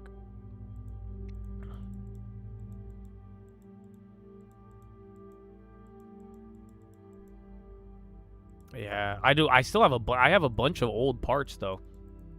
So I don't know if any of Tim or Rick, any of the computer guys. I have a fuck ton of like graphics cards. I have a bunch of old hardware, but I don't have the time to like link them up the same way. Because I have a bunch of graphics cards. You could pull them up and put them into one. And then I got the Threadrippers. No, not 390s. I think they're 2080s or 2090s. I mean, they're old, but they're not. I don't know how to describe it. It's just when I bought them, everything was top of the line. But yeah, man, a lot of shit changes in 3 to 5 years. I still even have an old i7 from like 10 years ago. That's just the chip, but yeah, I have all the other. I got a bunch. I guess my i9, but that's not a graphics card. Yeah, I think they are. They have NVLink. They are. One of them was a system that I had 2 graphics cards already linked.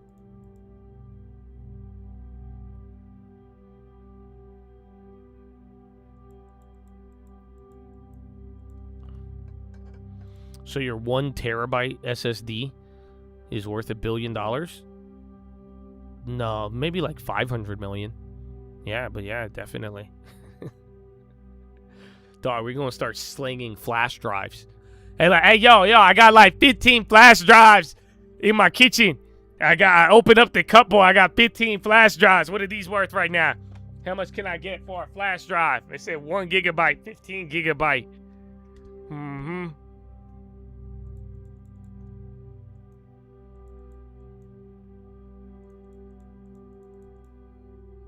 All I remember, though, I'm not going to lie to you, I used to be heavily impressed by flash drives.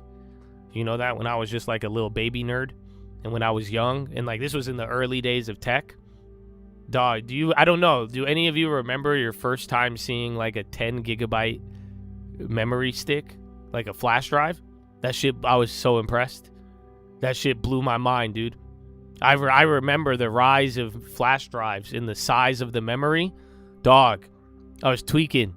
Oh, yeah, I was tweaking, dude. Just little plug it in, you know? I was like, what? Dog, once they started going above 1-2 gigabytes, Oh, 4 gigabytes was like, yo, dude. I was like, 8 to 10 was like AMG. You know what I'm saying? Like, you guys were rocking AMD drives or AMG. I was like, wow, that shit's balling, bro.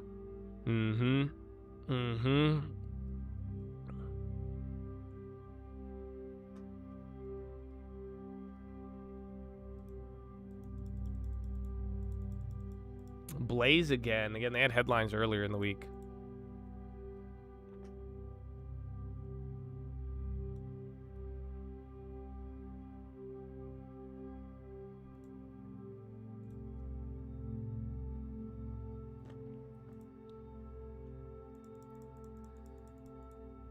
Oh, his mixtapes? Your brother would distribute them on half-gig drives? No way. Yeah, that's balling, bro. That's it. Uncle's first mixtape was on a CD. So Uncle's too old, bro. I told you, a Chad has it. Did I tell you that? There's a Chad. I met a Chad. A Chad came to the farm. And a Chad came to the farm, bro. I'm sitting in his car with him, and he's telling me. He didn't have it on him, but we were listening to some tracks. And then he was like, yeah. He said, I have the first Uncle mixtape. He still has it. I don't even know where it is. I don't even have it. I don't even think Uncle remembers it. But there's an Uncle mixtape that a Chad has possession of. I want to say it's from 2011 or 2010. No, maybe earlier. Holy fuck. It might be from 2009 or 2010. No, it has to be 2010.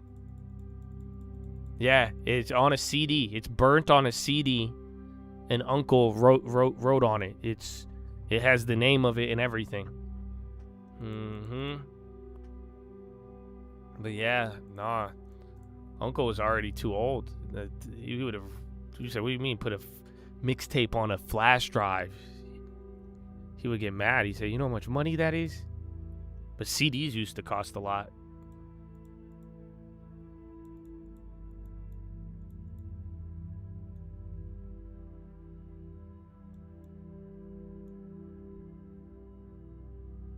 You had your picture taken one time holding a terabyte? Yo, I feel you, G. I never had my picture taken, but like at one point a terabyte was like the holy grail. I remember when I learned what a terabyte was. I was young, but I was like, whoa. A terabyte. I knew a gigabyte. You know what I'm saying? And I was like, a terabyte? Now what's the next level? Isn't it petaflop? Then they're like, okay, make it sound like a pedophile. Like, why? Why would we do that at the highest level? No. Who invented petaflop? Why couldn't you pick anything else? Yeah, bro. I'm like, why? They're like, all right, Epstein gigabytes, bytes. You got Epstein byte. I'm like, why? Why can't we? We should have just skipped it. We should have. What goes after peta? Is there anything else we could have jumped to?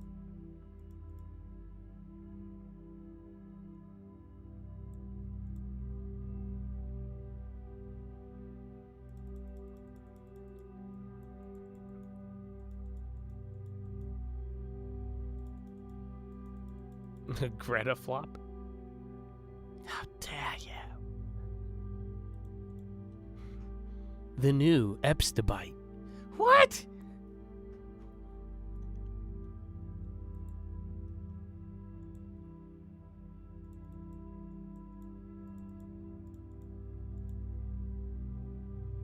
I know floppy drives. Yeah, that was the OG.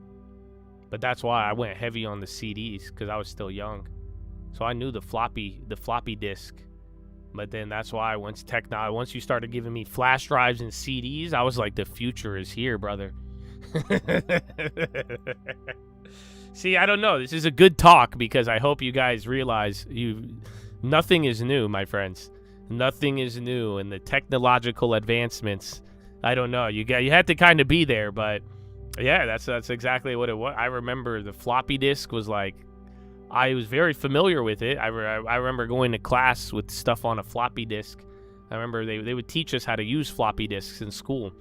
But yeah, that's why like the leap to a CD burners to memory cards, like that was where we were. That's why I was like, bro, the future's here.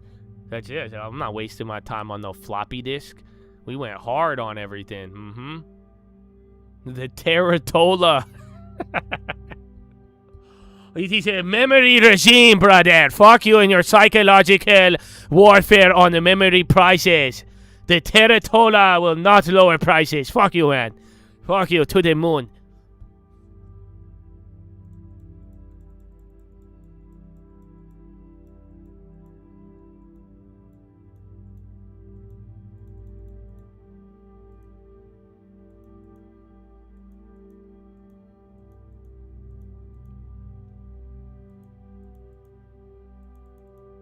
The cookbook? The anarchist one? That's a hot commodity.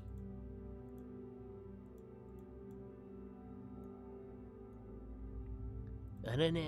I think we should call it a Trump bite. Bigger storage, very big. I'd say the biggest, actually. You've never stored anything like this.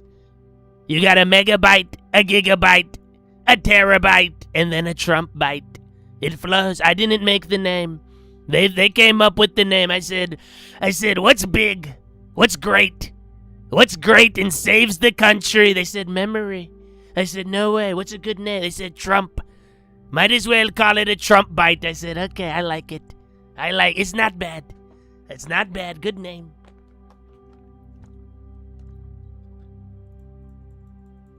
Nothing floppy about it, I promise you. You'll have to see for yourself.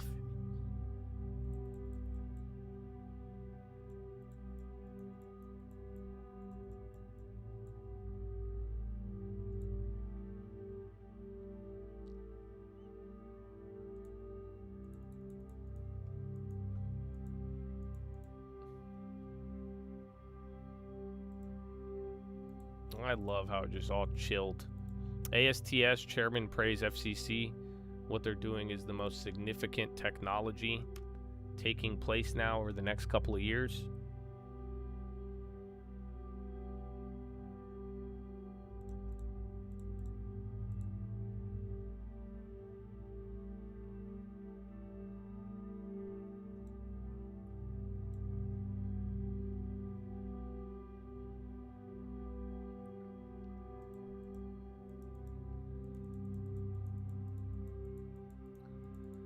Oh. Why are these dropping now? Dog, staples. No way. Sad. This is what I'm saying, man. The staples, the way they've been moving, they haven't really advanced. That's the funniest part about this. Like, bro, this last, like, month, dude, they haven't advanced. They look just like the SPY. That's what I'm saying. This, like, Mag 7 back and forth. You're, like, switching spots, but nothing's really, like... The only thing that advanced is XLV and XLF. But not even... Like, XLV, great advance. But no, XLF even chilled out a little bit. They got the bigger boom, but then they gave up, like, a third of it. But, yeah, that's what I'm saying. It's kind of shitty.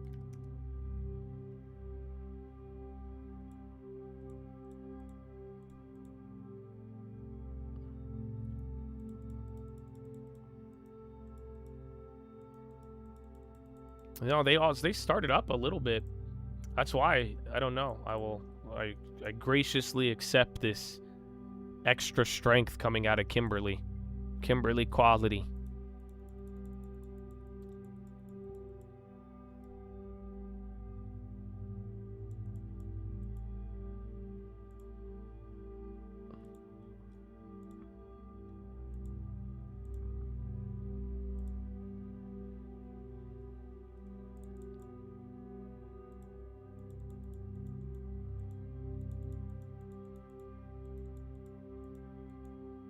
Reeves is helping Burnham prepare to be PM as she fights to keep job.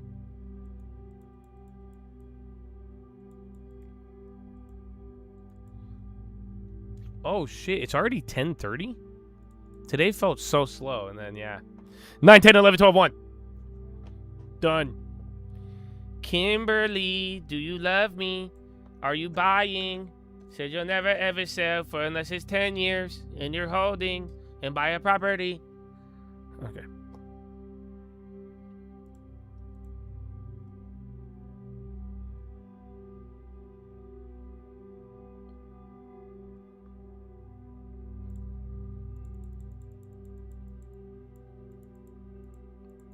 Hey man, if the diapers and the tampons keep ripping again, that's kind of weird. I'm telling you, man, June has been a very interesting month. You know, to think about some of these size of these moves. ARE, I was looking at this one the other day. Alexandria, they had something. Oh, it's unusual options. It's a REIT. Again, long duration. But yeah, even Kimberly, I did not think it was going to go up. This rotation in staples has been weird. It's even outperforming all of the staples. I don't even know, but I will accept it. Add that to another one of the dramatic reactions we've seen here in June.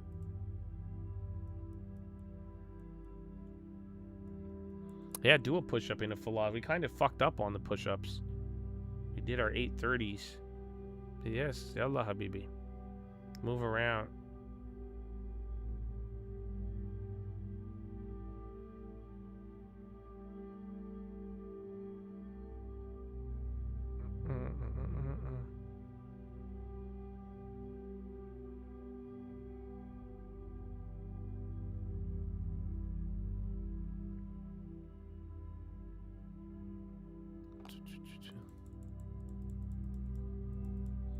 Zandu, CME, CBOE was on the low too.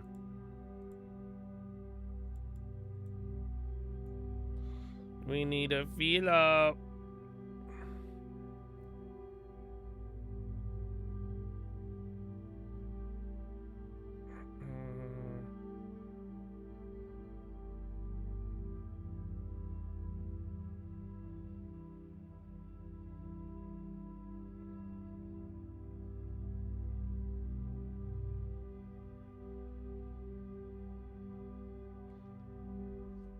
right, I think we could do it. Market needs to be saved. You know? Market needs to repent.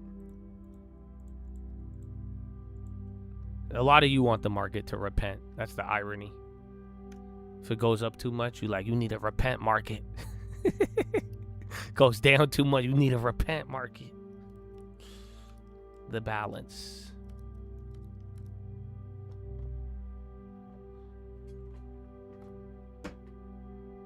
All right, man. I think we'll do it.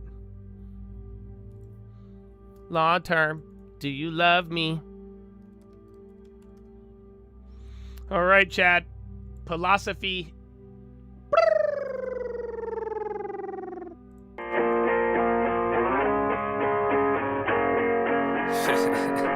Jesus. Praise God. Amen, amen. It's a call, baby. Hey. Yeah. If we talking plays, yeah, I'm in there like swimwear. I've been there. I've done this shit for 10 years. You could have it all, but you been scared. Big scare. Funny part, there wasn't even risk there. My thoughts been my own, yeah, I've been clear. No fear. Oh dear, who you try to control here? My God is the weapon, I ain't boasting. Nah. It's done. Daddy said it's finished. Made me in his image, but that always made me timid. Wonder why we different, don't you ever get it twisted. It's the only way we get it. Set apart from the start, and the heart isn't ours. It's a hippie with the love, but it's David with the sword. I want peace, so that means you gon' kill me if it's war. Nietzsche, Trotsky, can't beach on the ark. Want it easy or hard, want a genie or a god. Then believe me, lil' bro, you a child, you a son of the highest in the bud. Don't deny it, we don't like it when they tell us who we are. I can tell you who I was, I can tell you who he is. I can make another song that's telling y'all about the crib. But for a second, keep it real, it's not the reason they will kill. It's the freedom in believing, they want that to bring the will. But I'd rather have it now, and I ain't never backing down. Lion gonna eat me or turn his ass around. Either way, I will remain up in his name and say it proud. Here, let's say it now. Jesus. I put Jesus on the beat so I can listen to it. I got reason to believe that we living in it. You could say it's one hell of a decision in it. Ay, if we talking plays, yeah, I'm in there like swimwear. I've been there, I've done this shit for 10 years. You could have it all, but you been scared, big scare. Funny part, there wasn't even risk there. My thoughts been my own, yeah, I've been clear. No fear, oh dear, who you try to control here? My God is the weapon, I ain't boasting.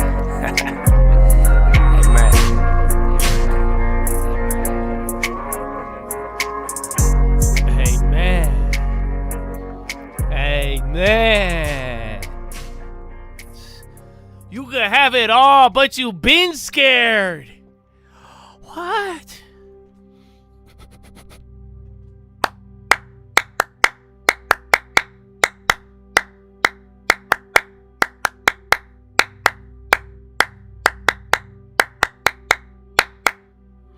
Oh.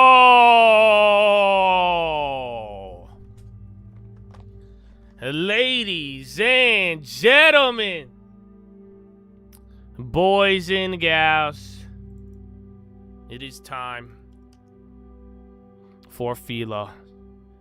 We are here. So, I don't know, man. Markets chill. There's a lot in June, dude. June has been a wild one. So many ways. Good, bad, ugly, everything, dude.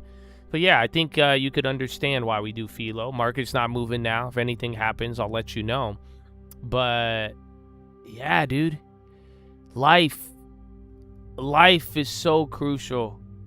I don't know. I think June kind of highlights it. I don't know. Because do you guys see how you react and how you behave outside of the markets will come into the market? What happens in the market, if you let it, will come into your life. That's why, and I don't know, man. I think the last couple Philos, the long term even, all these things we talking about, I hope y'all feel, man. And I hope y'all get something working for you. I hope you get something for the future. Don't give in to the FOMO demon, dog. All these things. And like, I don't know if you hear me, bro. I'm thinking of longevity. I would love to see you guys do some great things in the future, but it's how you handle yourself right now in the present. And like I'm saying, in the moment of things, it's very hard to be aware sometimes. That's why you're training both in and outside. It's gonna when it's crunch time, man, you got to be ready. So I hope y'all have been able to extract some of that value. But today, I have a weird one. I don't know. It's kind of all over the place. It kind of relates a little to yesterday. But, yeah, I don't know. I don't know. Let me put it this way.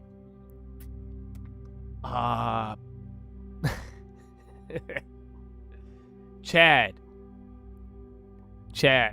I want to fight. That's how I've been feeling lately. You know, I want to fight. Like, I want to squabble, dude. But I don't want to fight. I ain't trying to fight with you. I ain't trying to fight nobody in my family. I ain't trying to fight no randoms. Nah. But I want to fight. Do you? I guess let me ask you a better question. Do you have fight in you? Is it inside of you? Do you have it?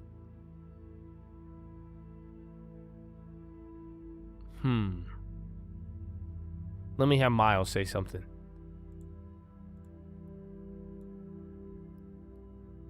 Sure.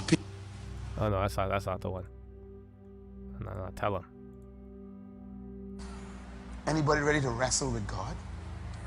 I believe that many nights this altar shall be filled with wrestlers who would hold on and say, God, I am not going to let go until I know there's a breakthrough in this area of our nation.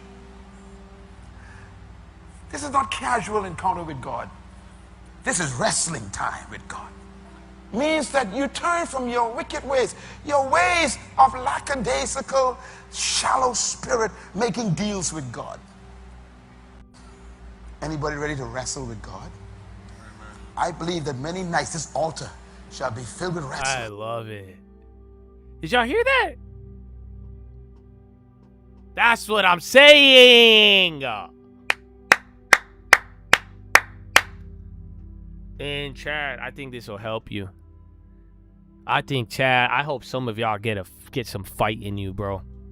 Do you know that? Do you know that? I hope some of y'all get some real fight in you. You know that, my brother? I hope if somebody punches you in the face and you lose a tooth, I hope you fucking get right back up and you smile with a missing tooth. Do you understand me? But we're talking on a different level, dude. Spiritually. That's what he said. He said, I don't want no casual spirit. You know that? I don't want a casual spirit. That's what I'm telling you. That's how I feel. Me, God, the future, this country, what we have to accomplish. All of you have already made such good progress. The people who have pruned the tree and grown bigger, the people who have uprooted it. Do you see what none of this is casual, dog. You see have you ever seen me play 2K? That's even casual and I don't even take it casual. Oh, Chad Adonia. So for real, Chad, do you want to change your life? Any of you want to live good spiritually, physically? You want to change your life? You want good things, my brother? You know you got a destiny. You know you got a big goal. You know you got to get there. Amen? Amen. Well, guess what, my brother? You ain't going to do it casually. Do you understand? It's not going to be, you're not going to wind up there. You're not going to drift into success. You're going to choose it. You're going to make a decision for it. And you see what I'm saying? It's going to require you to wrestle with it, dog. It's not going to be casual. Oh, yeah, I like a good life. That'd be nice. Oh, yeah, it'd be nice to have a little bit more freedom. It'd be nice to have things working for me. That'd be cool. Yeah, no, I am going to. I am going to, and if you get anything that gets in my way, I'm going to go around it, over it, through it. It doesn't matter. You set me back, I am still going to do that. That is what the Lord has promised me. You see what I'm saying? Wake up every morning and wake up excited. Wake up early. You know why? Because we ain't casual. That's why. I know you want a deep answer. Nope, it's not casual. It's serious. You see what I'm saying? Been 24 hours, 72 hours. You don't see something. Don't you go step up to God with your head down. Oh, okay. Oh, nothing. Oh, I don't know. No, keep going back. Keep going back. Keep going back. Keep going back. Keep going back. He said, I'm going to wrestle with God. I said, God, you have a promise. Look at this crazy world. You put me here for a reason. I know there's a reason. I'm going to keep, no, I need a breakthrough in this. Okay, I don't want anything right now. Show me, guide me, wisdom. I will not be rebuked for asking for knowledge and wisdom. Are you following? You're going to wrestle with it.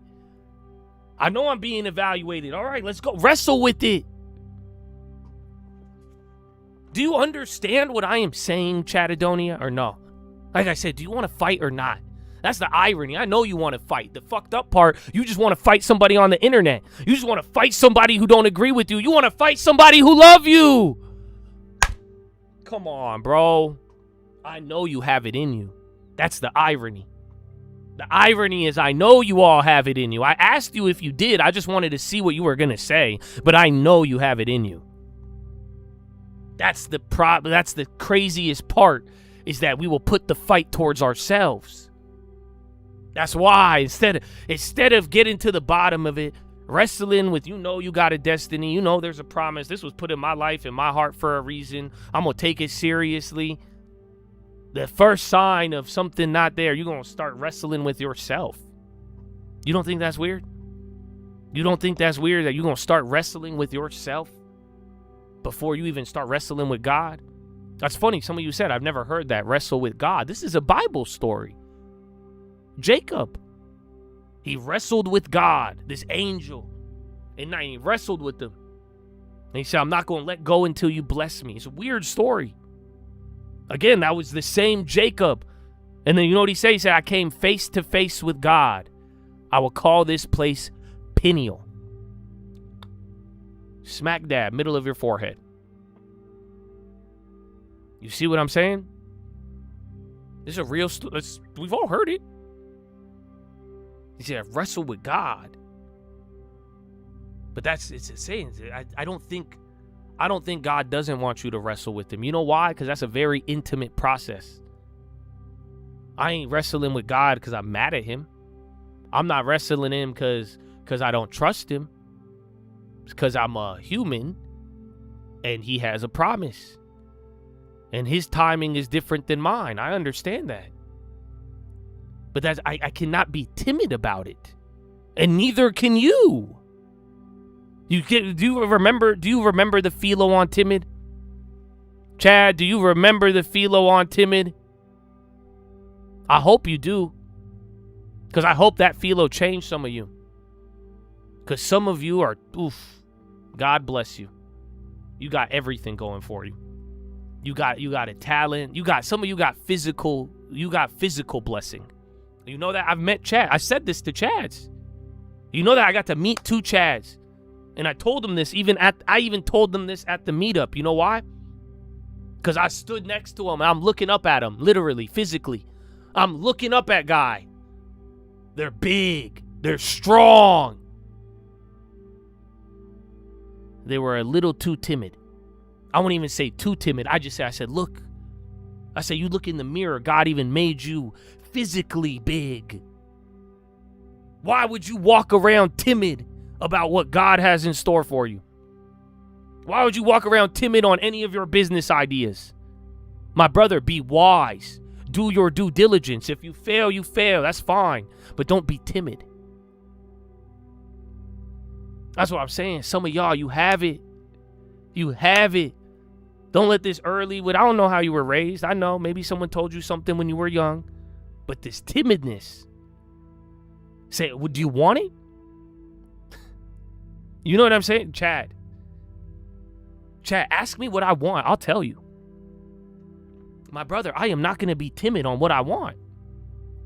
Why would I be afraid to tell you what I want?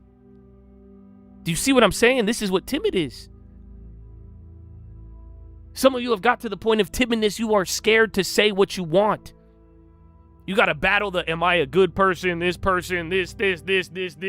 just to tell me what you want. Now, listen, I'm not mad at you. I'm not saying that. This ain't your fault, dude. You get what I'm saying, though? It's humorous. It's funny. It's comedy.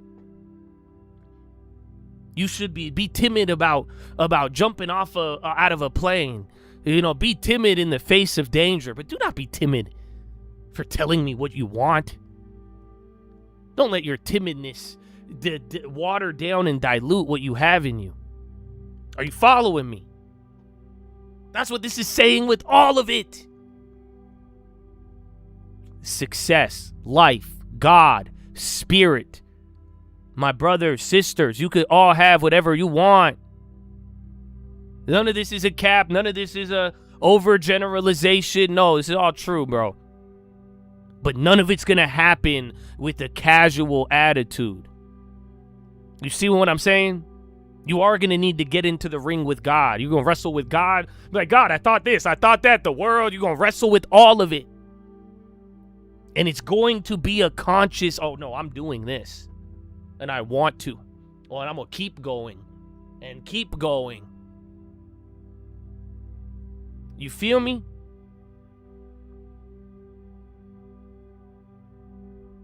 That's, oh, man. So I hope you do. Good, you feel it? Honestly, all of you. All of you. I don't know. It's funny. Because, man, there's some of y'all, bro, and look around. And maybe if you got that obvious one, you know that, bro? For any of you out there, if you big as fuck, if you are one of these big giants out here walking this world, my brother, go look in the mirror right now. Go look at where you stand next to that door. You see what I'm saying? How do you not see the one easy message right in front of you? You don't be timid. That's what I'm saying. Don't be a fool. This is not a license for lasciviousness and being terrible or being an idiot. No, but this is what I'm saying. Look. Just actually look. Actually see. Why would you be timid about life, God, spirit, all these things, anything? And look at how just your presence that God built you with. Oh, so that's what I'm saying, bro. Don't let that one. That one's an easy one. That's what I'm saying. Every single one of you have something so obvious. You have God working in your life, and he's been doing it, even if you don't acknowledge him. But that's what I'm saying. The timidness, you'll be scared to let it out. You'll be scared to actually live in it. Scared to actually walk in it. Scared to actually pursue it. And that's what I'm telling y'all, man. You are going to have to pursue. This ain't going to be casual. Oh, I'll get it. It'll come here. No. Do you want success or not? Do you want a good life or not? Do you want peace or not? Do you want God or not? That's what we're talking about. And the thing you say you want, my brother, be ready to wrestle with it. And you're going to wrestle with it. And it is not going to be casual, but it's a good thing. This is a good thing, bro. You get what I'm telling you? Because that's what I'm saying. The irony, bro, is that the casuals never... You're going to treat it all casual. It's going to be dull. It's going to be boring. It's going to be limitations. It's going to be you're not even going to be able to say what you want. You're not even going to get it. It's going to be this odd, weird middle of timidness. Why? There's no point. You decide. And that's what I'm saying, man. Y'all get some fight in you. I don't know what's going to happen. I don't know good or bad. You see what I'm saying? I don't know. But I know what I'm going to... I'm ready to fight a little bit. I'm going to wrestle with it. Maybe I'm delusional. Maybe I'm crazy. Oh, but the Lord put in my heart that he has a plan for me. He has a plan for the people around me. He has plans for this world, this country, and I believe it. Oh, fuck me, dude. I believe it. Do you not get it? So that's what I'm telling you. That's going to be one or the other, bro. This is what I was telling y'all all last year. One of my favorite lines. You know that? Because I believe this. I believe this. This has made me so many things in my life, brother. I'm either crazy or I'm correct. That's it. I've decided. And that's okay. Oh, I'm going to be crazy wrestling with God, or I'm going to be right. Oh, I believe all these things. You really believe there's a destiny? You believe this evil world will find its way to the light? You think it could be revived and it's not dead? I do. Do you see what I'm saying? So it's all these things. But yeah, man. Why not? That's what I'm saying. Why would I not want to wrestle with that? What happens if I say no to all that and I choose to be casual about these things? Say, maybe I believe it, maybe I don't. All right, yeah, I believe it. I'm not going to pursue it. Then what do I get? See, it's an interesting thought experiment. But at the end of the day, there's no room for timidness. And I hope for all of you, especially those I have high hopes for, and those of you I've seen do good. And that's what I'm saying.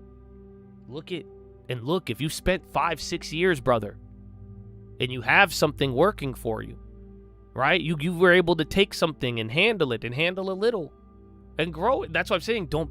This is the time to keep your knowledge. Don't go back on it. Don't be a fool. But now, this is not the time to be timid. This is not now. This is the time where you make a real ass decision. And if you say you want it and you wrestle with what you want, you'll get it.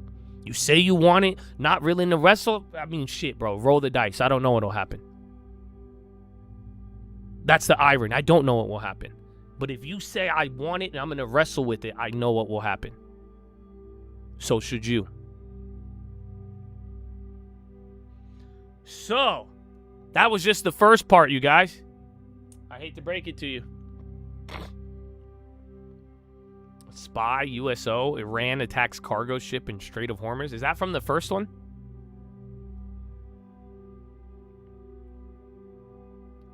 It did not transfer under UN agency's evacuation framework. So they pause it. UN shipping temporarily pauses evacuation plan for stranded ships. It's coming out now. I mean, nothing budged. We had we heard about a ship getting shelled. I think that's it. This is just the UN official update.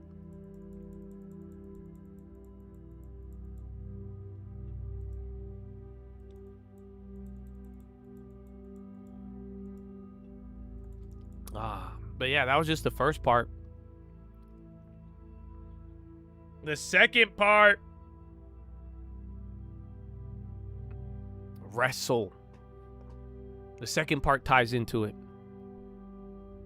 Because I do see what wrestling means, bro. I don't think y'all heard it. Chad, I believe America is going to be revived.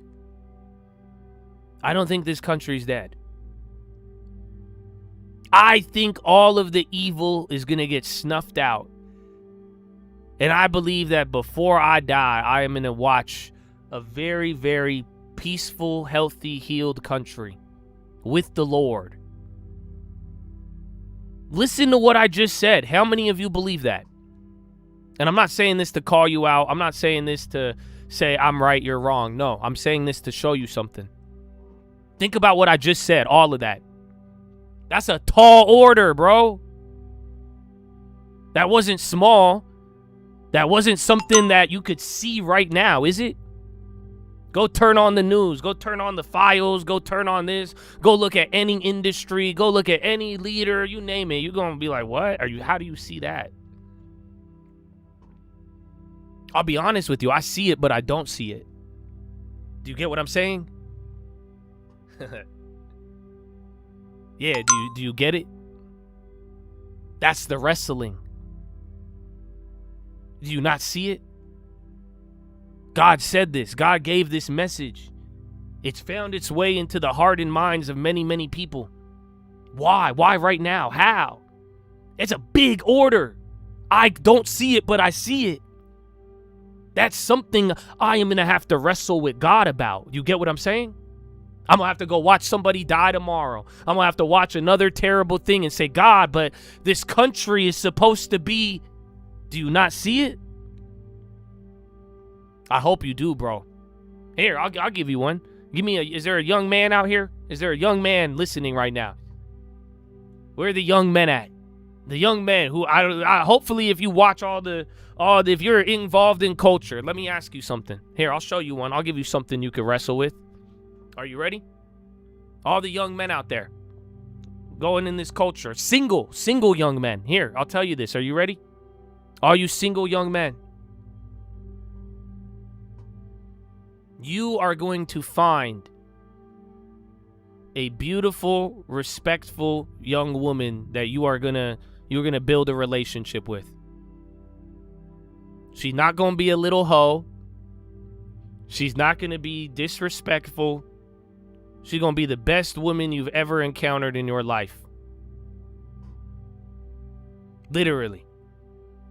Absolute angel.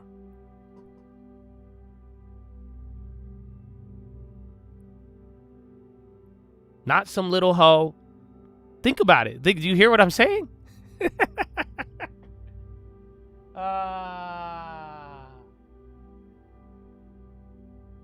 How many of you don't believe that?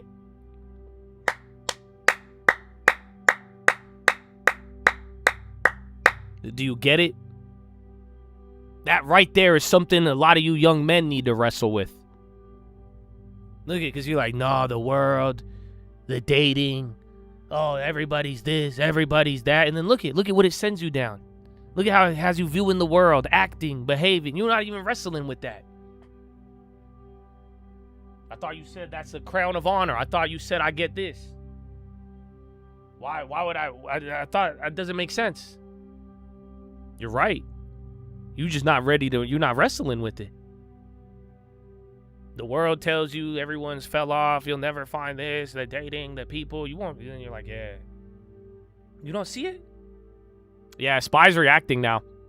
So again, you just had this UN pausing Singapore.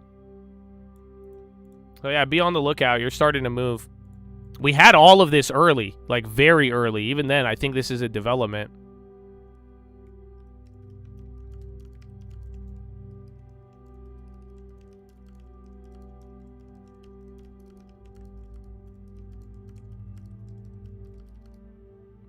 A very late reaction.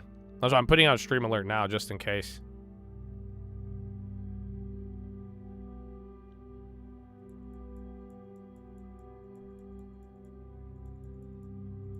Amen. That's it.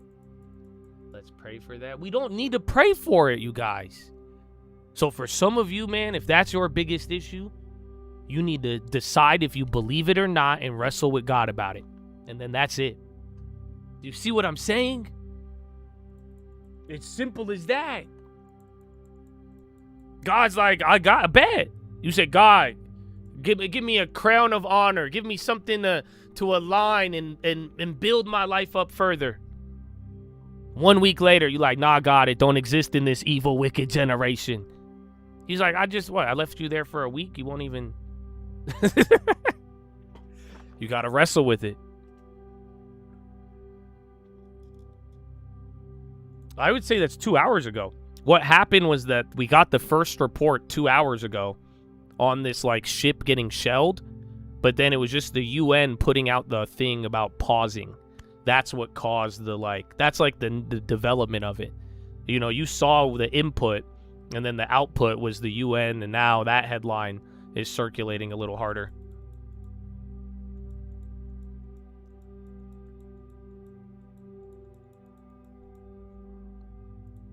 Interesting.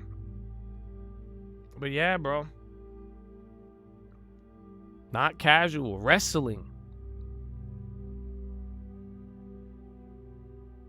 Oh, I don't know, man. You might need to take a minute to meditate on this. Secret place. You know, someone asked me yesterday. They're like, what do you do? They're like, what do you think about when you're in your secret place? That's the thing, nothing. If you're doing it right, nothing. So I'll tell you another one. This is just, I don't know, it's the simplest way I could describe it. Is that there is a place. There's a place in between falling asleep and overthinking. If you find the balance there And that middle, that's where I'm going. When you're at, literally, I go into a room, I turn all the lights off, I block out any lights, I keep my eyes open, and I sit there and I don't think. I try not to think anything.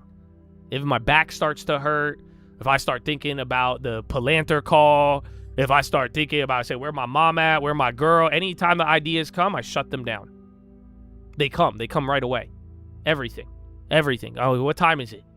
What do I got to do? How many roofs do I need to fix this month? Fuck me.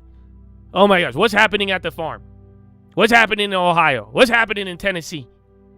You see what I'm saying? All these, every time I get a thought, they randomly show up. I don't know how. That's the funniest part. They come through, you shut them down. Don't entertain them. That's why you're like, well, what do you mean? You're thinking about it. How do you stop thinking about it? I don't feed it. You know, because that's what happens. Go, watch. You try it. You'll turn off all the light. You'll do all that. And then what's going to happen, you'll get a thought, but then you'll keep thinking along that line. You'll be like, oh, Palantir. And then Palantir, then the price. And then you'll think about Alex Karp. And then you're thinking about the Zionists. And then now you're thinking about the war. And then now you're thinking about the war and oil and how that happened. Now, is the market manipulated? And if it's so manipulated, then what about Nancy Pelosi? And then what about Donald Trump and then his son? Like, do you see what I'm saying? That's what happens when you don't shut down the thought. You get one little thought, one little electricity impulse. If you feed it, you start to go down the fucking rabbit hole. So yeah, I'm telling you, I don't think.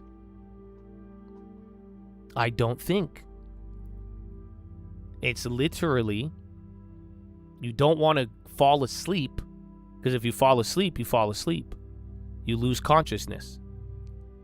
It's the point where you want to reach right before unconscious, but still alive, awake, and aware. But then not alive and awake and aware to the point where you're overthinking using your brain. I do pray in the beginning.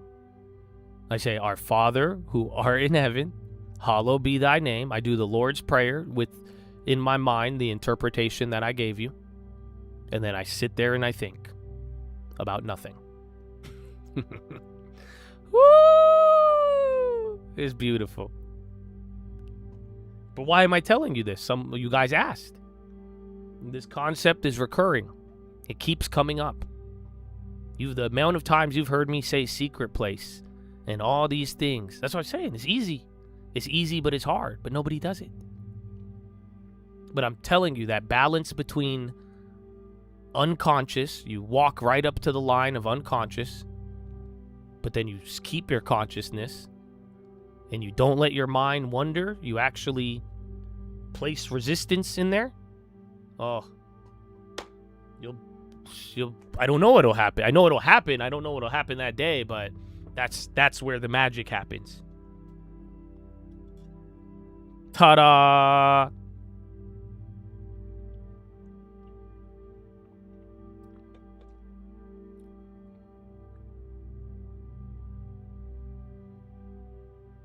So I'll give you one more, and then I'll end it with Miles. Hopefully I remember.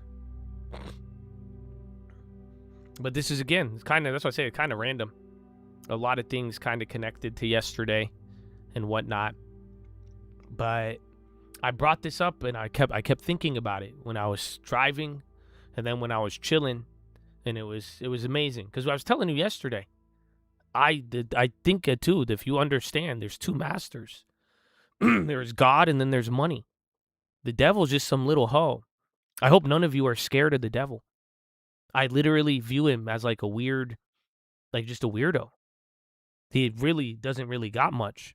And that's what I was trying to explain to y'all yesterday. I'm like, he's not trying to rule you. He's not a master. He's not trying to do something he doesn't have the authority of. He can master the world, but he can't master you. It's very fascinating. So let me put this another way. You know the story of Job? That's a good example of this. The devil did not want to see Job suffer. You know that? You think the devil was like, watch, Take his kids, everything, his house, all of it. I want to see him suffer. You think the devil likes it when you suffer?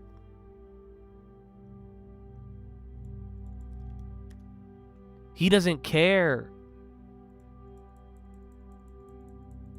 He doesn't care if you suffer.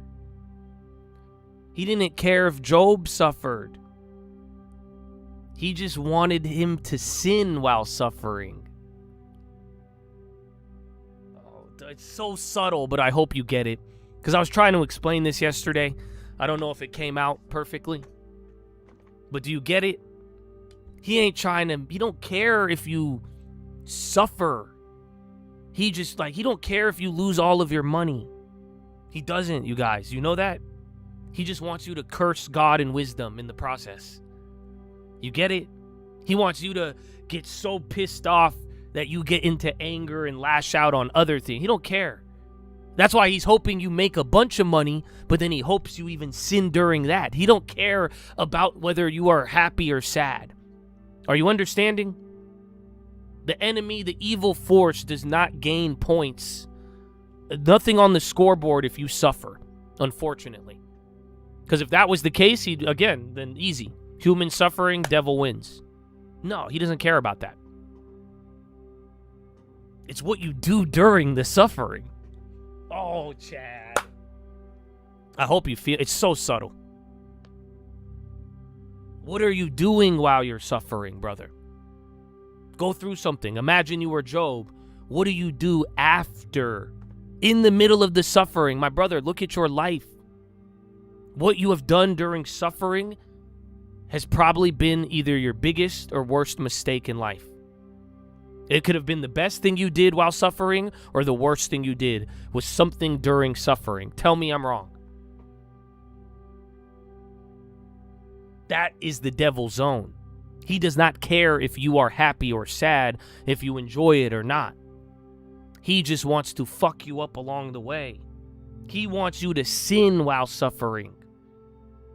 That's his moment where he gets you to take the wrong turn at the wrong time. That's the point where character gets built. In the middle of the wrestle, everything's terrible. He wants you to quit. That's what he wants you to quit and curse. He wants you to rebuke the wisdom. You see it? That's what I'm telling you guys. And I don't know. I've always said this. I don't know if you're doing good or bad. If it's winter, prepare for summer. Summer, prepare for winter. The dog, what you do while suffering is the key. What you do while suffering, that is your zone. That is where things are either going to double up or go back to zero. What you do while suffering.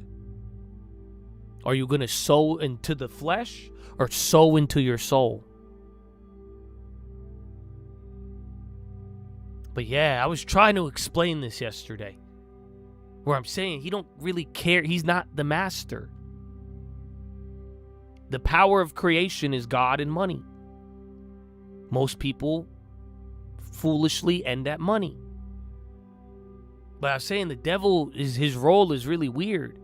Remember, I told you he's a little gimp. He's like a little soy boy. He's really sensitive. You see what I'm saying? He doesn't care if you're happy or sad. He just wants you to make the mistake that he did. He just wants you to curse the God and lose a little bit of that. You see what I'm saying? He's not caring how you feel. He don't care if you have a lot of money or a little amount of money. He does if you're cursing God. He does if he could get you to... It's what you're doing during the moment. The suffering. Even the good, but especially the suffering. So, Chad! I hope you feel, man. And I hope this was an eye-opening philo in many, many ways. Because I loved it. And I think, as I said, I'm excited. I've been excited. And I hope you are too. And that's why, in good and bad, my brother, I hope you keep making good and wise decisions. Increase your ability.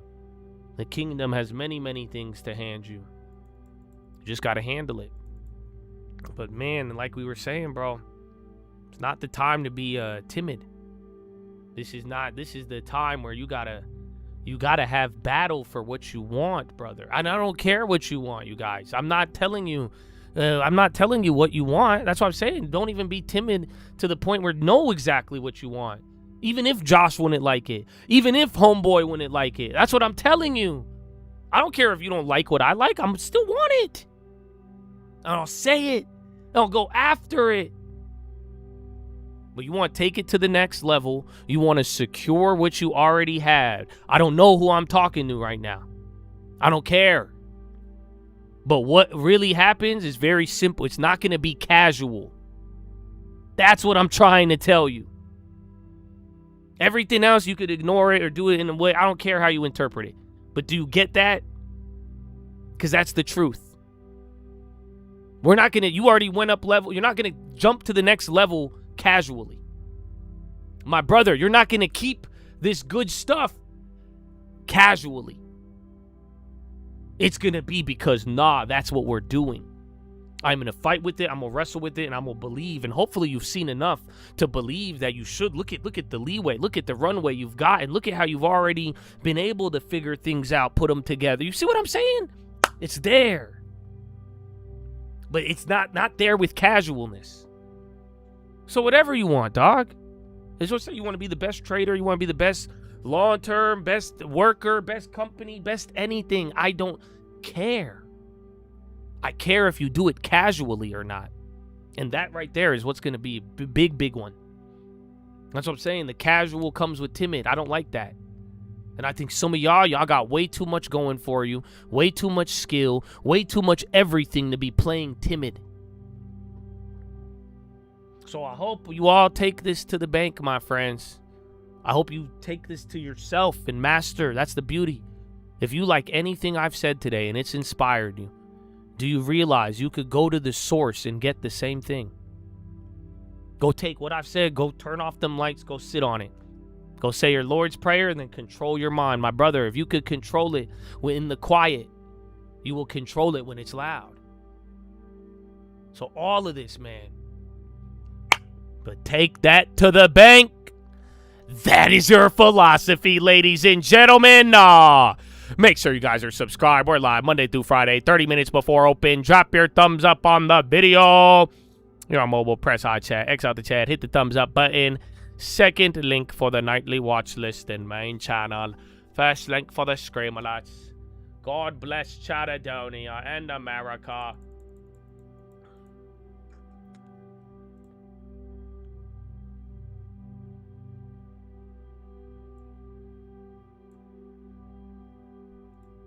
You want the IRS to go away? No, you don't. You're a liar. You're a liar. Even if that's a joke, you're a liar. You know why? You want the IRS to go away? Go figure out tax strategy. See what I'm saying? You would go figure, you say, you know what? I am going to make the IRS going to go away. I'm going to go study about S-Corps, LLCs. I'm going to go learn about the trust. I'm going to make sure, I'm going to understand what a W-2 is. I'm going to find a way. I'm going to find a strategy. You see what I'm saying? Chad. Get the uncle. Get the uncle. Oh, wait, Miles. I forgot the Miles video. You're right. One more. Last one. Nope, you're right. Thank you. Don't panic. Ha! Don't panic. They plan. We plan. Let me show you something. Maturity is measured by how you respond to change. You know, I was planning to marry you, but I changed my mind. I come in for my ring. Wow. What you gonna do now? I ain't eating for 3 years. Or all I can do is eat for 3 years. That's how matured you are. How do you respond to change? Maturity. The level of maturity is exposed by change. As a church, as a family, as a community, our maturity as a church is exposed by how we handle tests. How do you handle sudden change? Exposes who you really are. The maturity of life. This is Miles Monroe's antidote to the maturity of life. You want to buy this CD. It's a very important statement. Number one, the key to effective living is the capacity and ability to manage the unexpected and also the expected. Number two, success is measured by your ability to maintain personal balance in times of turmoil. Number 3, maturity in life is measured by your capacity to respond effectively to tragedy and chaos. That's how you measure your maturity in life. It's not who you are in good times that tests your maturity. It's what happens when things don't work out, or when something happens suddenly you didn't expect.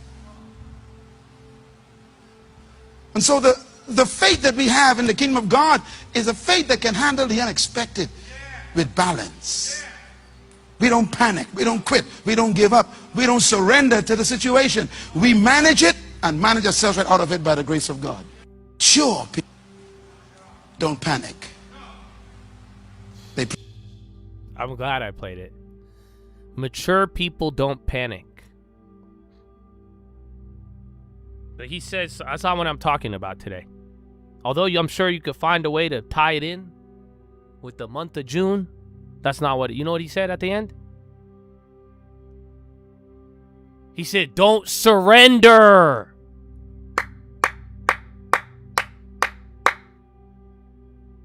He said, we don't give up. We don't stop working.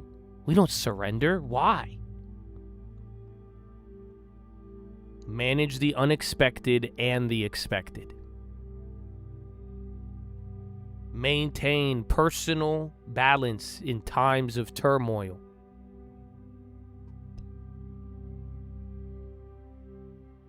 Your maturity is how you respond to tragedy and chaos.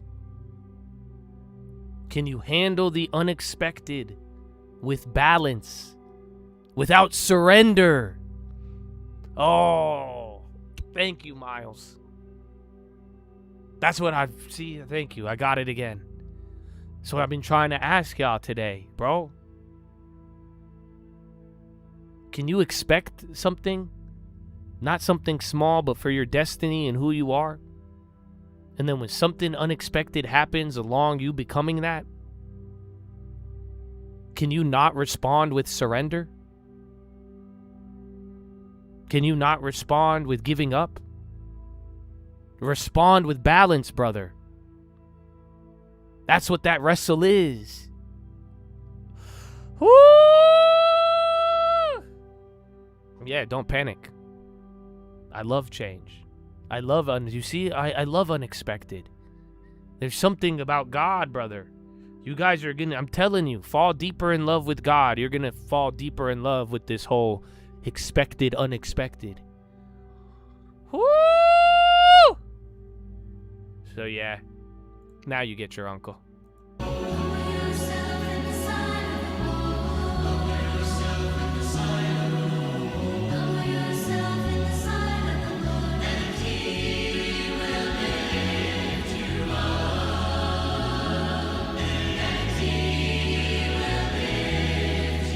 Go, baby. If a humble man tell you to be humble, he a narcissist. Tell that to the arsonist, the pharmacist. I wonder about the Stalinist, the Darwinist. I must insist, the things that we up against don't play defense. So next time that you take offense, my boundary just another fence. Don't forget, remember this. Already lost everything, don't tell me about a fucking risk. I'm humble but I'm powerful, but I don't have to tell you. There's some moments that you can't forget.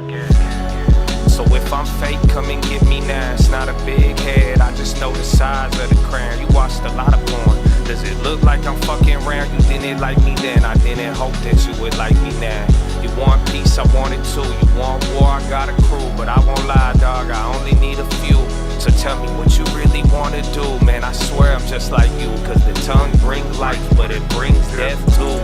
Please just move. Good advice is never taken by a fool. I took a look at life like a mechanic, look at tubes. Cheap, fast, and quality, could only pick two. Mannequin, I'm rude, but in a panic, in a feud. Would you want it on your team, or do you want it against you? The humble made me hungry, I will eat any food. Humble made me better, fake humble made me confused. The truth is that there is a real humility typical of our time. But it so happens that it's practically a more poisonous humility than the wildest prostrations of the ascetic.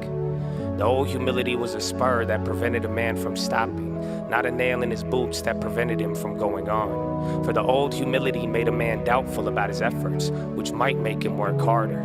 But the new humility makes a man doubtful about his aims, which will make him stop working altogether.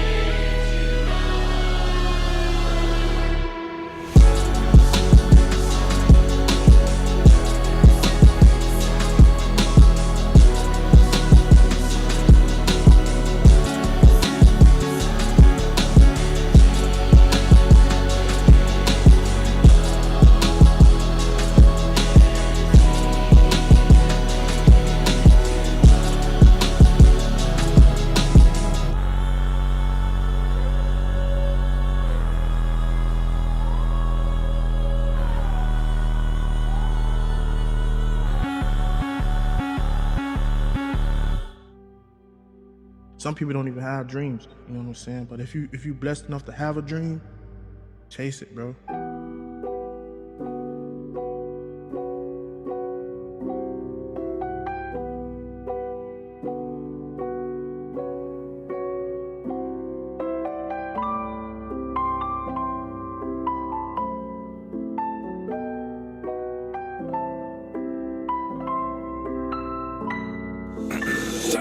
I had a dream like Martin, then I heard a couple stories.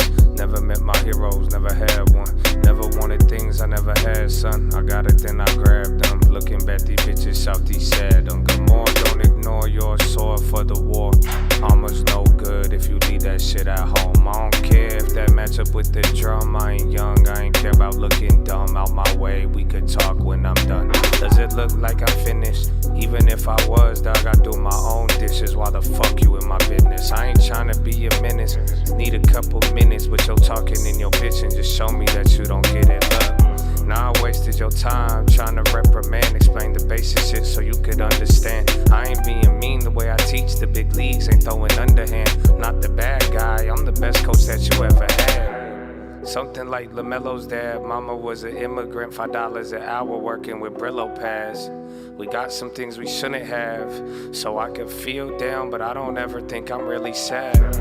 Life a miracle, but I won't give you one. But I can teach you shit, and you'll walk away with dividends. Wish you'll buy more, and then you'll wish you did it young. You missed the first harvest, but tell me about the second one. Trying to build while looking at the clouds. I'm looking at my hand, then I'm looking at the ground. Peter walked on water, but fell. When he looked around, I heard that story all my life. I think I start to get it now.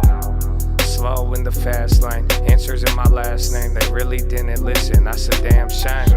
But that don't mean my plans changed. Maybe just the landscape did what I said without a handshake. 3,004 an ounce, that sound like a fair rate. Word is gold, they only kept theirs too late. So I'm out with your new face. A snake can move a few ways. And life a bitch that lie about how the fruit tastes. Welcome back.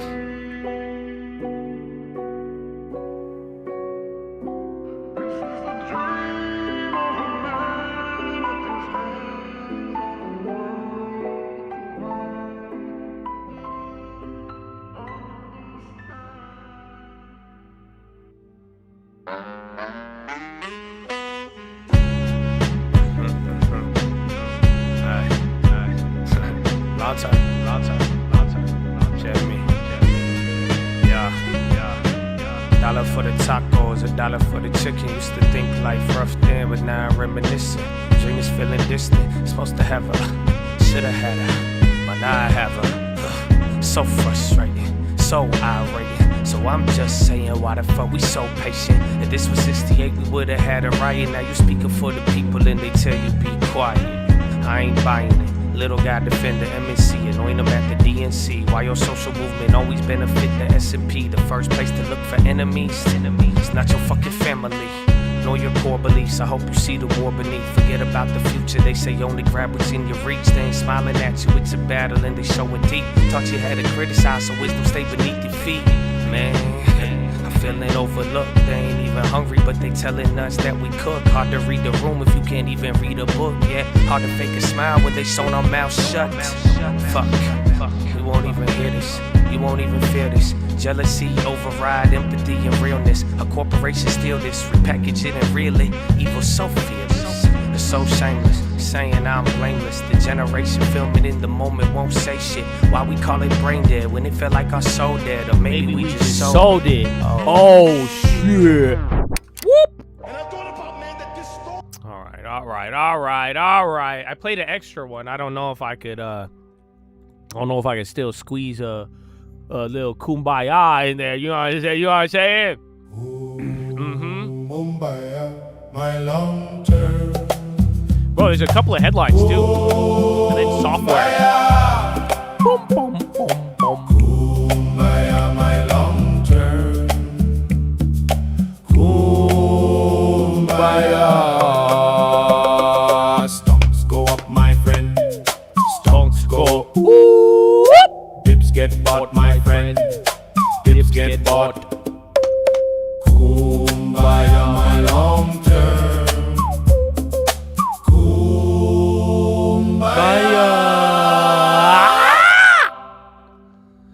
Oh, hey man. So yeah, there was it's software. Microsoft loved the Philo.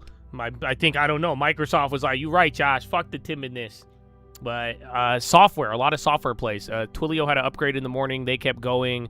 Then Snow, Crowd, Fortinet, a bunch of software like a little baby software program turned on. And then they said they're canceling those UK MTOs or UK TMO updates. So that update we just got from the UN on the ship, they said they're going to temporarily pause the reporting system of that. I wonder why.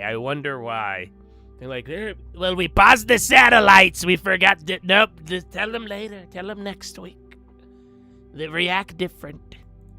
But yeah, other than that, we're done with Philo. I hope it got y'all going. I have a covered call question and then a secret place question. When you go to your secret place, do you instinctively start to yawn? If not before? If so, how do you stop it? My brother, just stop. You're overthinking it. Don't even think about that shit. I don't know how to describe it. Just go straight. Let me put it this way. You want to know what one of the biggest lies in the world is? Oh, I'm already hyped, Chad. Did you not hear that, Philo? Don't get me started, bro. Okay? I'm gonna just tell you right now, dog. I'm gonna tell you right now. You want to know one of the biggest lies in the world is? One of the biggest lies in the world that you have all heard. I feel bad. I'm not going to lie to you. I'm a hypocrite. I've said this to people before. I've lied to them. You know that? I'm not perfect, you guys. You've told this lie and you've heard this lie. You know, now that I think about it, you've probably told this lie too. You want to know what it is? Do you want to know what it is? The biggest lie in the world is it's not that simple.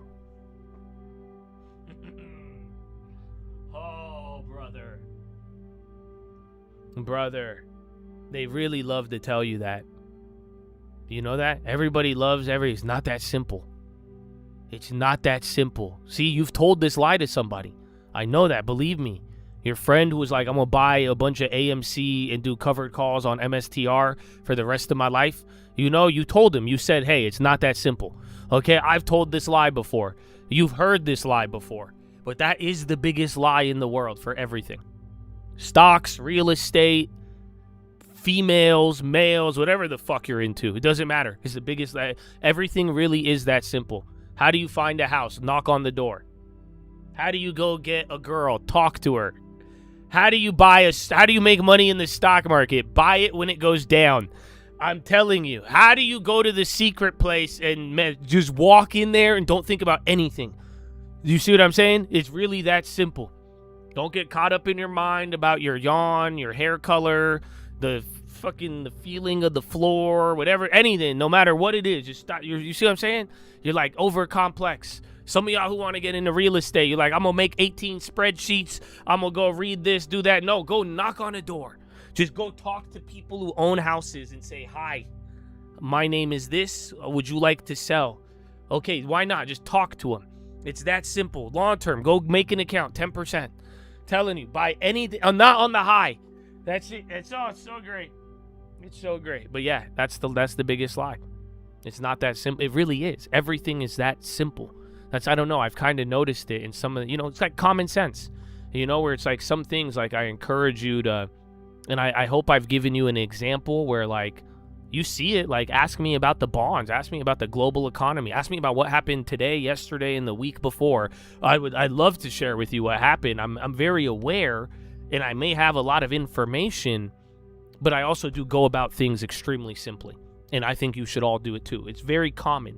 Don't overcomplicate things. And that's what I'm saying. Like, I could think very deeply on topics, but I told you, God blessed me with this ability to sometimes be an idiot. And I'm glad, because I could turn it off. That's what I'm saying. Just simplify it. Don't anything that you're, again, it's kind of like the hack of inverting things, but that's what I'm saying. If it's a secret place thing on some of these, like just some of y'all, just don't overthink it, bro. It's like I'm telling you, sit there in the room, turn off the lights, and just don't even think about these things and thinking about what's slowing you down, or maybe just don't even think about it. Ignore it. There's no plan. That's the irony of it all when it comes down to it. Like some people even tell you go like do the breathing and focus on this. Nope, nothing. We're turning the actual hardware off. So, but like I'm saying, don't overthink this. When I say all this stuff, don't even think. Just go in there, bro. Just shut up. Whatever. You could think about something. It doesn't get a second thought. Do not feed it and tell me what happens. So now the other question, besides the secret place, was a target covered call.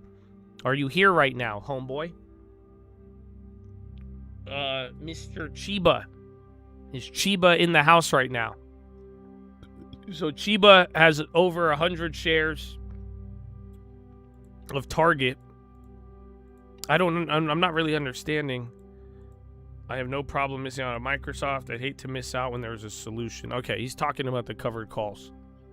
So yeah, pretty much his covered calls, his target play is up 48% on the stock. It's a big position. He put a lot of money into it. It's actually a great one for a long term. No, it's good.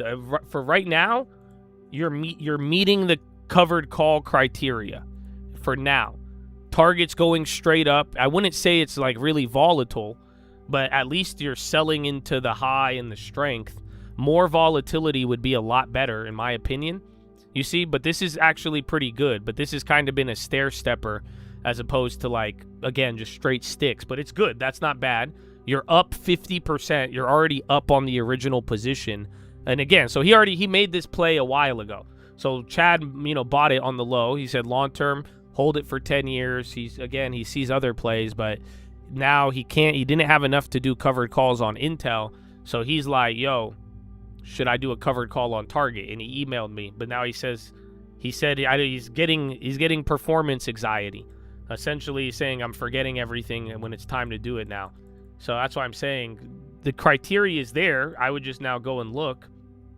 Again, I start with the last one because I'm a sicko, but I love it. So yeah, good news, bad news. You're up a lot on the play. You're already up 50%. Actually, how much is that in gains? Okay, you could lock in you could lock in like 30% of the gains. So pretty much, like if the furthest one out, if you want the most upside with premium, you get like $1,400, which is not that much, because you could only sell one of these. If you want to get back $3,000, which would cover half of the gains, you would sell a $150, but then you're only leaving yourself kind of $10 of upside. So unfortunately, I think you need more volatility, or we just need it to keep going up. I mean, that's kind of the beauty of it, where think about it. You held it here. It's going to fluctuate. I wouldn't panic. I would just find a way to ignore it or buy other stocks to balance it out. But it's like if this had, if this thing goes up, but if you pretty much go up another 20-30% on the position, the strikes will either get further or you'll be able to at least get paid You know, if you could get paid like 3,000 for like a 200, that one I think would be decent. You could do any of them, but as of now, it's not. I don't think the premiums. I mean, you could pretty much go look. If you even go for January, you want to still have upside on the stock. You're making $1,000 or less on it up front, which isn't bad, but it's not like it's not like you're making your position negative. So long story short, you would just, you know, if you already got it, like even if you sold the 200, just you could do the simple thing I was showing you guys. $200 call. Let's say you sold it at 1,300, just minus $13 off of your cost basis. So you bought Target at $93. So if you sold this cover call at 200, you would still be vulnerable to the stock moving. You see what I'm saying? Like your gains in the value, it's still going to move back and forth, but the whole idea is that this call would essentially lower your cost basis by $13. So now instead of 93 purchase, collect $1,300 up front off the stock, your purchase price is pretty much now $80, which that's what it, not bad. And then and then you're still getting the premium, and then your upside is if Target goes to 200, which will be like another what, $60? That's like 50% still. Yeah, is it? I think so. Yeah, Target was at 260 5 years ago. It's a good point. So Target was a lot higher. That is the other part of this equation. So it's not like Target is like all downside. And that's what I'm saying. So the premium, and Target is a dividend payer. So that's another point where like usually these stocks that pay dividends, they don't offer the same like cuckoo premium and growth. So I don't think, like, again, unless you wanted to sell the 150, this would lower your cost basis by like 50%. But yeah, it would only leave you $10 of upside. Literally, we're talking 10% to the upside for the next 2 years. That would pretty much be like, yeah, I don't think that's not high enough, unfortunately, unless you wanted a pseudo take profits on this play. But again, I think 20 years or 10 years, good pickup. I mean, I don't think it's bad. I would personally probably wait a little longer. Or if I would feel, I don't know if you have plans for the cash or what, but it's like if it would, if lowering your cost basis to $80 would be of benefit, that I would like the upside a little bit more. Again, it's very similar. You're pretty much in the Intel position. The difference is you're up 50% and not 500. That's it. Because you got a good purchase price. You got a good purchase price, good size. I mean, good thing is that stock pays a dividend, which is awesome. So you're getting a good yield. But yeah, that's it. What about selling covered calls on Nvidia or Meta? That's up 1,000. Easy. Not Meta, because Meta's not into the moon. Honestly, all of them. You could still do it now, but ideally, I would have been down with this at any time on the spikes. But you just got to run the numbers. That's what I'm saying. Like what I just showed on Target, like I'm saying, I would probably myself, I probably wouldn't sell that covered call. But yeah.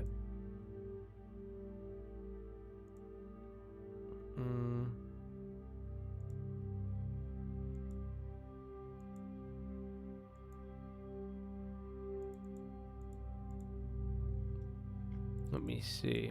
But yeah, just like what I showed you, it's like, it's whatever you're comfortable with. Like, do you like those numbers? Are they rational? Does it make sense? Like I'm saying, the 150 to make the 3,000, that the highest premium you get up front, that would be good to protect the position, but it doesn't really leave any upside. And then the one that leaves upside, it lowers your cost basis by like 10%. So it's like, you know, it's money and it's there, and but that one at least gives you 50% upside on the stock. But otherwise, I personally, it's just kind of the nature of the stock, a little dividend payer. Target, it could still move a lot, thankfully, but it just, that premium's not there. If Target was up, no, that's what I'm saying. Like Intel, if it went up 100%, 200%, I'm sure this dynamic would become a lot more favorable for selling covered calls. It's still not bad now, but for me personally, I would just stick to my original plan. But if you have like a Nvidia, Meta, like Nvidia is more higher, Meta's kind of came down, but I would just run the numbers. Everybody has different positions. So like I'm saying, You know, the guy who's bought in, you know, these are where we're talking, we could sell like 300 calls, 380s, and get back $2,000, $21. There's people who bought Nvidia at $21. See what I'm saying? Or bought it at 40 or 50 or 100 or 150, 190. So depending on your price and how much you're up, that's what changes the kind of the dynamics of, you know, what sort of play you're doing. Are you getting a negative cost basis? Are you dramatically reducing your cost basis with it? Or is it just kind of giving you some income? I like the latter version. You know, if you've got a good enough position where it makes your position negative or practically break even, you know, your cost basis, that's awesome. So that's kind of what I'm looking for. That's why I haven't done them in a while. You know, there's not really too many positions where it kind of made sense. Again, we did it on Uber, and Uber actually went up. I just kept rolling it over. But yeah, these are all a couple years ago. That's why Intel's moved a lot, and I was just I was waiting for it. BNAI 5%.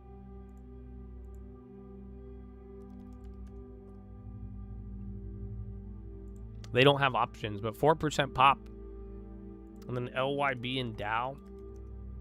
These chemical companies.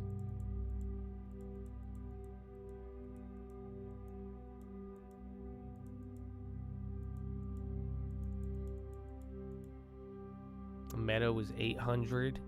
Was it? Was it 795? Meta. Yeah, holy shit. I guess so.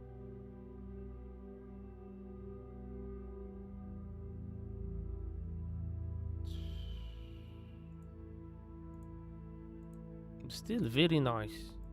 Very, very nice.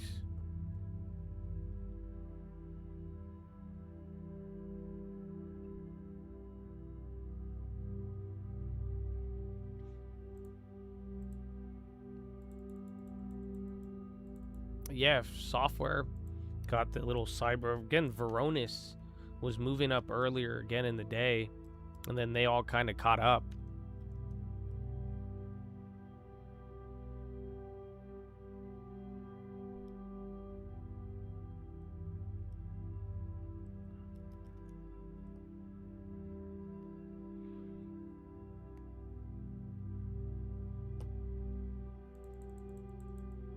Iran non-PGSA Hormuz routes lose insurance coverage guarantee. They have insurance? Wow. Low ticker is very active.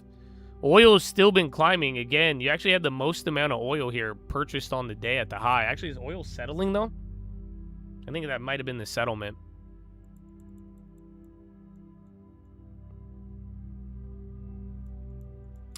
If your cost basis on Nvidia is $20, is it worth a negative cost basis to limit gains? Previously on a stock that's gone nuts. It just depends what you value. But I mean, if you're telling me, the way I look at it is just like Intel. I mean, if you're telling me, where is it? So you paid how much? 20 bucks? So you could literally sell the 390 and make your position pretty much free. Or so yeah, 3.9, maybe you get 21 bucks. And then that would leave you what?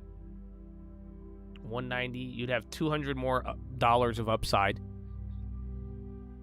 by the next 2 years. And then even if that did go crazy, again, now your downside at the very least, you just wouldn't lose your initial investment. So you still got profits. That's the other thing you got to think about. This negative cost basis, it's what you paid for the stock. But you, just like Intel, you probably have a lot of extra profit. But so it limits your downside a little bit. But now, what if this stock goes crazy? You refinance it, Habibi. That's it. Let me put it this way. If by December 2028, right? Let's say you sold the 390. Same situation. And then December 2028 rolls around. And let's say Nvidia is at $400. Right? You got to follow with me on this one. This is a crucial part. So like I'm saying, you could do the deal today, get the money back for what you paid for the stock, have some upside. You actually still have, you know, what, almost 100% upside on the stock. It'd have a $10 trillion market cap. And then now come December 2028, the stock, a month before your expiration, is trading at $400. Google.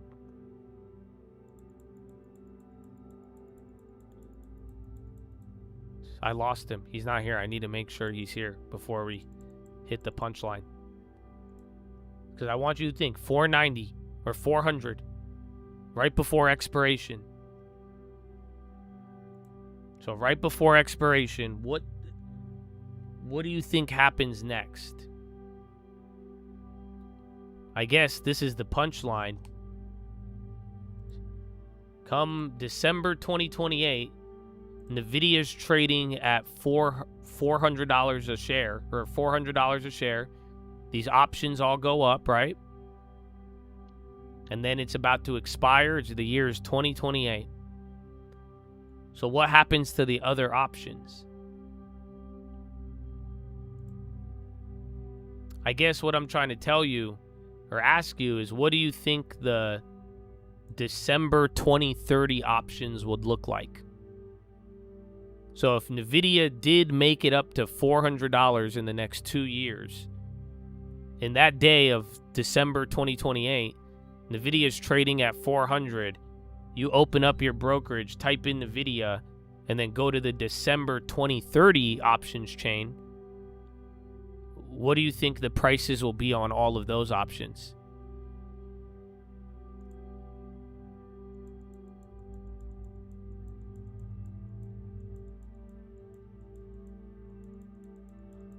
Yeah, they'd be even crazier. And then since that's probably your first covered call on it, I would just refinance my shit out of that. And then, yeah, you just roll it over.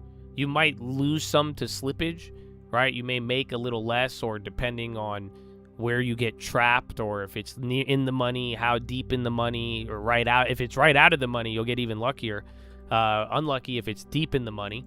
But then, yeah, you should be able to, on the first option, especially if you start that far out with that premium, you should be able to, the second, even if it did really go crazy with the upside, you should be able to roll out for credit still on the second one, or at least maximize more upside profits on the back end. So in a weird way, you wouldn't have really missed out that move, even if it did go crazy. So, yeah, it takes knowledge to do this, but not even knowledge. Like, you have to do it and stick with it. That's what I'm saying. If you're prone to cutting a position halfway through, this may not be the best. Yeah, patience, if you understand the max, it's like a bond essentially, because by maturity, you know what's going to happen. Same thing with the covered call. So as long as you hold it to maturity, then the plan is always going to work, really. So you just have to be able to stick with it in that sense. And if not, then yeah, maybe I wouldn't do it. But I do think I love the negative cost basis. I'm always, especially again, if you're already up a tremendous amount, it's very advantageous because you've already taken the risk. Like Intel, we had to hold it to 500%. That's the same thing with Nvidia. You had to hold it to 1,000% for you to even get this opportunity. So yeah, but none of this is a recommendation. I wear a sock on my head. You know that? I can't even call it financial advice. It's sock advice. It's not stock advice. It is sock advice. So there's been a big misconception lately. Everybody's been like, yo, give me a stock. I'm like, dude, this whole time I've been wearing the sock. It's a sock advice, but not stock advice. There's a very big difference. So if you haven't seen my Instagram, I wear a sock on my head and I record the videos giving sock advice. You know, it's advice coming from a sock. But it's, even though we're talking about stocks, it's not stock advice. No, not at all. But sock, that's what I'm saying. I think he gets it. Mm-hmm.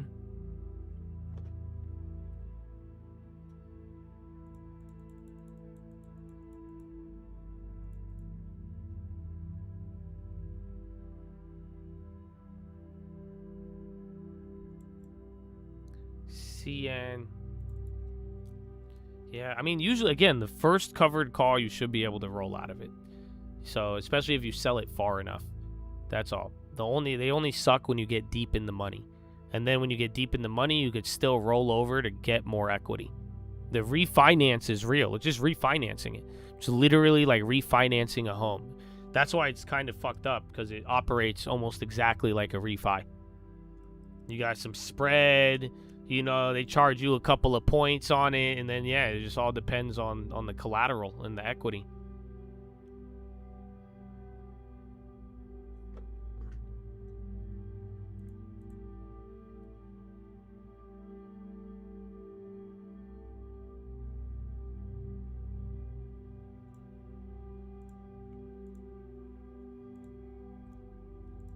You like it here? Really? That's good. Until I talk about your least favorite political party. So, just in case, you know, if any new guys have been feeling the vibe, let me offend you real quick. And then that way we can make sure it's real. Okay? It's not for MAGA, it's for the money. Follow me on Instagram at the Trading Fraternity if you want to see the sock advice. That's where I post the sock advice.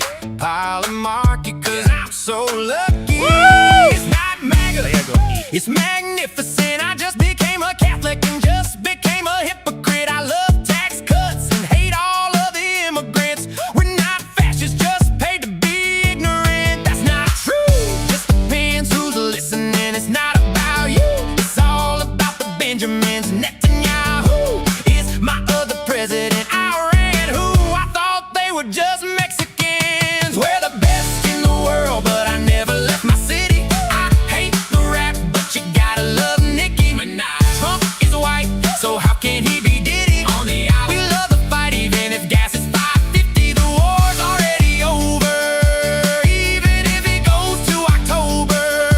Panicans have no composure. I'm just a loyal voter. Let's end another war.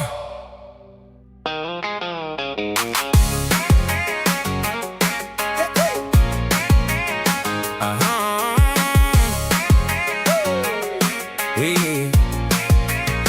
I'm American, but love Canada. I'm a white guy, the one for Kamala. She's like me, she understands the love. No, she wouldn't have got us in a war. Who would have had price ceilings and price floors? Everything would be free in the empty store, and we'd ignore everything that would affect the poor, like the healthcare or the welfare. Mandate 5 more boosters and climate scares. I love her, not a worry in the world, 'cause opposition is silence. Tax your unrealized wealth and your mileage. Throw the Trumpies in jail if they get caught smiling. White guy for Kamala, my wife doesn't love me. White guy for Kamala, at least I'm not Trumpy. White guy for Kamala, armpit hair is not yucky for the ladies. I don't know what it'd be if she actually won anything but Trump, even if it's all dumb. Shout out to my daughter, I made her my son. I will still protest ICE, 'cause it's a whole lot of fun. White guy for Kamala. Dog, when was the last ICE protest? What the fuck? What the fuck? Oh, they just stopped? I ain't seen what, bro. Where's the fucking air horn? It's okay to be gay. We haven't seen what? That was this year. That was this year. That was this year. Yeah. All right, man. Well, listen. Can I talk to you guys about like joining a gang or like a cult? Can I talk to you guys about joining a cult or like the Josh Atola? Can I talk to you guys about it? Because I think we need to clear something up. No, I think we really need to clear something up, dude. Because there's a question. He said, what do you do with the money from the cover call? He said, does it go back into the long term? Or is it like a win and play summer trip type of thing? So this is why I'm saying that. That inspired me. Because the long term, my brother, is like a gang. It's like a cult. It is like the Josh Atola. Okay? The long term is very, very, very much like that. Once it's in, it's not coming out. Do you understand? That's what I'm saying. That's why I say maybe we need to talk about this as a cult. Because, like, do you guys understand? Like, you can't be repping no cult, no Josh Atola if you think you can leave. That's what I'm saying. I love you. Do whatever you like. I'm not trying to force you. Like I'm saying, I've been very friendly, Josh Atola, very friendly cult leader. It's not, I'm telling you straight up. I'm not saying like, yo, you got to do this, but I'm telling you like, yo, terms, conditions. Do you understand like what's happening? Because that's how it is. That's what I'm saying. It's like, if that's exactly how the long term is. It's a closed loop in there. Once the money's in the long term, it does not come out. It cannot come out unless it's for a house. That's what I'm saying. Maybe if it has to save your life, you must have tried everything else before tapping in to the you can't leave the gang. You can't leave the cult. Otherwise, don't join a cult.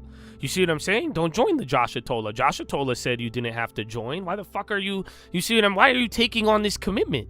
If nobody, you see what I'm saying? Like, oh, I want to join a cult. Don't join a cult. No, don't join a cult. No Josh Atola for you. No, you don't get this shit. You don't have to. That's why you don't have to make the law. You don't have to be like, oh, I'm going to hold this for 10 years. If you're really not going to fucking do that, you don't have to. So don't make that commitment if you're not going to. Because once it's in there, any money that goes in that long term, it must follow the mechanical rules nature. It's not coming out unless it's a house, unless it's 10 years minimum. You could move it around, but it still shouldn't come out. Right? There's only one way out, dude.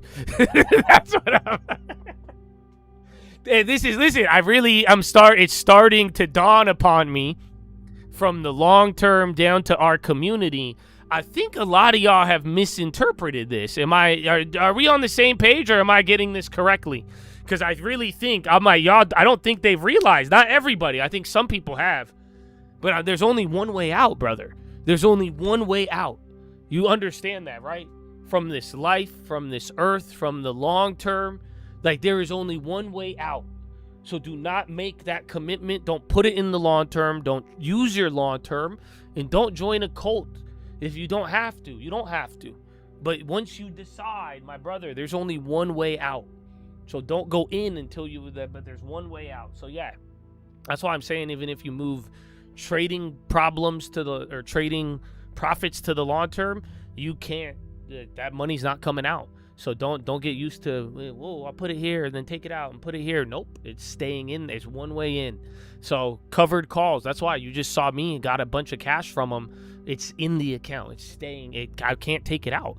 That's it. The only time I've pulled money in the last almost 10 years, closer to 10 years, I guess halfway through, you've only seen me pull money out of that account to buy a house, literally. Any other account, we've not pulled it out. Again, this is even what I've stressed to my sister. I gave her full autonomy, but that's why I said, do whatever you want. I've always told her, anytime she got scared, I said, you could sell out, you do whatever you want. You could pull it out or not. But I said, I'm going to tell, so I'm giving you the same advice that I would give my own sister. I'm telling you, that once it goes in that long term, it doesn't come out. There's only one way out.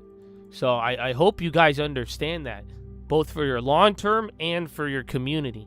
But then at the same time, if you understand the community, you'll understand this should go hand in hand. It'll actually help you understand it more. But there's only one way out, brother. So any money in the long term is a closed loop network. Okay? It's just all within itself, and ideally, and keep everything away and out of it. And and ideally you want it to keep closed loop and regenerate and create its own little ecosystem and do whatever else it wants to do. But you don't want to interrupt it. And once stuff goes in, you contribute, but you don't take out. It's only going to pop out a house, which, God, inshallah, Habibi, that's great. That is very great. No, the straight of long term is closed. It's been closed. That's why I'm saying some of y'all, you guys say, oh, I go in the long term. Maybe I move a couple of deposit tankers. No, fuck you, brother. The CRGC says no movement. No movement to the straight of long term ever. Unless you are a ship going to Houseland, and we will allow you to pass. Everything else, I blow it up. Fuck, I put a mine. I put a mine in your Schwab account. Fuck you, man.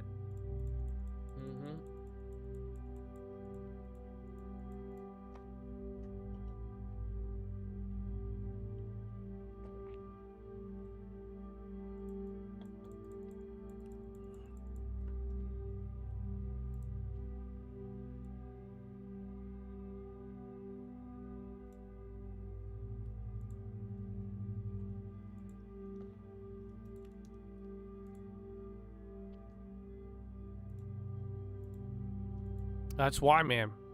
That's why all of this, bro. Everything's a minimum. Like I said, don't take on a commitment. You don't have to. No one's forcing you to make this commitment. Nor make it big. Because this is what I've been showing you guys for several years. I have given you I don't think the plays and everything have been perfect, but I've given you a perfect example of what an account looks like if you do that. This account never had money go out and just a small amount go in consistently. Again, we could get Colt Sister too. I was also saying with even the compounding today, just the minimum amount possible. Something you could always do and that you won't even need. Hopefully ignore. Like I'm saying, bro, $200 a month, $300 a month, that's what you'll spend on car maintenance, for crying out loud.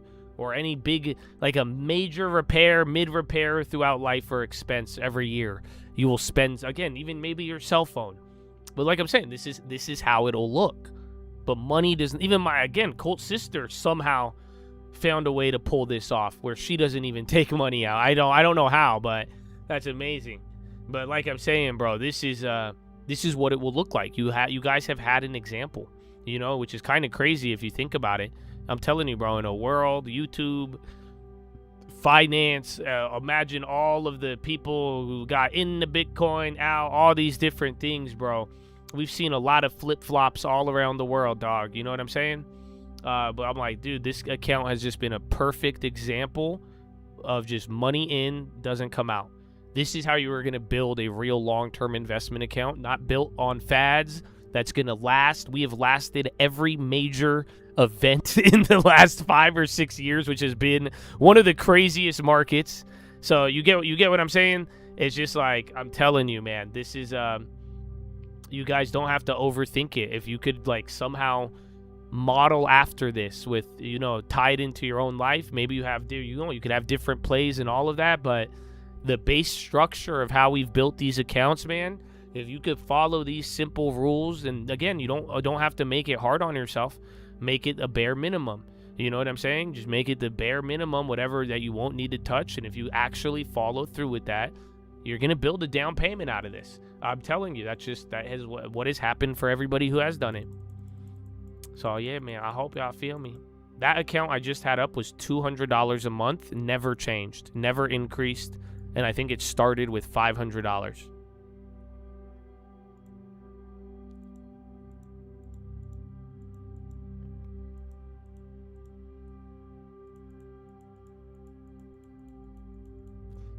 You need to sit down with me? You got too many questions?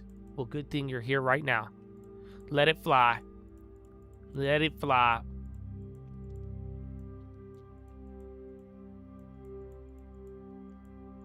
Defense companies told President Trump they wanted more funds. You and me both, brother. Don't we all? Don't we all? But yeah, that last account was $200 a month, never raised, and it started 2 years later than the other accounts that we made. So it has less time.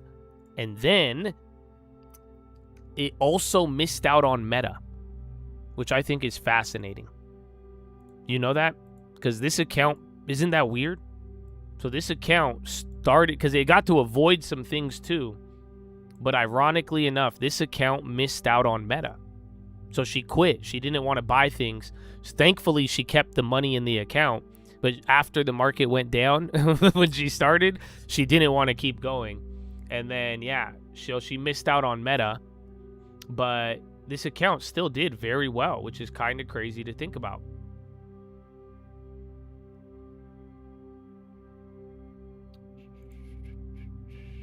Where is it? Oh, yeah. I think it'll show the max. Yeah, bro. It's beautiful. Annualized 30% return. It's not bad at all. She's making 30% a year, dickhead. She doesn't, and she hates it.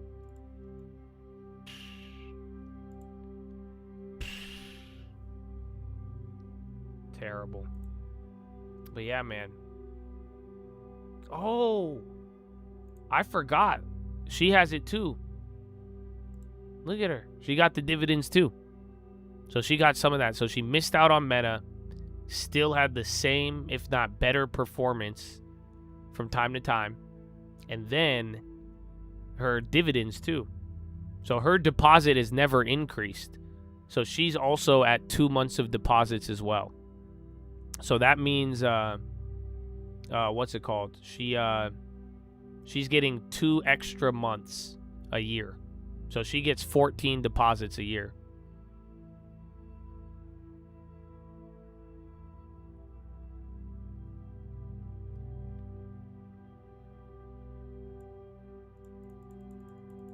Been here 5 years. You've only seen every stock I want. 4x to 10x. You got played on the 0 days. Came, but here to become a better trader, I gotta live and learn. But looking back, I would do things different. My whole philosophy has been do it all. I don't know if you guys have noticed. I think you should trade, get a long term, and do real estate, and then also do a business and do whatever you can. So, like I'm saying, I think you could learn how to trade and you could get involved and do something with it. But at the same time, from the moment you do that, you get a long term. You should have a separate account, set this up, and utilize it. Because now you got you're having the same realization I had. That's what I started long term. Remember, it was my story from when I was 14 years old. Started long term. That's how I learned it. It got me in the market. Then I get exposed to trading and penny stocks and all this other shit. And then I'm like, oh, and then I look back and I'm like, wait, the stocks that I bought in the beginning, those all just did amazing. And then every year, year after year after year, as I've been in the market, almost 20 years, and I look back, I'm like, holy shit, I traded that one. I traded that one. I traded that. Oh, wow, if I just I bought that. Oh, if I just held it. So yeah, that's what you're gonna realize. So it's not bad, but that's what I'm saying. You could still do your trading. You have to learn the budget, but at the same time, you can't be putting more of that budget work. Don't let it work against you. Have it working in the long term. Have ownership and take advantage of the market while you're working it in another area.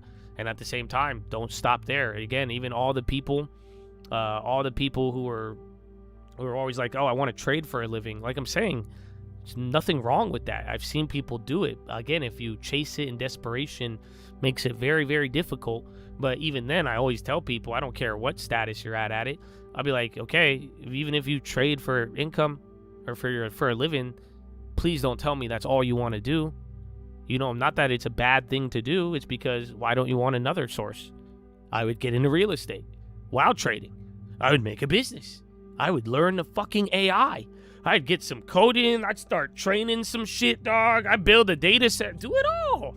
So, and that's what I'm saying. It's just like multiple sources of income and owning high quality assets and buying them at good prices. You know, this is all part of it.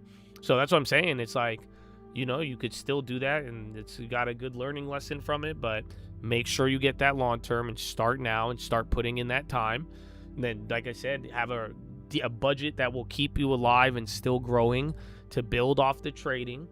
Have another source of income, and then start setting your sights on the real estate aspect of it. That's already a lot to do, but that's 4 sources. You got a job, real estate, trading, long term. That's 4 right there. That's not. Now again, you could make a business, do anything else on the side of that. Now we're talking.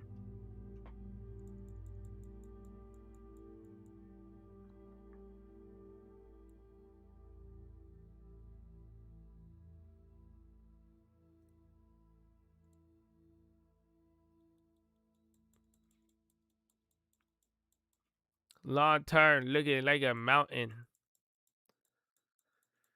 COVID, you started. Thank you. Need more long terms. Telling you, it's amazing. Is there a calculation rule of thumb on paying a bigger down payment versus buying down points? You've been told it's a must? And what do you mean, a must to buy down points? No, don't. And it's not a scam. Just, you're right, just go right in the middle. You guys want to get unbanned? Oh, you want to get unbanned? Fill out. But yeah, go somewhere in the middle of there. It just all depends how you do it and what do you value. Do you want a lower payment or do you care about your cash on hand? And what's the interest rate currently on the loan? It's just like a covered call. You got to run the numbers. Sometimes buying points makes sense, or who's buying it? Is the seller of the house buying it? You know what I mean? That's another topic as well too, but you know, how much are we saving off of it? And then again, what's the goal? Do you want a lower payment or trying to preserve equity? What are we going for? And then what's the rate? Because what can you do with the money that you end up keeping?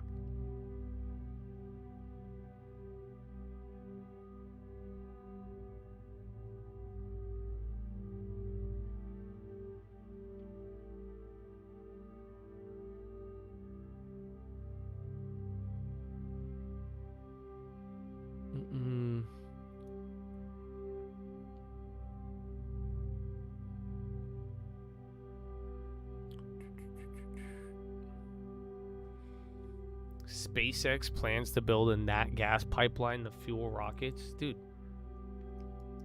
they've announced like video editing, satellite, cursor, and now a pipeline. Wild week, man. What time is it? It's 12:17.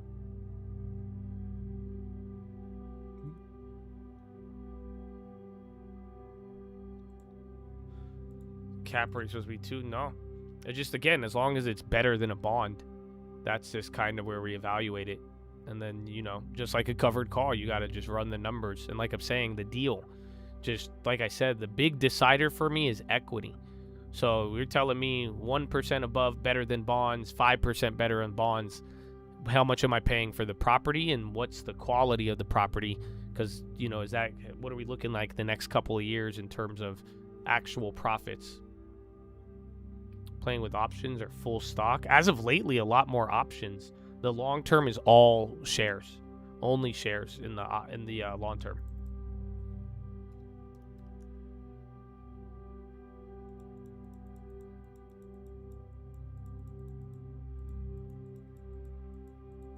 Lower payment. We're working on a budget. Yeah, if lower payment is really like the main priority, then yeah, buying down the points is going to help with that. But then, I mean, it's just like prepaying. Does that make sense? So you're going to pay down 10, 20K. That just like space that out over the months. You may save a little bit more money by prepaying. You're just prepaying your interest, essentially. And then my thing is, if you're going to do a point buy down, go for as long as possible or permanent. I don't like the like 1 to 3 year buy downs. I don't like them at all. So that's why I'm saying, you got to figure that one out.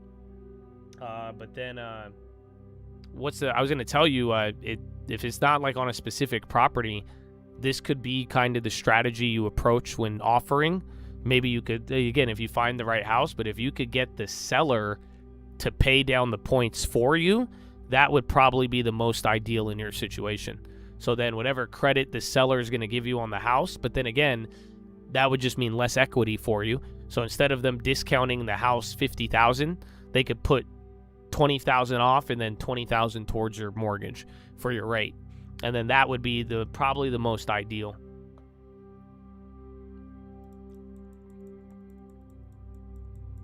Yeah, your break even. How much are you saving per month on the buy down? Take that amount and divide the cost of buying down your points. That's how many months to break even. Thank you. Yeah, that's what I'm saying. It's like you're just prepaying. So that's what it's like, depending on how much it's saving, costing you, all that. When do I like leaps for the long term? Never.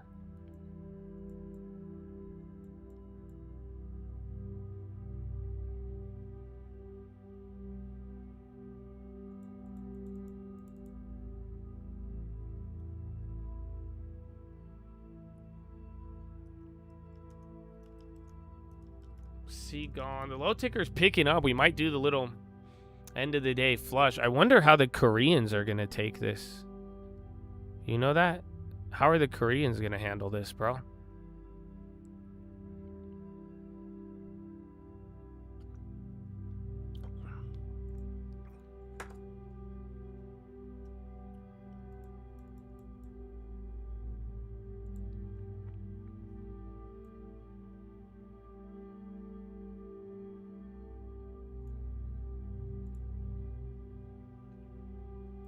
A rental, the seller to pay down is better than a lower price.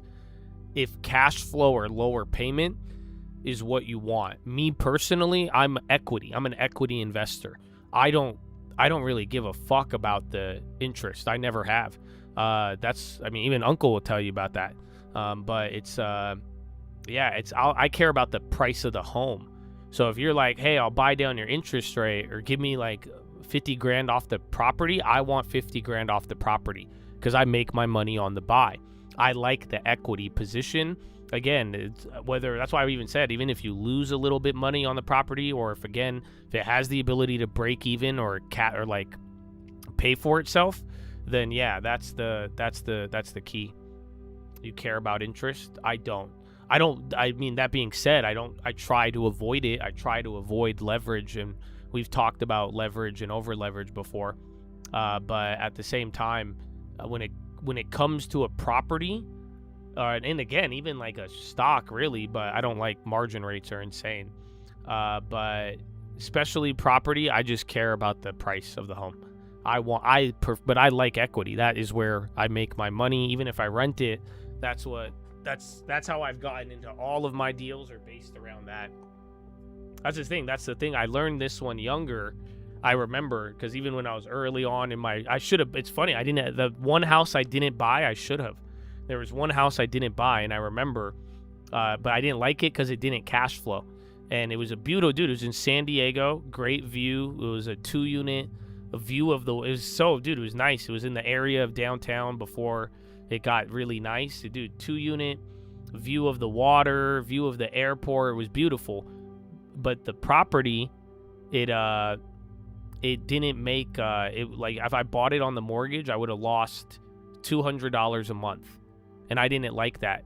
And I remember I told it to my dad, and my dad was like, "Dude, what?" He was like, "So how much is that a year?" I said $2,400 a year, and then he was like, "How much you think property go up?" I said 10%. He said, "So you don't want to make 150,000 because you lose 2,000?"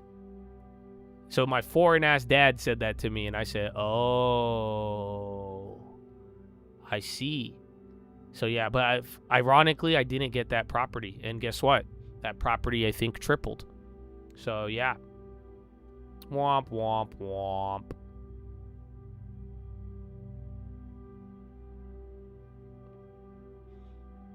Today, it was Mag 7. That's why we're kind of down on the SPY.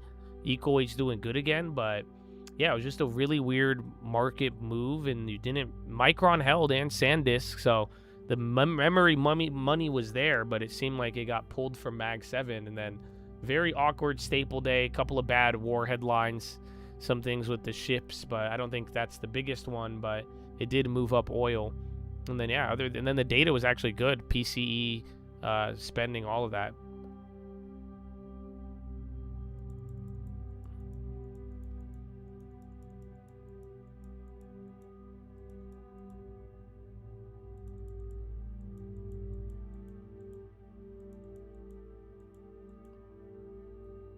Google, that was the only one that did good. But yeah, Mag 7, Apple price raise, that killed it by a lot.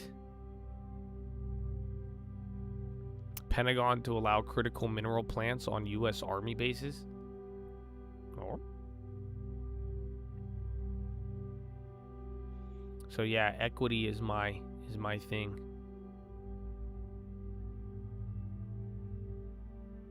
Appreciation has to be in an area to beat the bond rates. I feel like you're listening, but like not at the same time, or you keep it simple. Stop looking for, just go back to the number one thing. What's the priority? Let's see if you can answer this question. There's one priority with all these real estate deals. One word. What is it?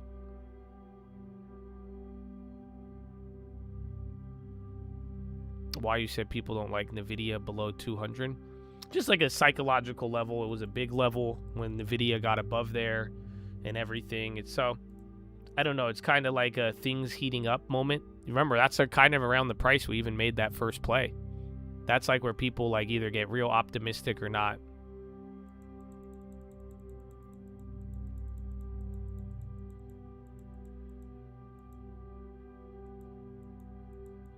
Best way to separate long-term from your options. Lots of options. Just make 2 accounts. Either let the options expire or go, whichever. Because you already have positions you've held for years. Just keep those in there. Get rid of all the other options. Either sell them or let them expire. And then just go make a brand new account for the options and just only trade in that one.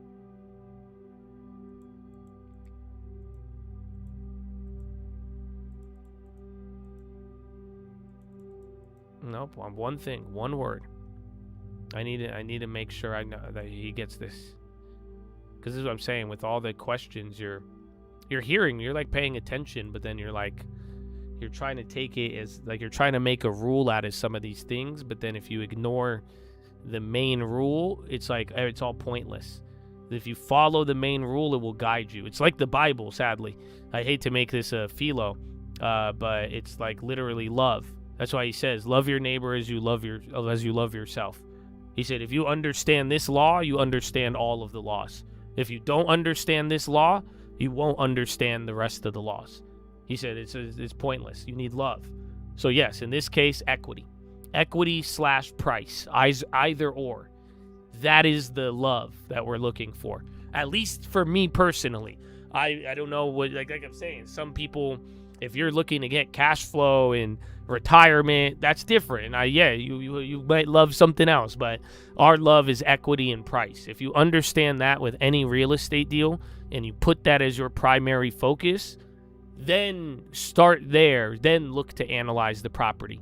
Then start to go over the bond rates, the rentals, the interest, but everything must be compared and go back to the backdrop of price and equity.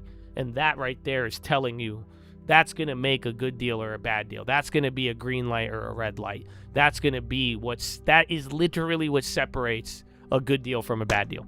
At least how I've done it, and I've done well, but I also, my volume is different, and at the same time too, I am very comfortable waiting and going for certain deals, but there's other people who do it different, and they like cash flow more. You know, I have properties that cash flow, but that's not my main priority or focus.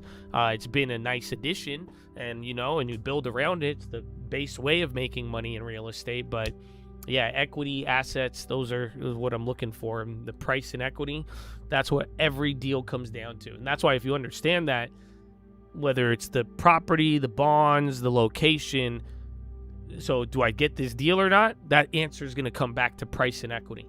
Tell me the location, tell me the yield, tell me the rent roll. Now tell me the price. You see, anything. This goes, that's why I love it. It's very easy with real estate, and it's good to know the metrics and how things get affected. But like, this works with anything. This is what I tell people with the long term. That's why I'm saying I'm ready to negotiate on everything. I will buy anything. You know that, right? I hope you would too. All about a good price. All about the right price. And you could have good things, but a good thing at the wrong price, heresy, blasphemy, cancer, terrible. That's all it is. A good thing at a good price. Good. Bad thing, good thing at a bad price, bad. So that's what I'm saying. Like, anything, you give it to me low enough, that's going to determine the trigger. That's what I'm saying. Real estate. Go give me a house in Flint, Michigan. Give me a house in the worst area possible. It's like, see, if the liability was high, or it's like the value would be difficult, if the price is low enough, I would take it. That's the irony, because something like Flint, Michigan, or one of those like condemned properties, if you were like, okay, I'll give it to you for $1, that's not low enough. I would say give me $20,000. Give me money and I'll buy that house. But the houses that aren't dilapidated and a liability and these rentals, it all is going to boil down to that price and equity. Because that's what I'm saying. Every deal, look, everything can be overlooked or everything can be accounted for with price and equity. If that makes any sense. I may not like the neighborhood, but if the price is low enough, that's a deal. Right? The property condition may be terrible, and I may need to replace the roof, the AC, and the electrical. But if they give it to me cheap enough, that deal's still going to work. You see what I'm saying? Now, same exact deal. Bad, I need Class C property, you're going to need a bunch of work, and now you want me to pay the going market rate, and it's a higher price? No. Put it in the best location? No. Because I'm not going to make money off of it, or I'm going to have to put many years in expenses to even get to my break even to be able to make money off of it. So everything, that's the focus. That's where you should flow down from and always circle back to price and equity. If you really want the answer, if you're like, this rent roll, this yield, or what should we look for with the property, it all comes down to price and equity. And that's what I'm saying. Comping it, demand, utility, supply, transferability, looking at the area, seeing where things are going for. That's where it all comes together. Ioner Army agreement for base leases. So they got tagged in it, or are they mentioned? We've seen this.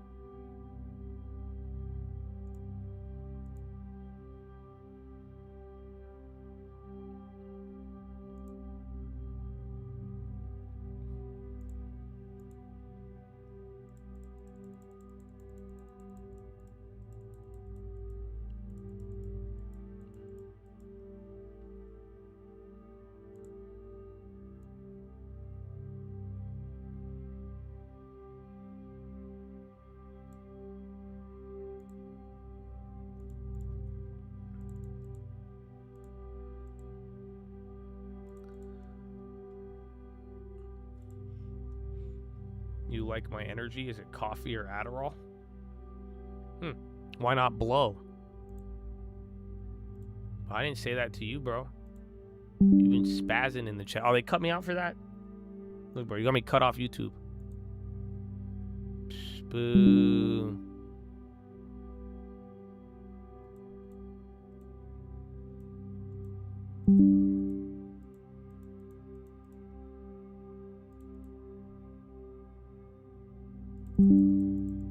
Oh, they keep cutting me out.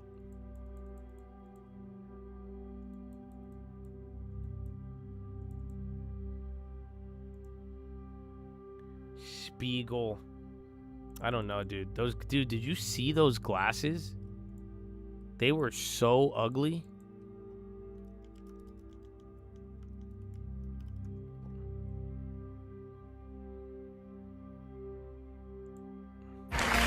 Good morning, AWE. Oh my goodness, it is so great to be here. I'm Evan Spiegel, the co-founder and CEO of Snap Inc. And now I'm so excited. Have you seen this? Because you are going to be one of the first in the world. Have you seen these things? TR millions of invisibly small nanostructures. Specs used shift, not designed, efficiently keeps. I want him to wear them. And drum kit overlays interactive lesson streaming video over USB-C when you use the display cable to connect your specs to your computer, your phone, or gaming device to use them as a large immersive display. And the included charging case offers terrible. But yeah, that was just like I don't know, man. Like, he doesn't have any real friends. You know what I'm saying? Like, imagine how much money he spent on that and to do a public release and not one person, not even his model-ass wife was like, yo, that's ugly. You know what I'm saying? like, not one person was like, hey, man, maybe we could do better.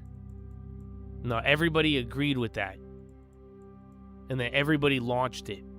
Now, there is the argument that that's just the first model, and maybe, you know, compare that to the Apple Vision, and, you know, maybe there's technology, and maybe they build off of it. Maybe he does, but right now I'm like, he don't have one person who will disagree with him. I don't think he has. I think he lives in a bubble, dog. Do you understand? I think he lives in a bubble, impenetrable bubble. That I think that one is, that, I don't know. Something about that one was just, I would argue, out of touch with how terrible that one was.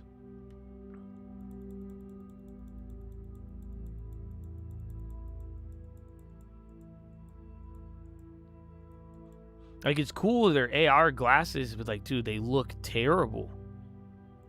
They look hideous, dude. That's what I'm saying. There's no way. Like, they let that go from idea to production to, like, event. There's no way.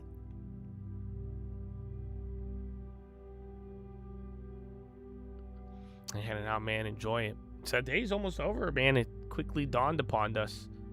I think it's been 5 days to nowhere. I think a little lower, but even all week has been like 7 hours to nowhere. To like move, but barely move. Fun times.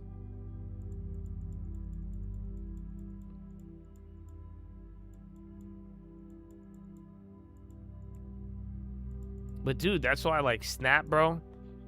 Snap fucking took all of the money in shareholders. All that stock-based comp. They still have so many millions of people and young people.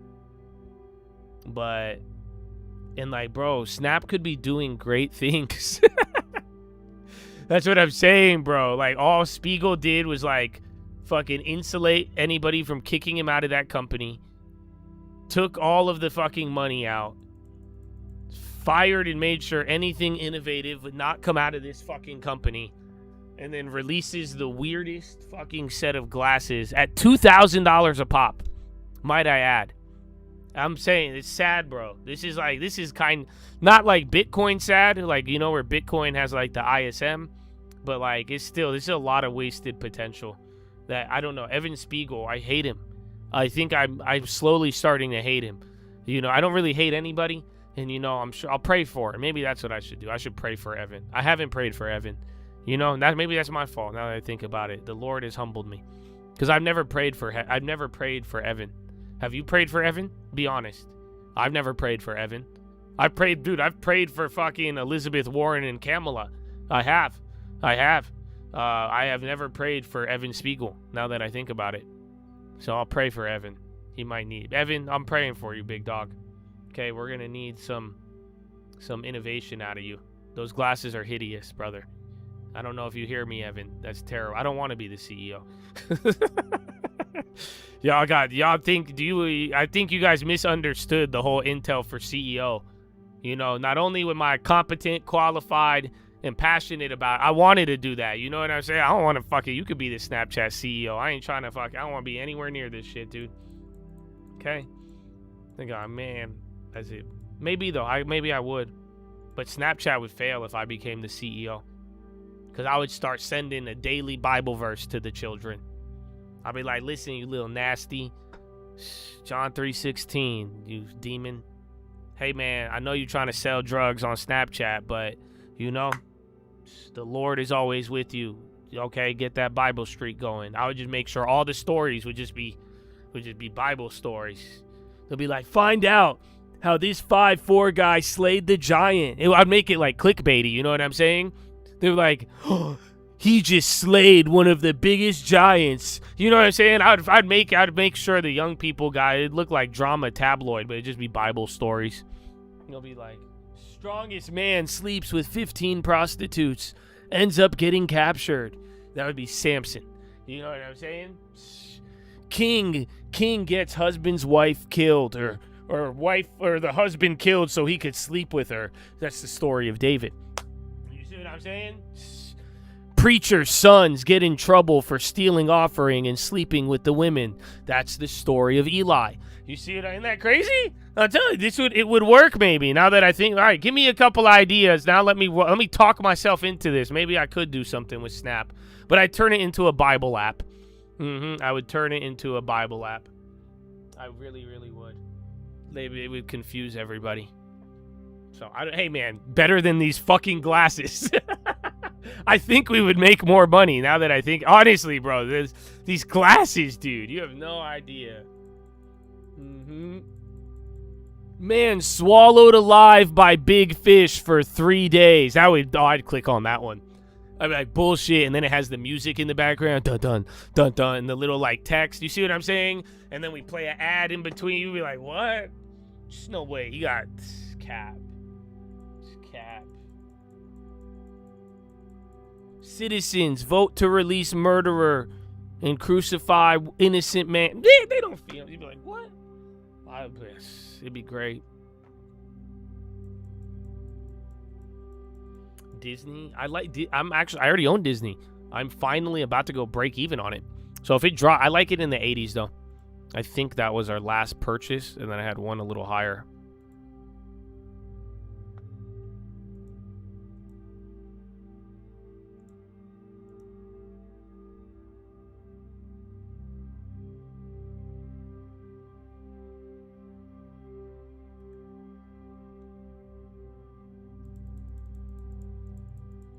We could stream basketball on it. Oh my gosh. Maybe. That might be our way into the big leagues.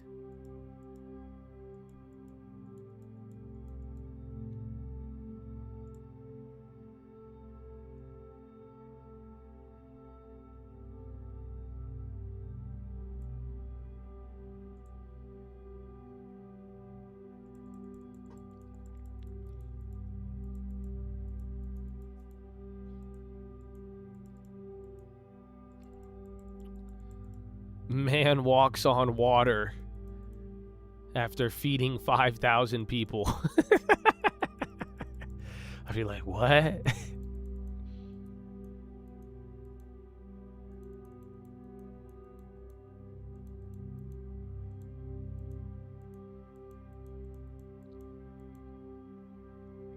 Religious radicals disrupt ceremony. Shadrach, Meshach, and Abednego. Telling you, bro, it'd be like if the Daily Mail wrote Bible stories. I wonder how they title them. I think it'd work. Yeah, NVIDIA is a little mini bear market, down 20. That's the crazy part. This is where we played it. So remember, the play started here when we made that first one. That was like April, May, and then it did the little pop and lock, and then it ripped. But yeah, 230 to 190. 236, 194 to be exact.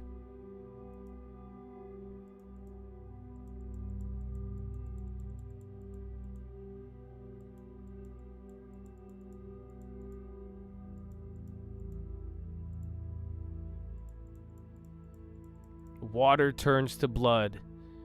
Pharaoh says he's not worried. Dog, I don't know, man.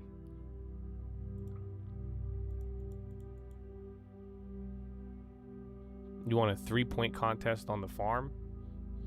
We don't have a basketball court, but I'm sure we could create something.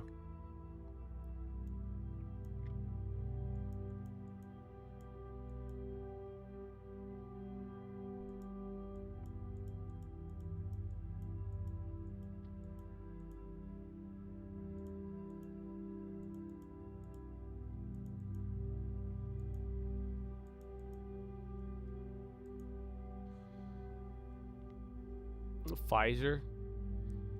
I mean, Pfizer's already appealing. I just don't like the dividend thing I talked about. It's really weird. So, like,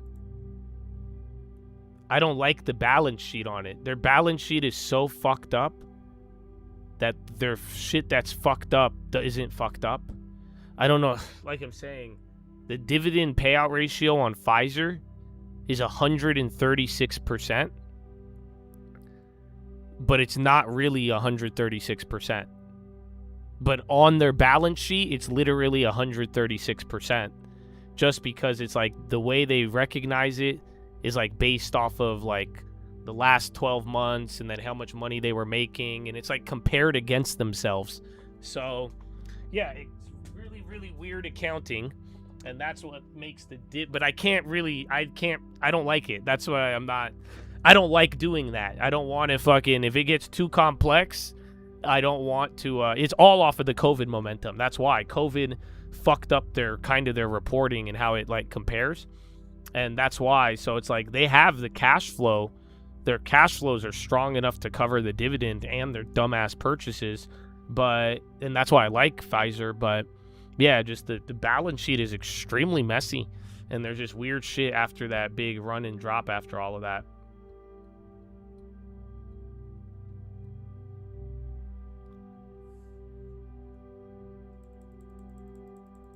So yeah, other than that, I mean, just like I was telling you though, you give it to me cheap enough.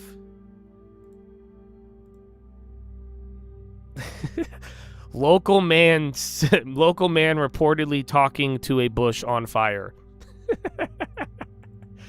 Local man talks to the vegetation set on fire. You'll never believe what he heard.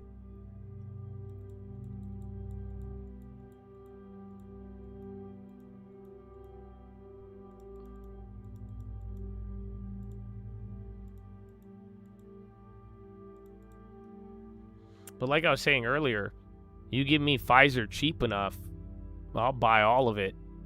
That's what I'm saying. If it gets cheap enough to the point where we could overlook some of this. But yeah, the dividend is the weird part. Because like the news of them cutting the dividend would be bad, but they just even announced it today. So yeah, that's the irony with them.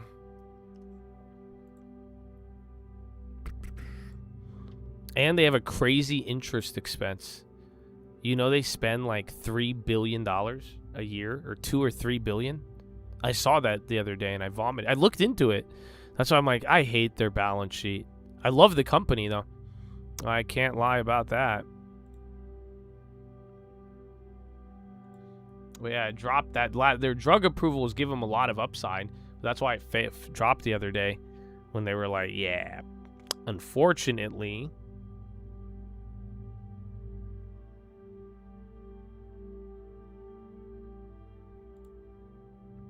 Let me see.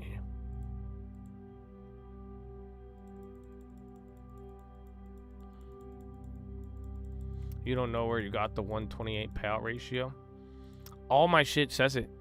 And I even double checked with like Grok and Gemini. They say the same thing. I don't know where you're getting them. You might be looking at the adjusted number, but that shouldn't come up right away. But yeah, but on like just base level, it's 130%.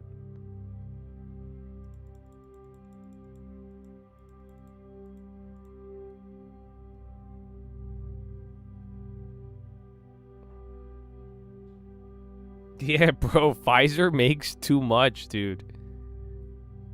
Yeah, dog, that's what I'm saying.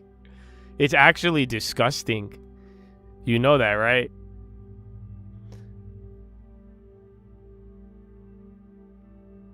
Yeah, what is it? It's like they're just cash, dividends. But yeah, they have strong enough cash flow to pay for everything. It's just really weird. They're financing other cash flow losses, and then just how it stacks. The COVID shit really fucked it up. But yeah, you know they're pulling in like a solid $11 to $15 billion a quarter in net operating cash flow. That's not even gross funds from operation. That's what I'm saying. It's pretty crazy. But then yeah, they have some like starting line. This is...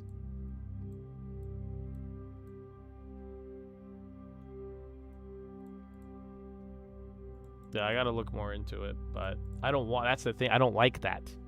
The fact that it's so complex and convoluted doesn't... You know, I could get real smart with it, but usually that just says sketch. It's like if you have to convince me that it's a good deal, then it's like, wait a minute. It's like, look here, look there. But then again, it's just like I told you with the long term. Because, like, do you see, like, I get the long term, I have all that cash from the covered calls. But like I was telling you yesterday, I'm like, yeah, just ignore the cash. Isn't that funny? I said just act as if the cash wasn't there. Because then that way you'll think clearer. And you'll be able to get a better investment. Just operate as if the cash wasn't there. You don't get it? I'm adjusting it. So if you look at my account, I have a bunch of cash. Josh adjusted, I say no cash in the long term. You get what I'm saying? So that's an adjustment. This is why Wall Street does adjustments, because I'm like, again, that covered call, the influx of capital doesn't really reflect how everything else is really playing out or all the time. So we'll adjust it, kind of ignore it, move it around. But yeah, that's a simple example compared to this Pfizer shit. Pfizer is the government. They do need to get into memory. Now we're talking.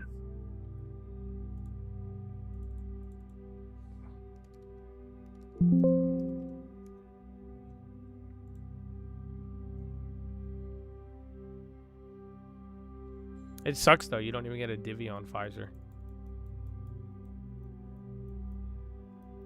Options, I think ThinkOrSwim. Schwab. No, that was 10-minute rig 2 minutes ago. Come on, guys. This has been so uneventful. I still think Micron saved the market. You don't think it did? It looks hella ugly, but Dow is up 0.1. NASDAQ up 0.5. 0.39. Palantir Bury covered short position. Wow. Oh, shit. I just knocked over my keyboard. I think I got collateral carbo. Collateral carbo. Man down. You heard that, right? Shit flying everywhere. Bruce Willis pops out. No.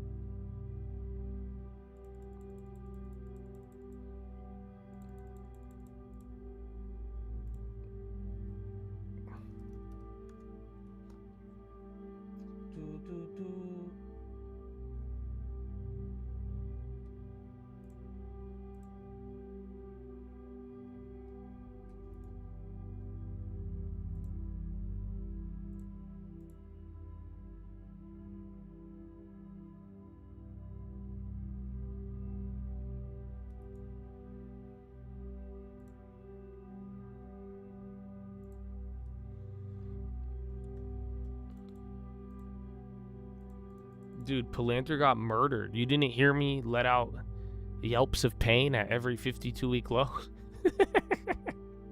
Dude, they fucking... That's what I said, bro. I said, Netanyahu! I'm like, y'all don't... It doesn't even make sense. I thought the Zionists are supposed to control this. I thought Palantir rules the world. And y'all telling me 160 to 107 in fucking 2 weeks? That's crazy. That's not... What the fuck? Better get some new fucking... You better get better Zionists than that then. What the fuck? This is bullshit.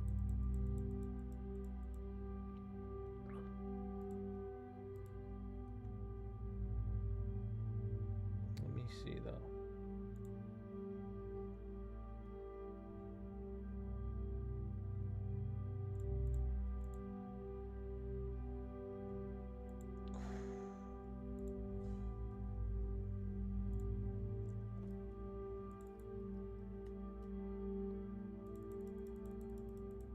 Yeah, they ripped those ones down. Damn, those jacked up. Okay.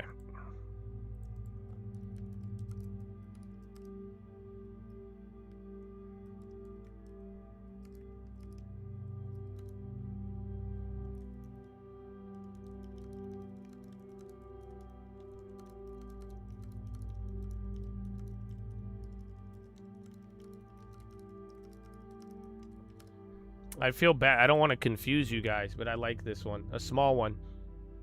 I'll give it. I did a small Palantir Lotto.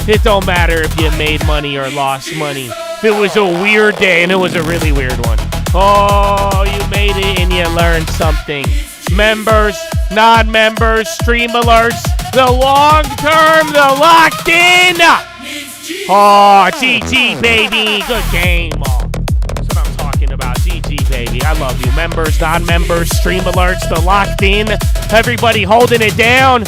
He wants to fight you, man. Oh, GG. So sad, or a little cuckoo.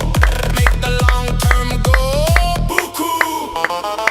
They hate AI art.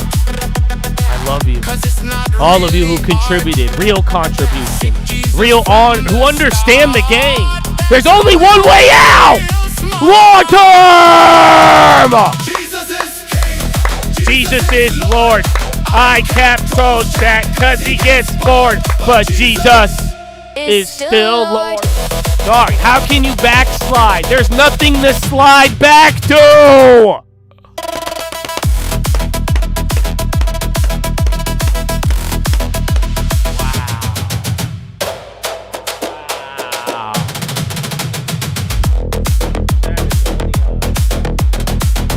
God bless you. God bless. Chatadonia. Wow. Sandisk is still going crazy. Wow. Thanks, Sandisk. 20%. Like it's nothing. See, that part of the bubble is good, but something has to give, dude. Even after a day like, that's what I was saying. I thought today was going to be a nudge, but we can't even get a, I'm telling you, man. You still have everything just pushing and pulling. Something's going to give, so I look forward to it. I don't know when. I don't know what. I don't know how, but oh, I'm ready. I'm excited. Oh, Chatadonia. God bless you all. Thank you for your time today. I hope you enjoyed it. That was truly a very weird one, man. SPY even closed right at break even. So I look forward to the future in many ways. Short-term, long-term future. Let's see where it takes us. But God bless you all. Go read the books. Richest Man in Babylon. Proverbs, New Living Translation. And the strangest secret in the world. And don't forget why we're here. Why we keep going. For real, why we keep going every day. Why you don't give up. Why you don't give back. Why you don't surrender. Why you don't surrender. Why you're going to wrestle with it. And why you're not going to be timid, baby. Why, baby? Why? Oh. Finger to the sky, baby. To God be the glory. And through the grace of God alone. Amen. Amen. Chatadonia. God bless you all. I should have an Instagram video and a watch list for you tonight. It's a third. We get a full week finally. I think is next week. I do think they might. I don't know if they're going to close the market early the day before 4th of July. But yeah, man, we're going to have a good time. And thank you all for your time. Get some rest, and I'll see you tonight. Please get a long term, and please understand, you know, there's only one way out. I've already, you know what I'm saying? But like, come on, man. And you don't have to get a long term. That's what I'm saying, man. Don't make a commitment. If no, you don't have to. But if you do, oh, please don't be timid about it. You get what I'm saying? That's all. That's all. I don't want you to do anything you don't want to do. But whatever you do, I hope you don't do it. Oh my. Chad, I will let you be. I will let you be. Don't let me go too crazy. Okay, so thank you for your time. Have a wonderful evening. I will see you guys tonight. And then, I don't know, how should I end it? How should I end it for them? Oh, I wanted no, I don't know. Maybe we might have to end it with the blast from the past. I had one I wanted to show you because I was thinking of the Vance is live. Well. But no, I was thinking of one of those uncle quotes, but I guess not.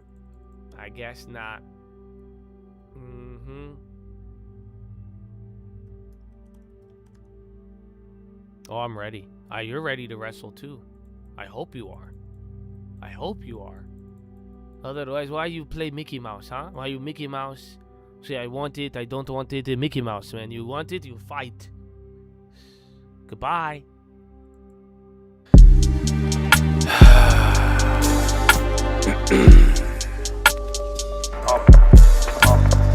Mirror, mirror on the wall, tell me when the stocks gon' fall. Buy your put and buy your call. Why these people always stall? Opportunity ain't far. Why they acting like it's not? I'ma take it, that's my job. That's the payrolls after all. Shake their hand and fake a smile. Give her inch, they ask a mile. Let me in and knock it down. Say the 10 and buy the time. Actual intelligence. Artificial negligence, they think it's about my arrogance. Severed from the relevance, they disregard the evidence. Go and get the delegates, the room is filled with elephants and a couple skeletons. They raised me from the elements, they hate how I'm developing. My genes began in Genesis, precipice of edifice, Carnegie's and Edison's. What's with your contentiousness, unless you are directionless? I think I get the emphasis, the tension's not the benefit. The phone is filled with dreadfulness. I know this cause your restlessness. Don't ever trade your excellence. Get run over by pendulums and just lead to endlessness. The snake was never venomous. Ideas are the pestilence. Tempering your temperament or tempting them with elegance or tempted by the eloquence.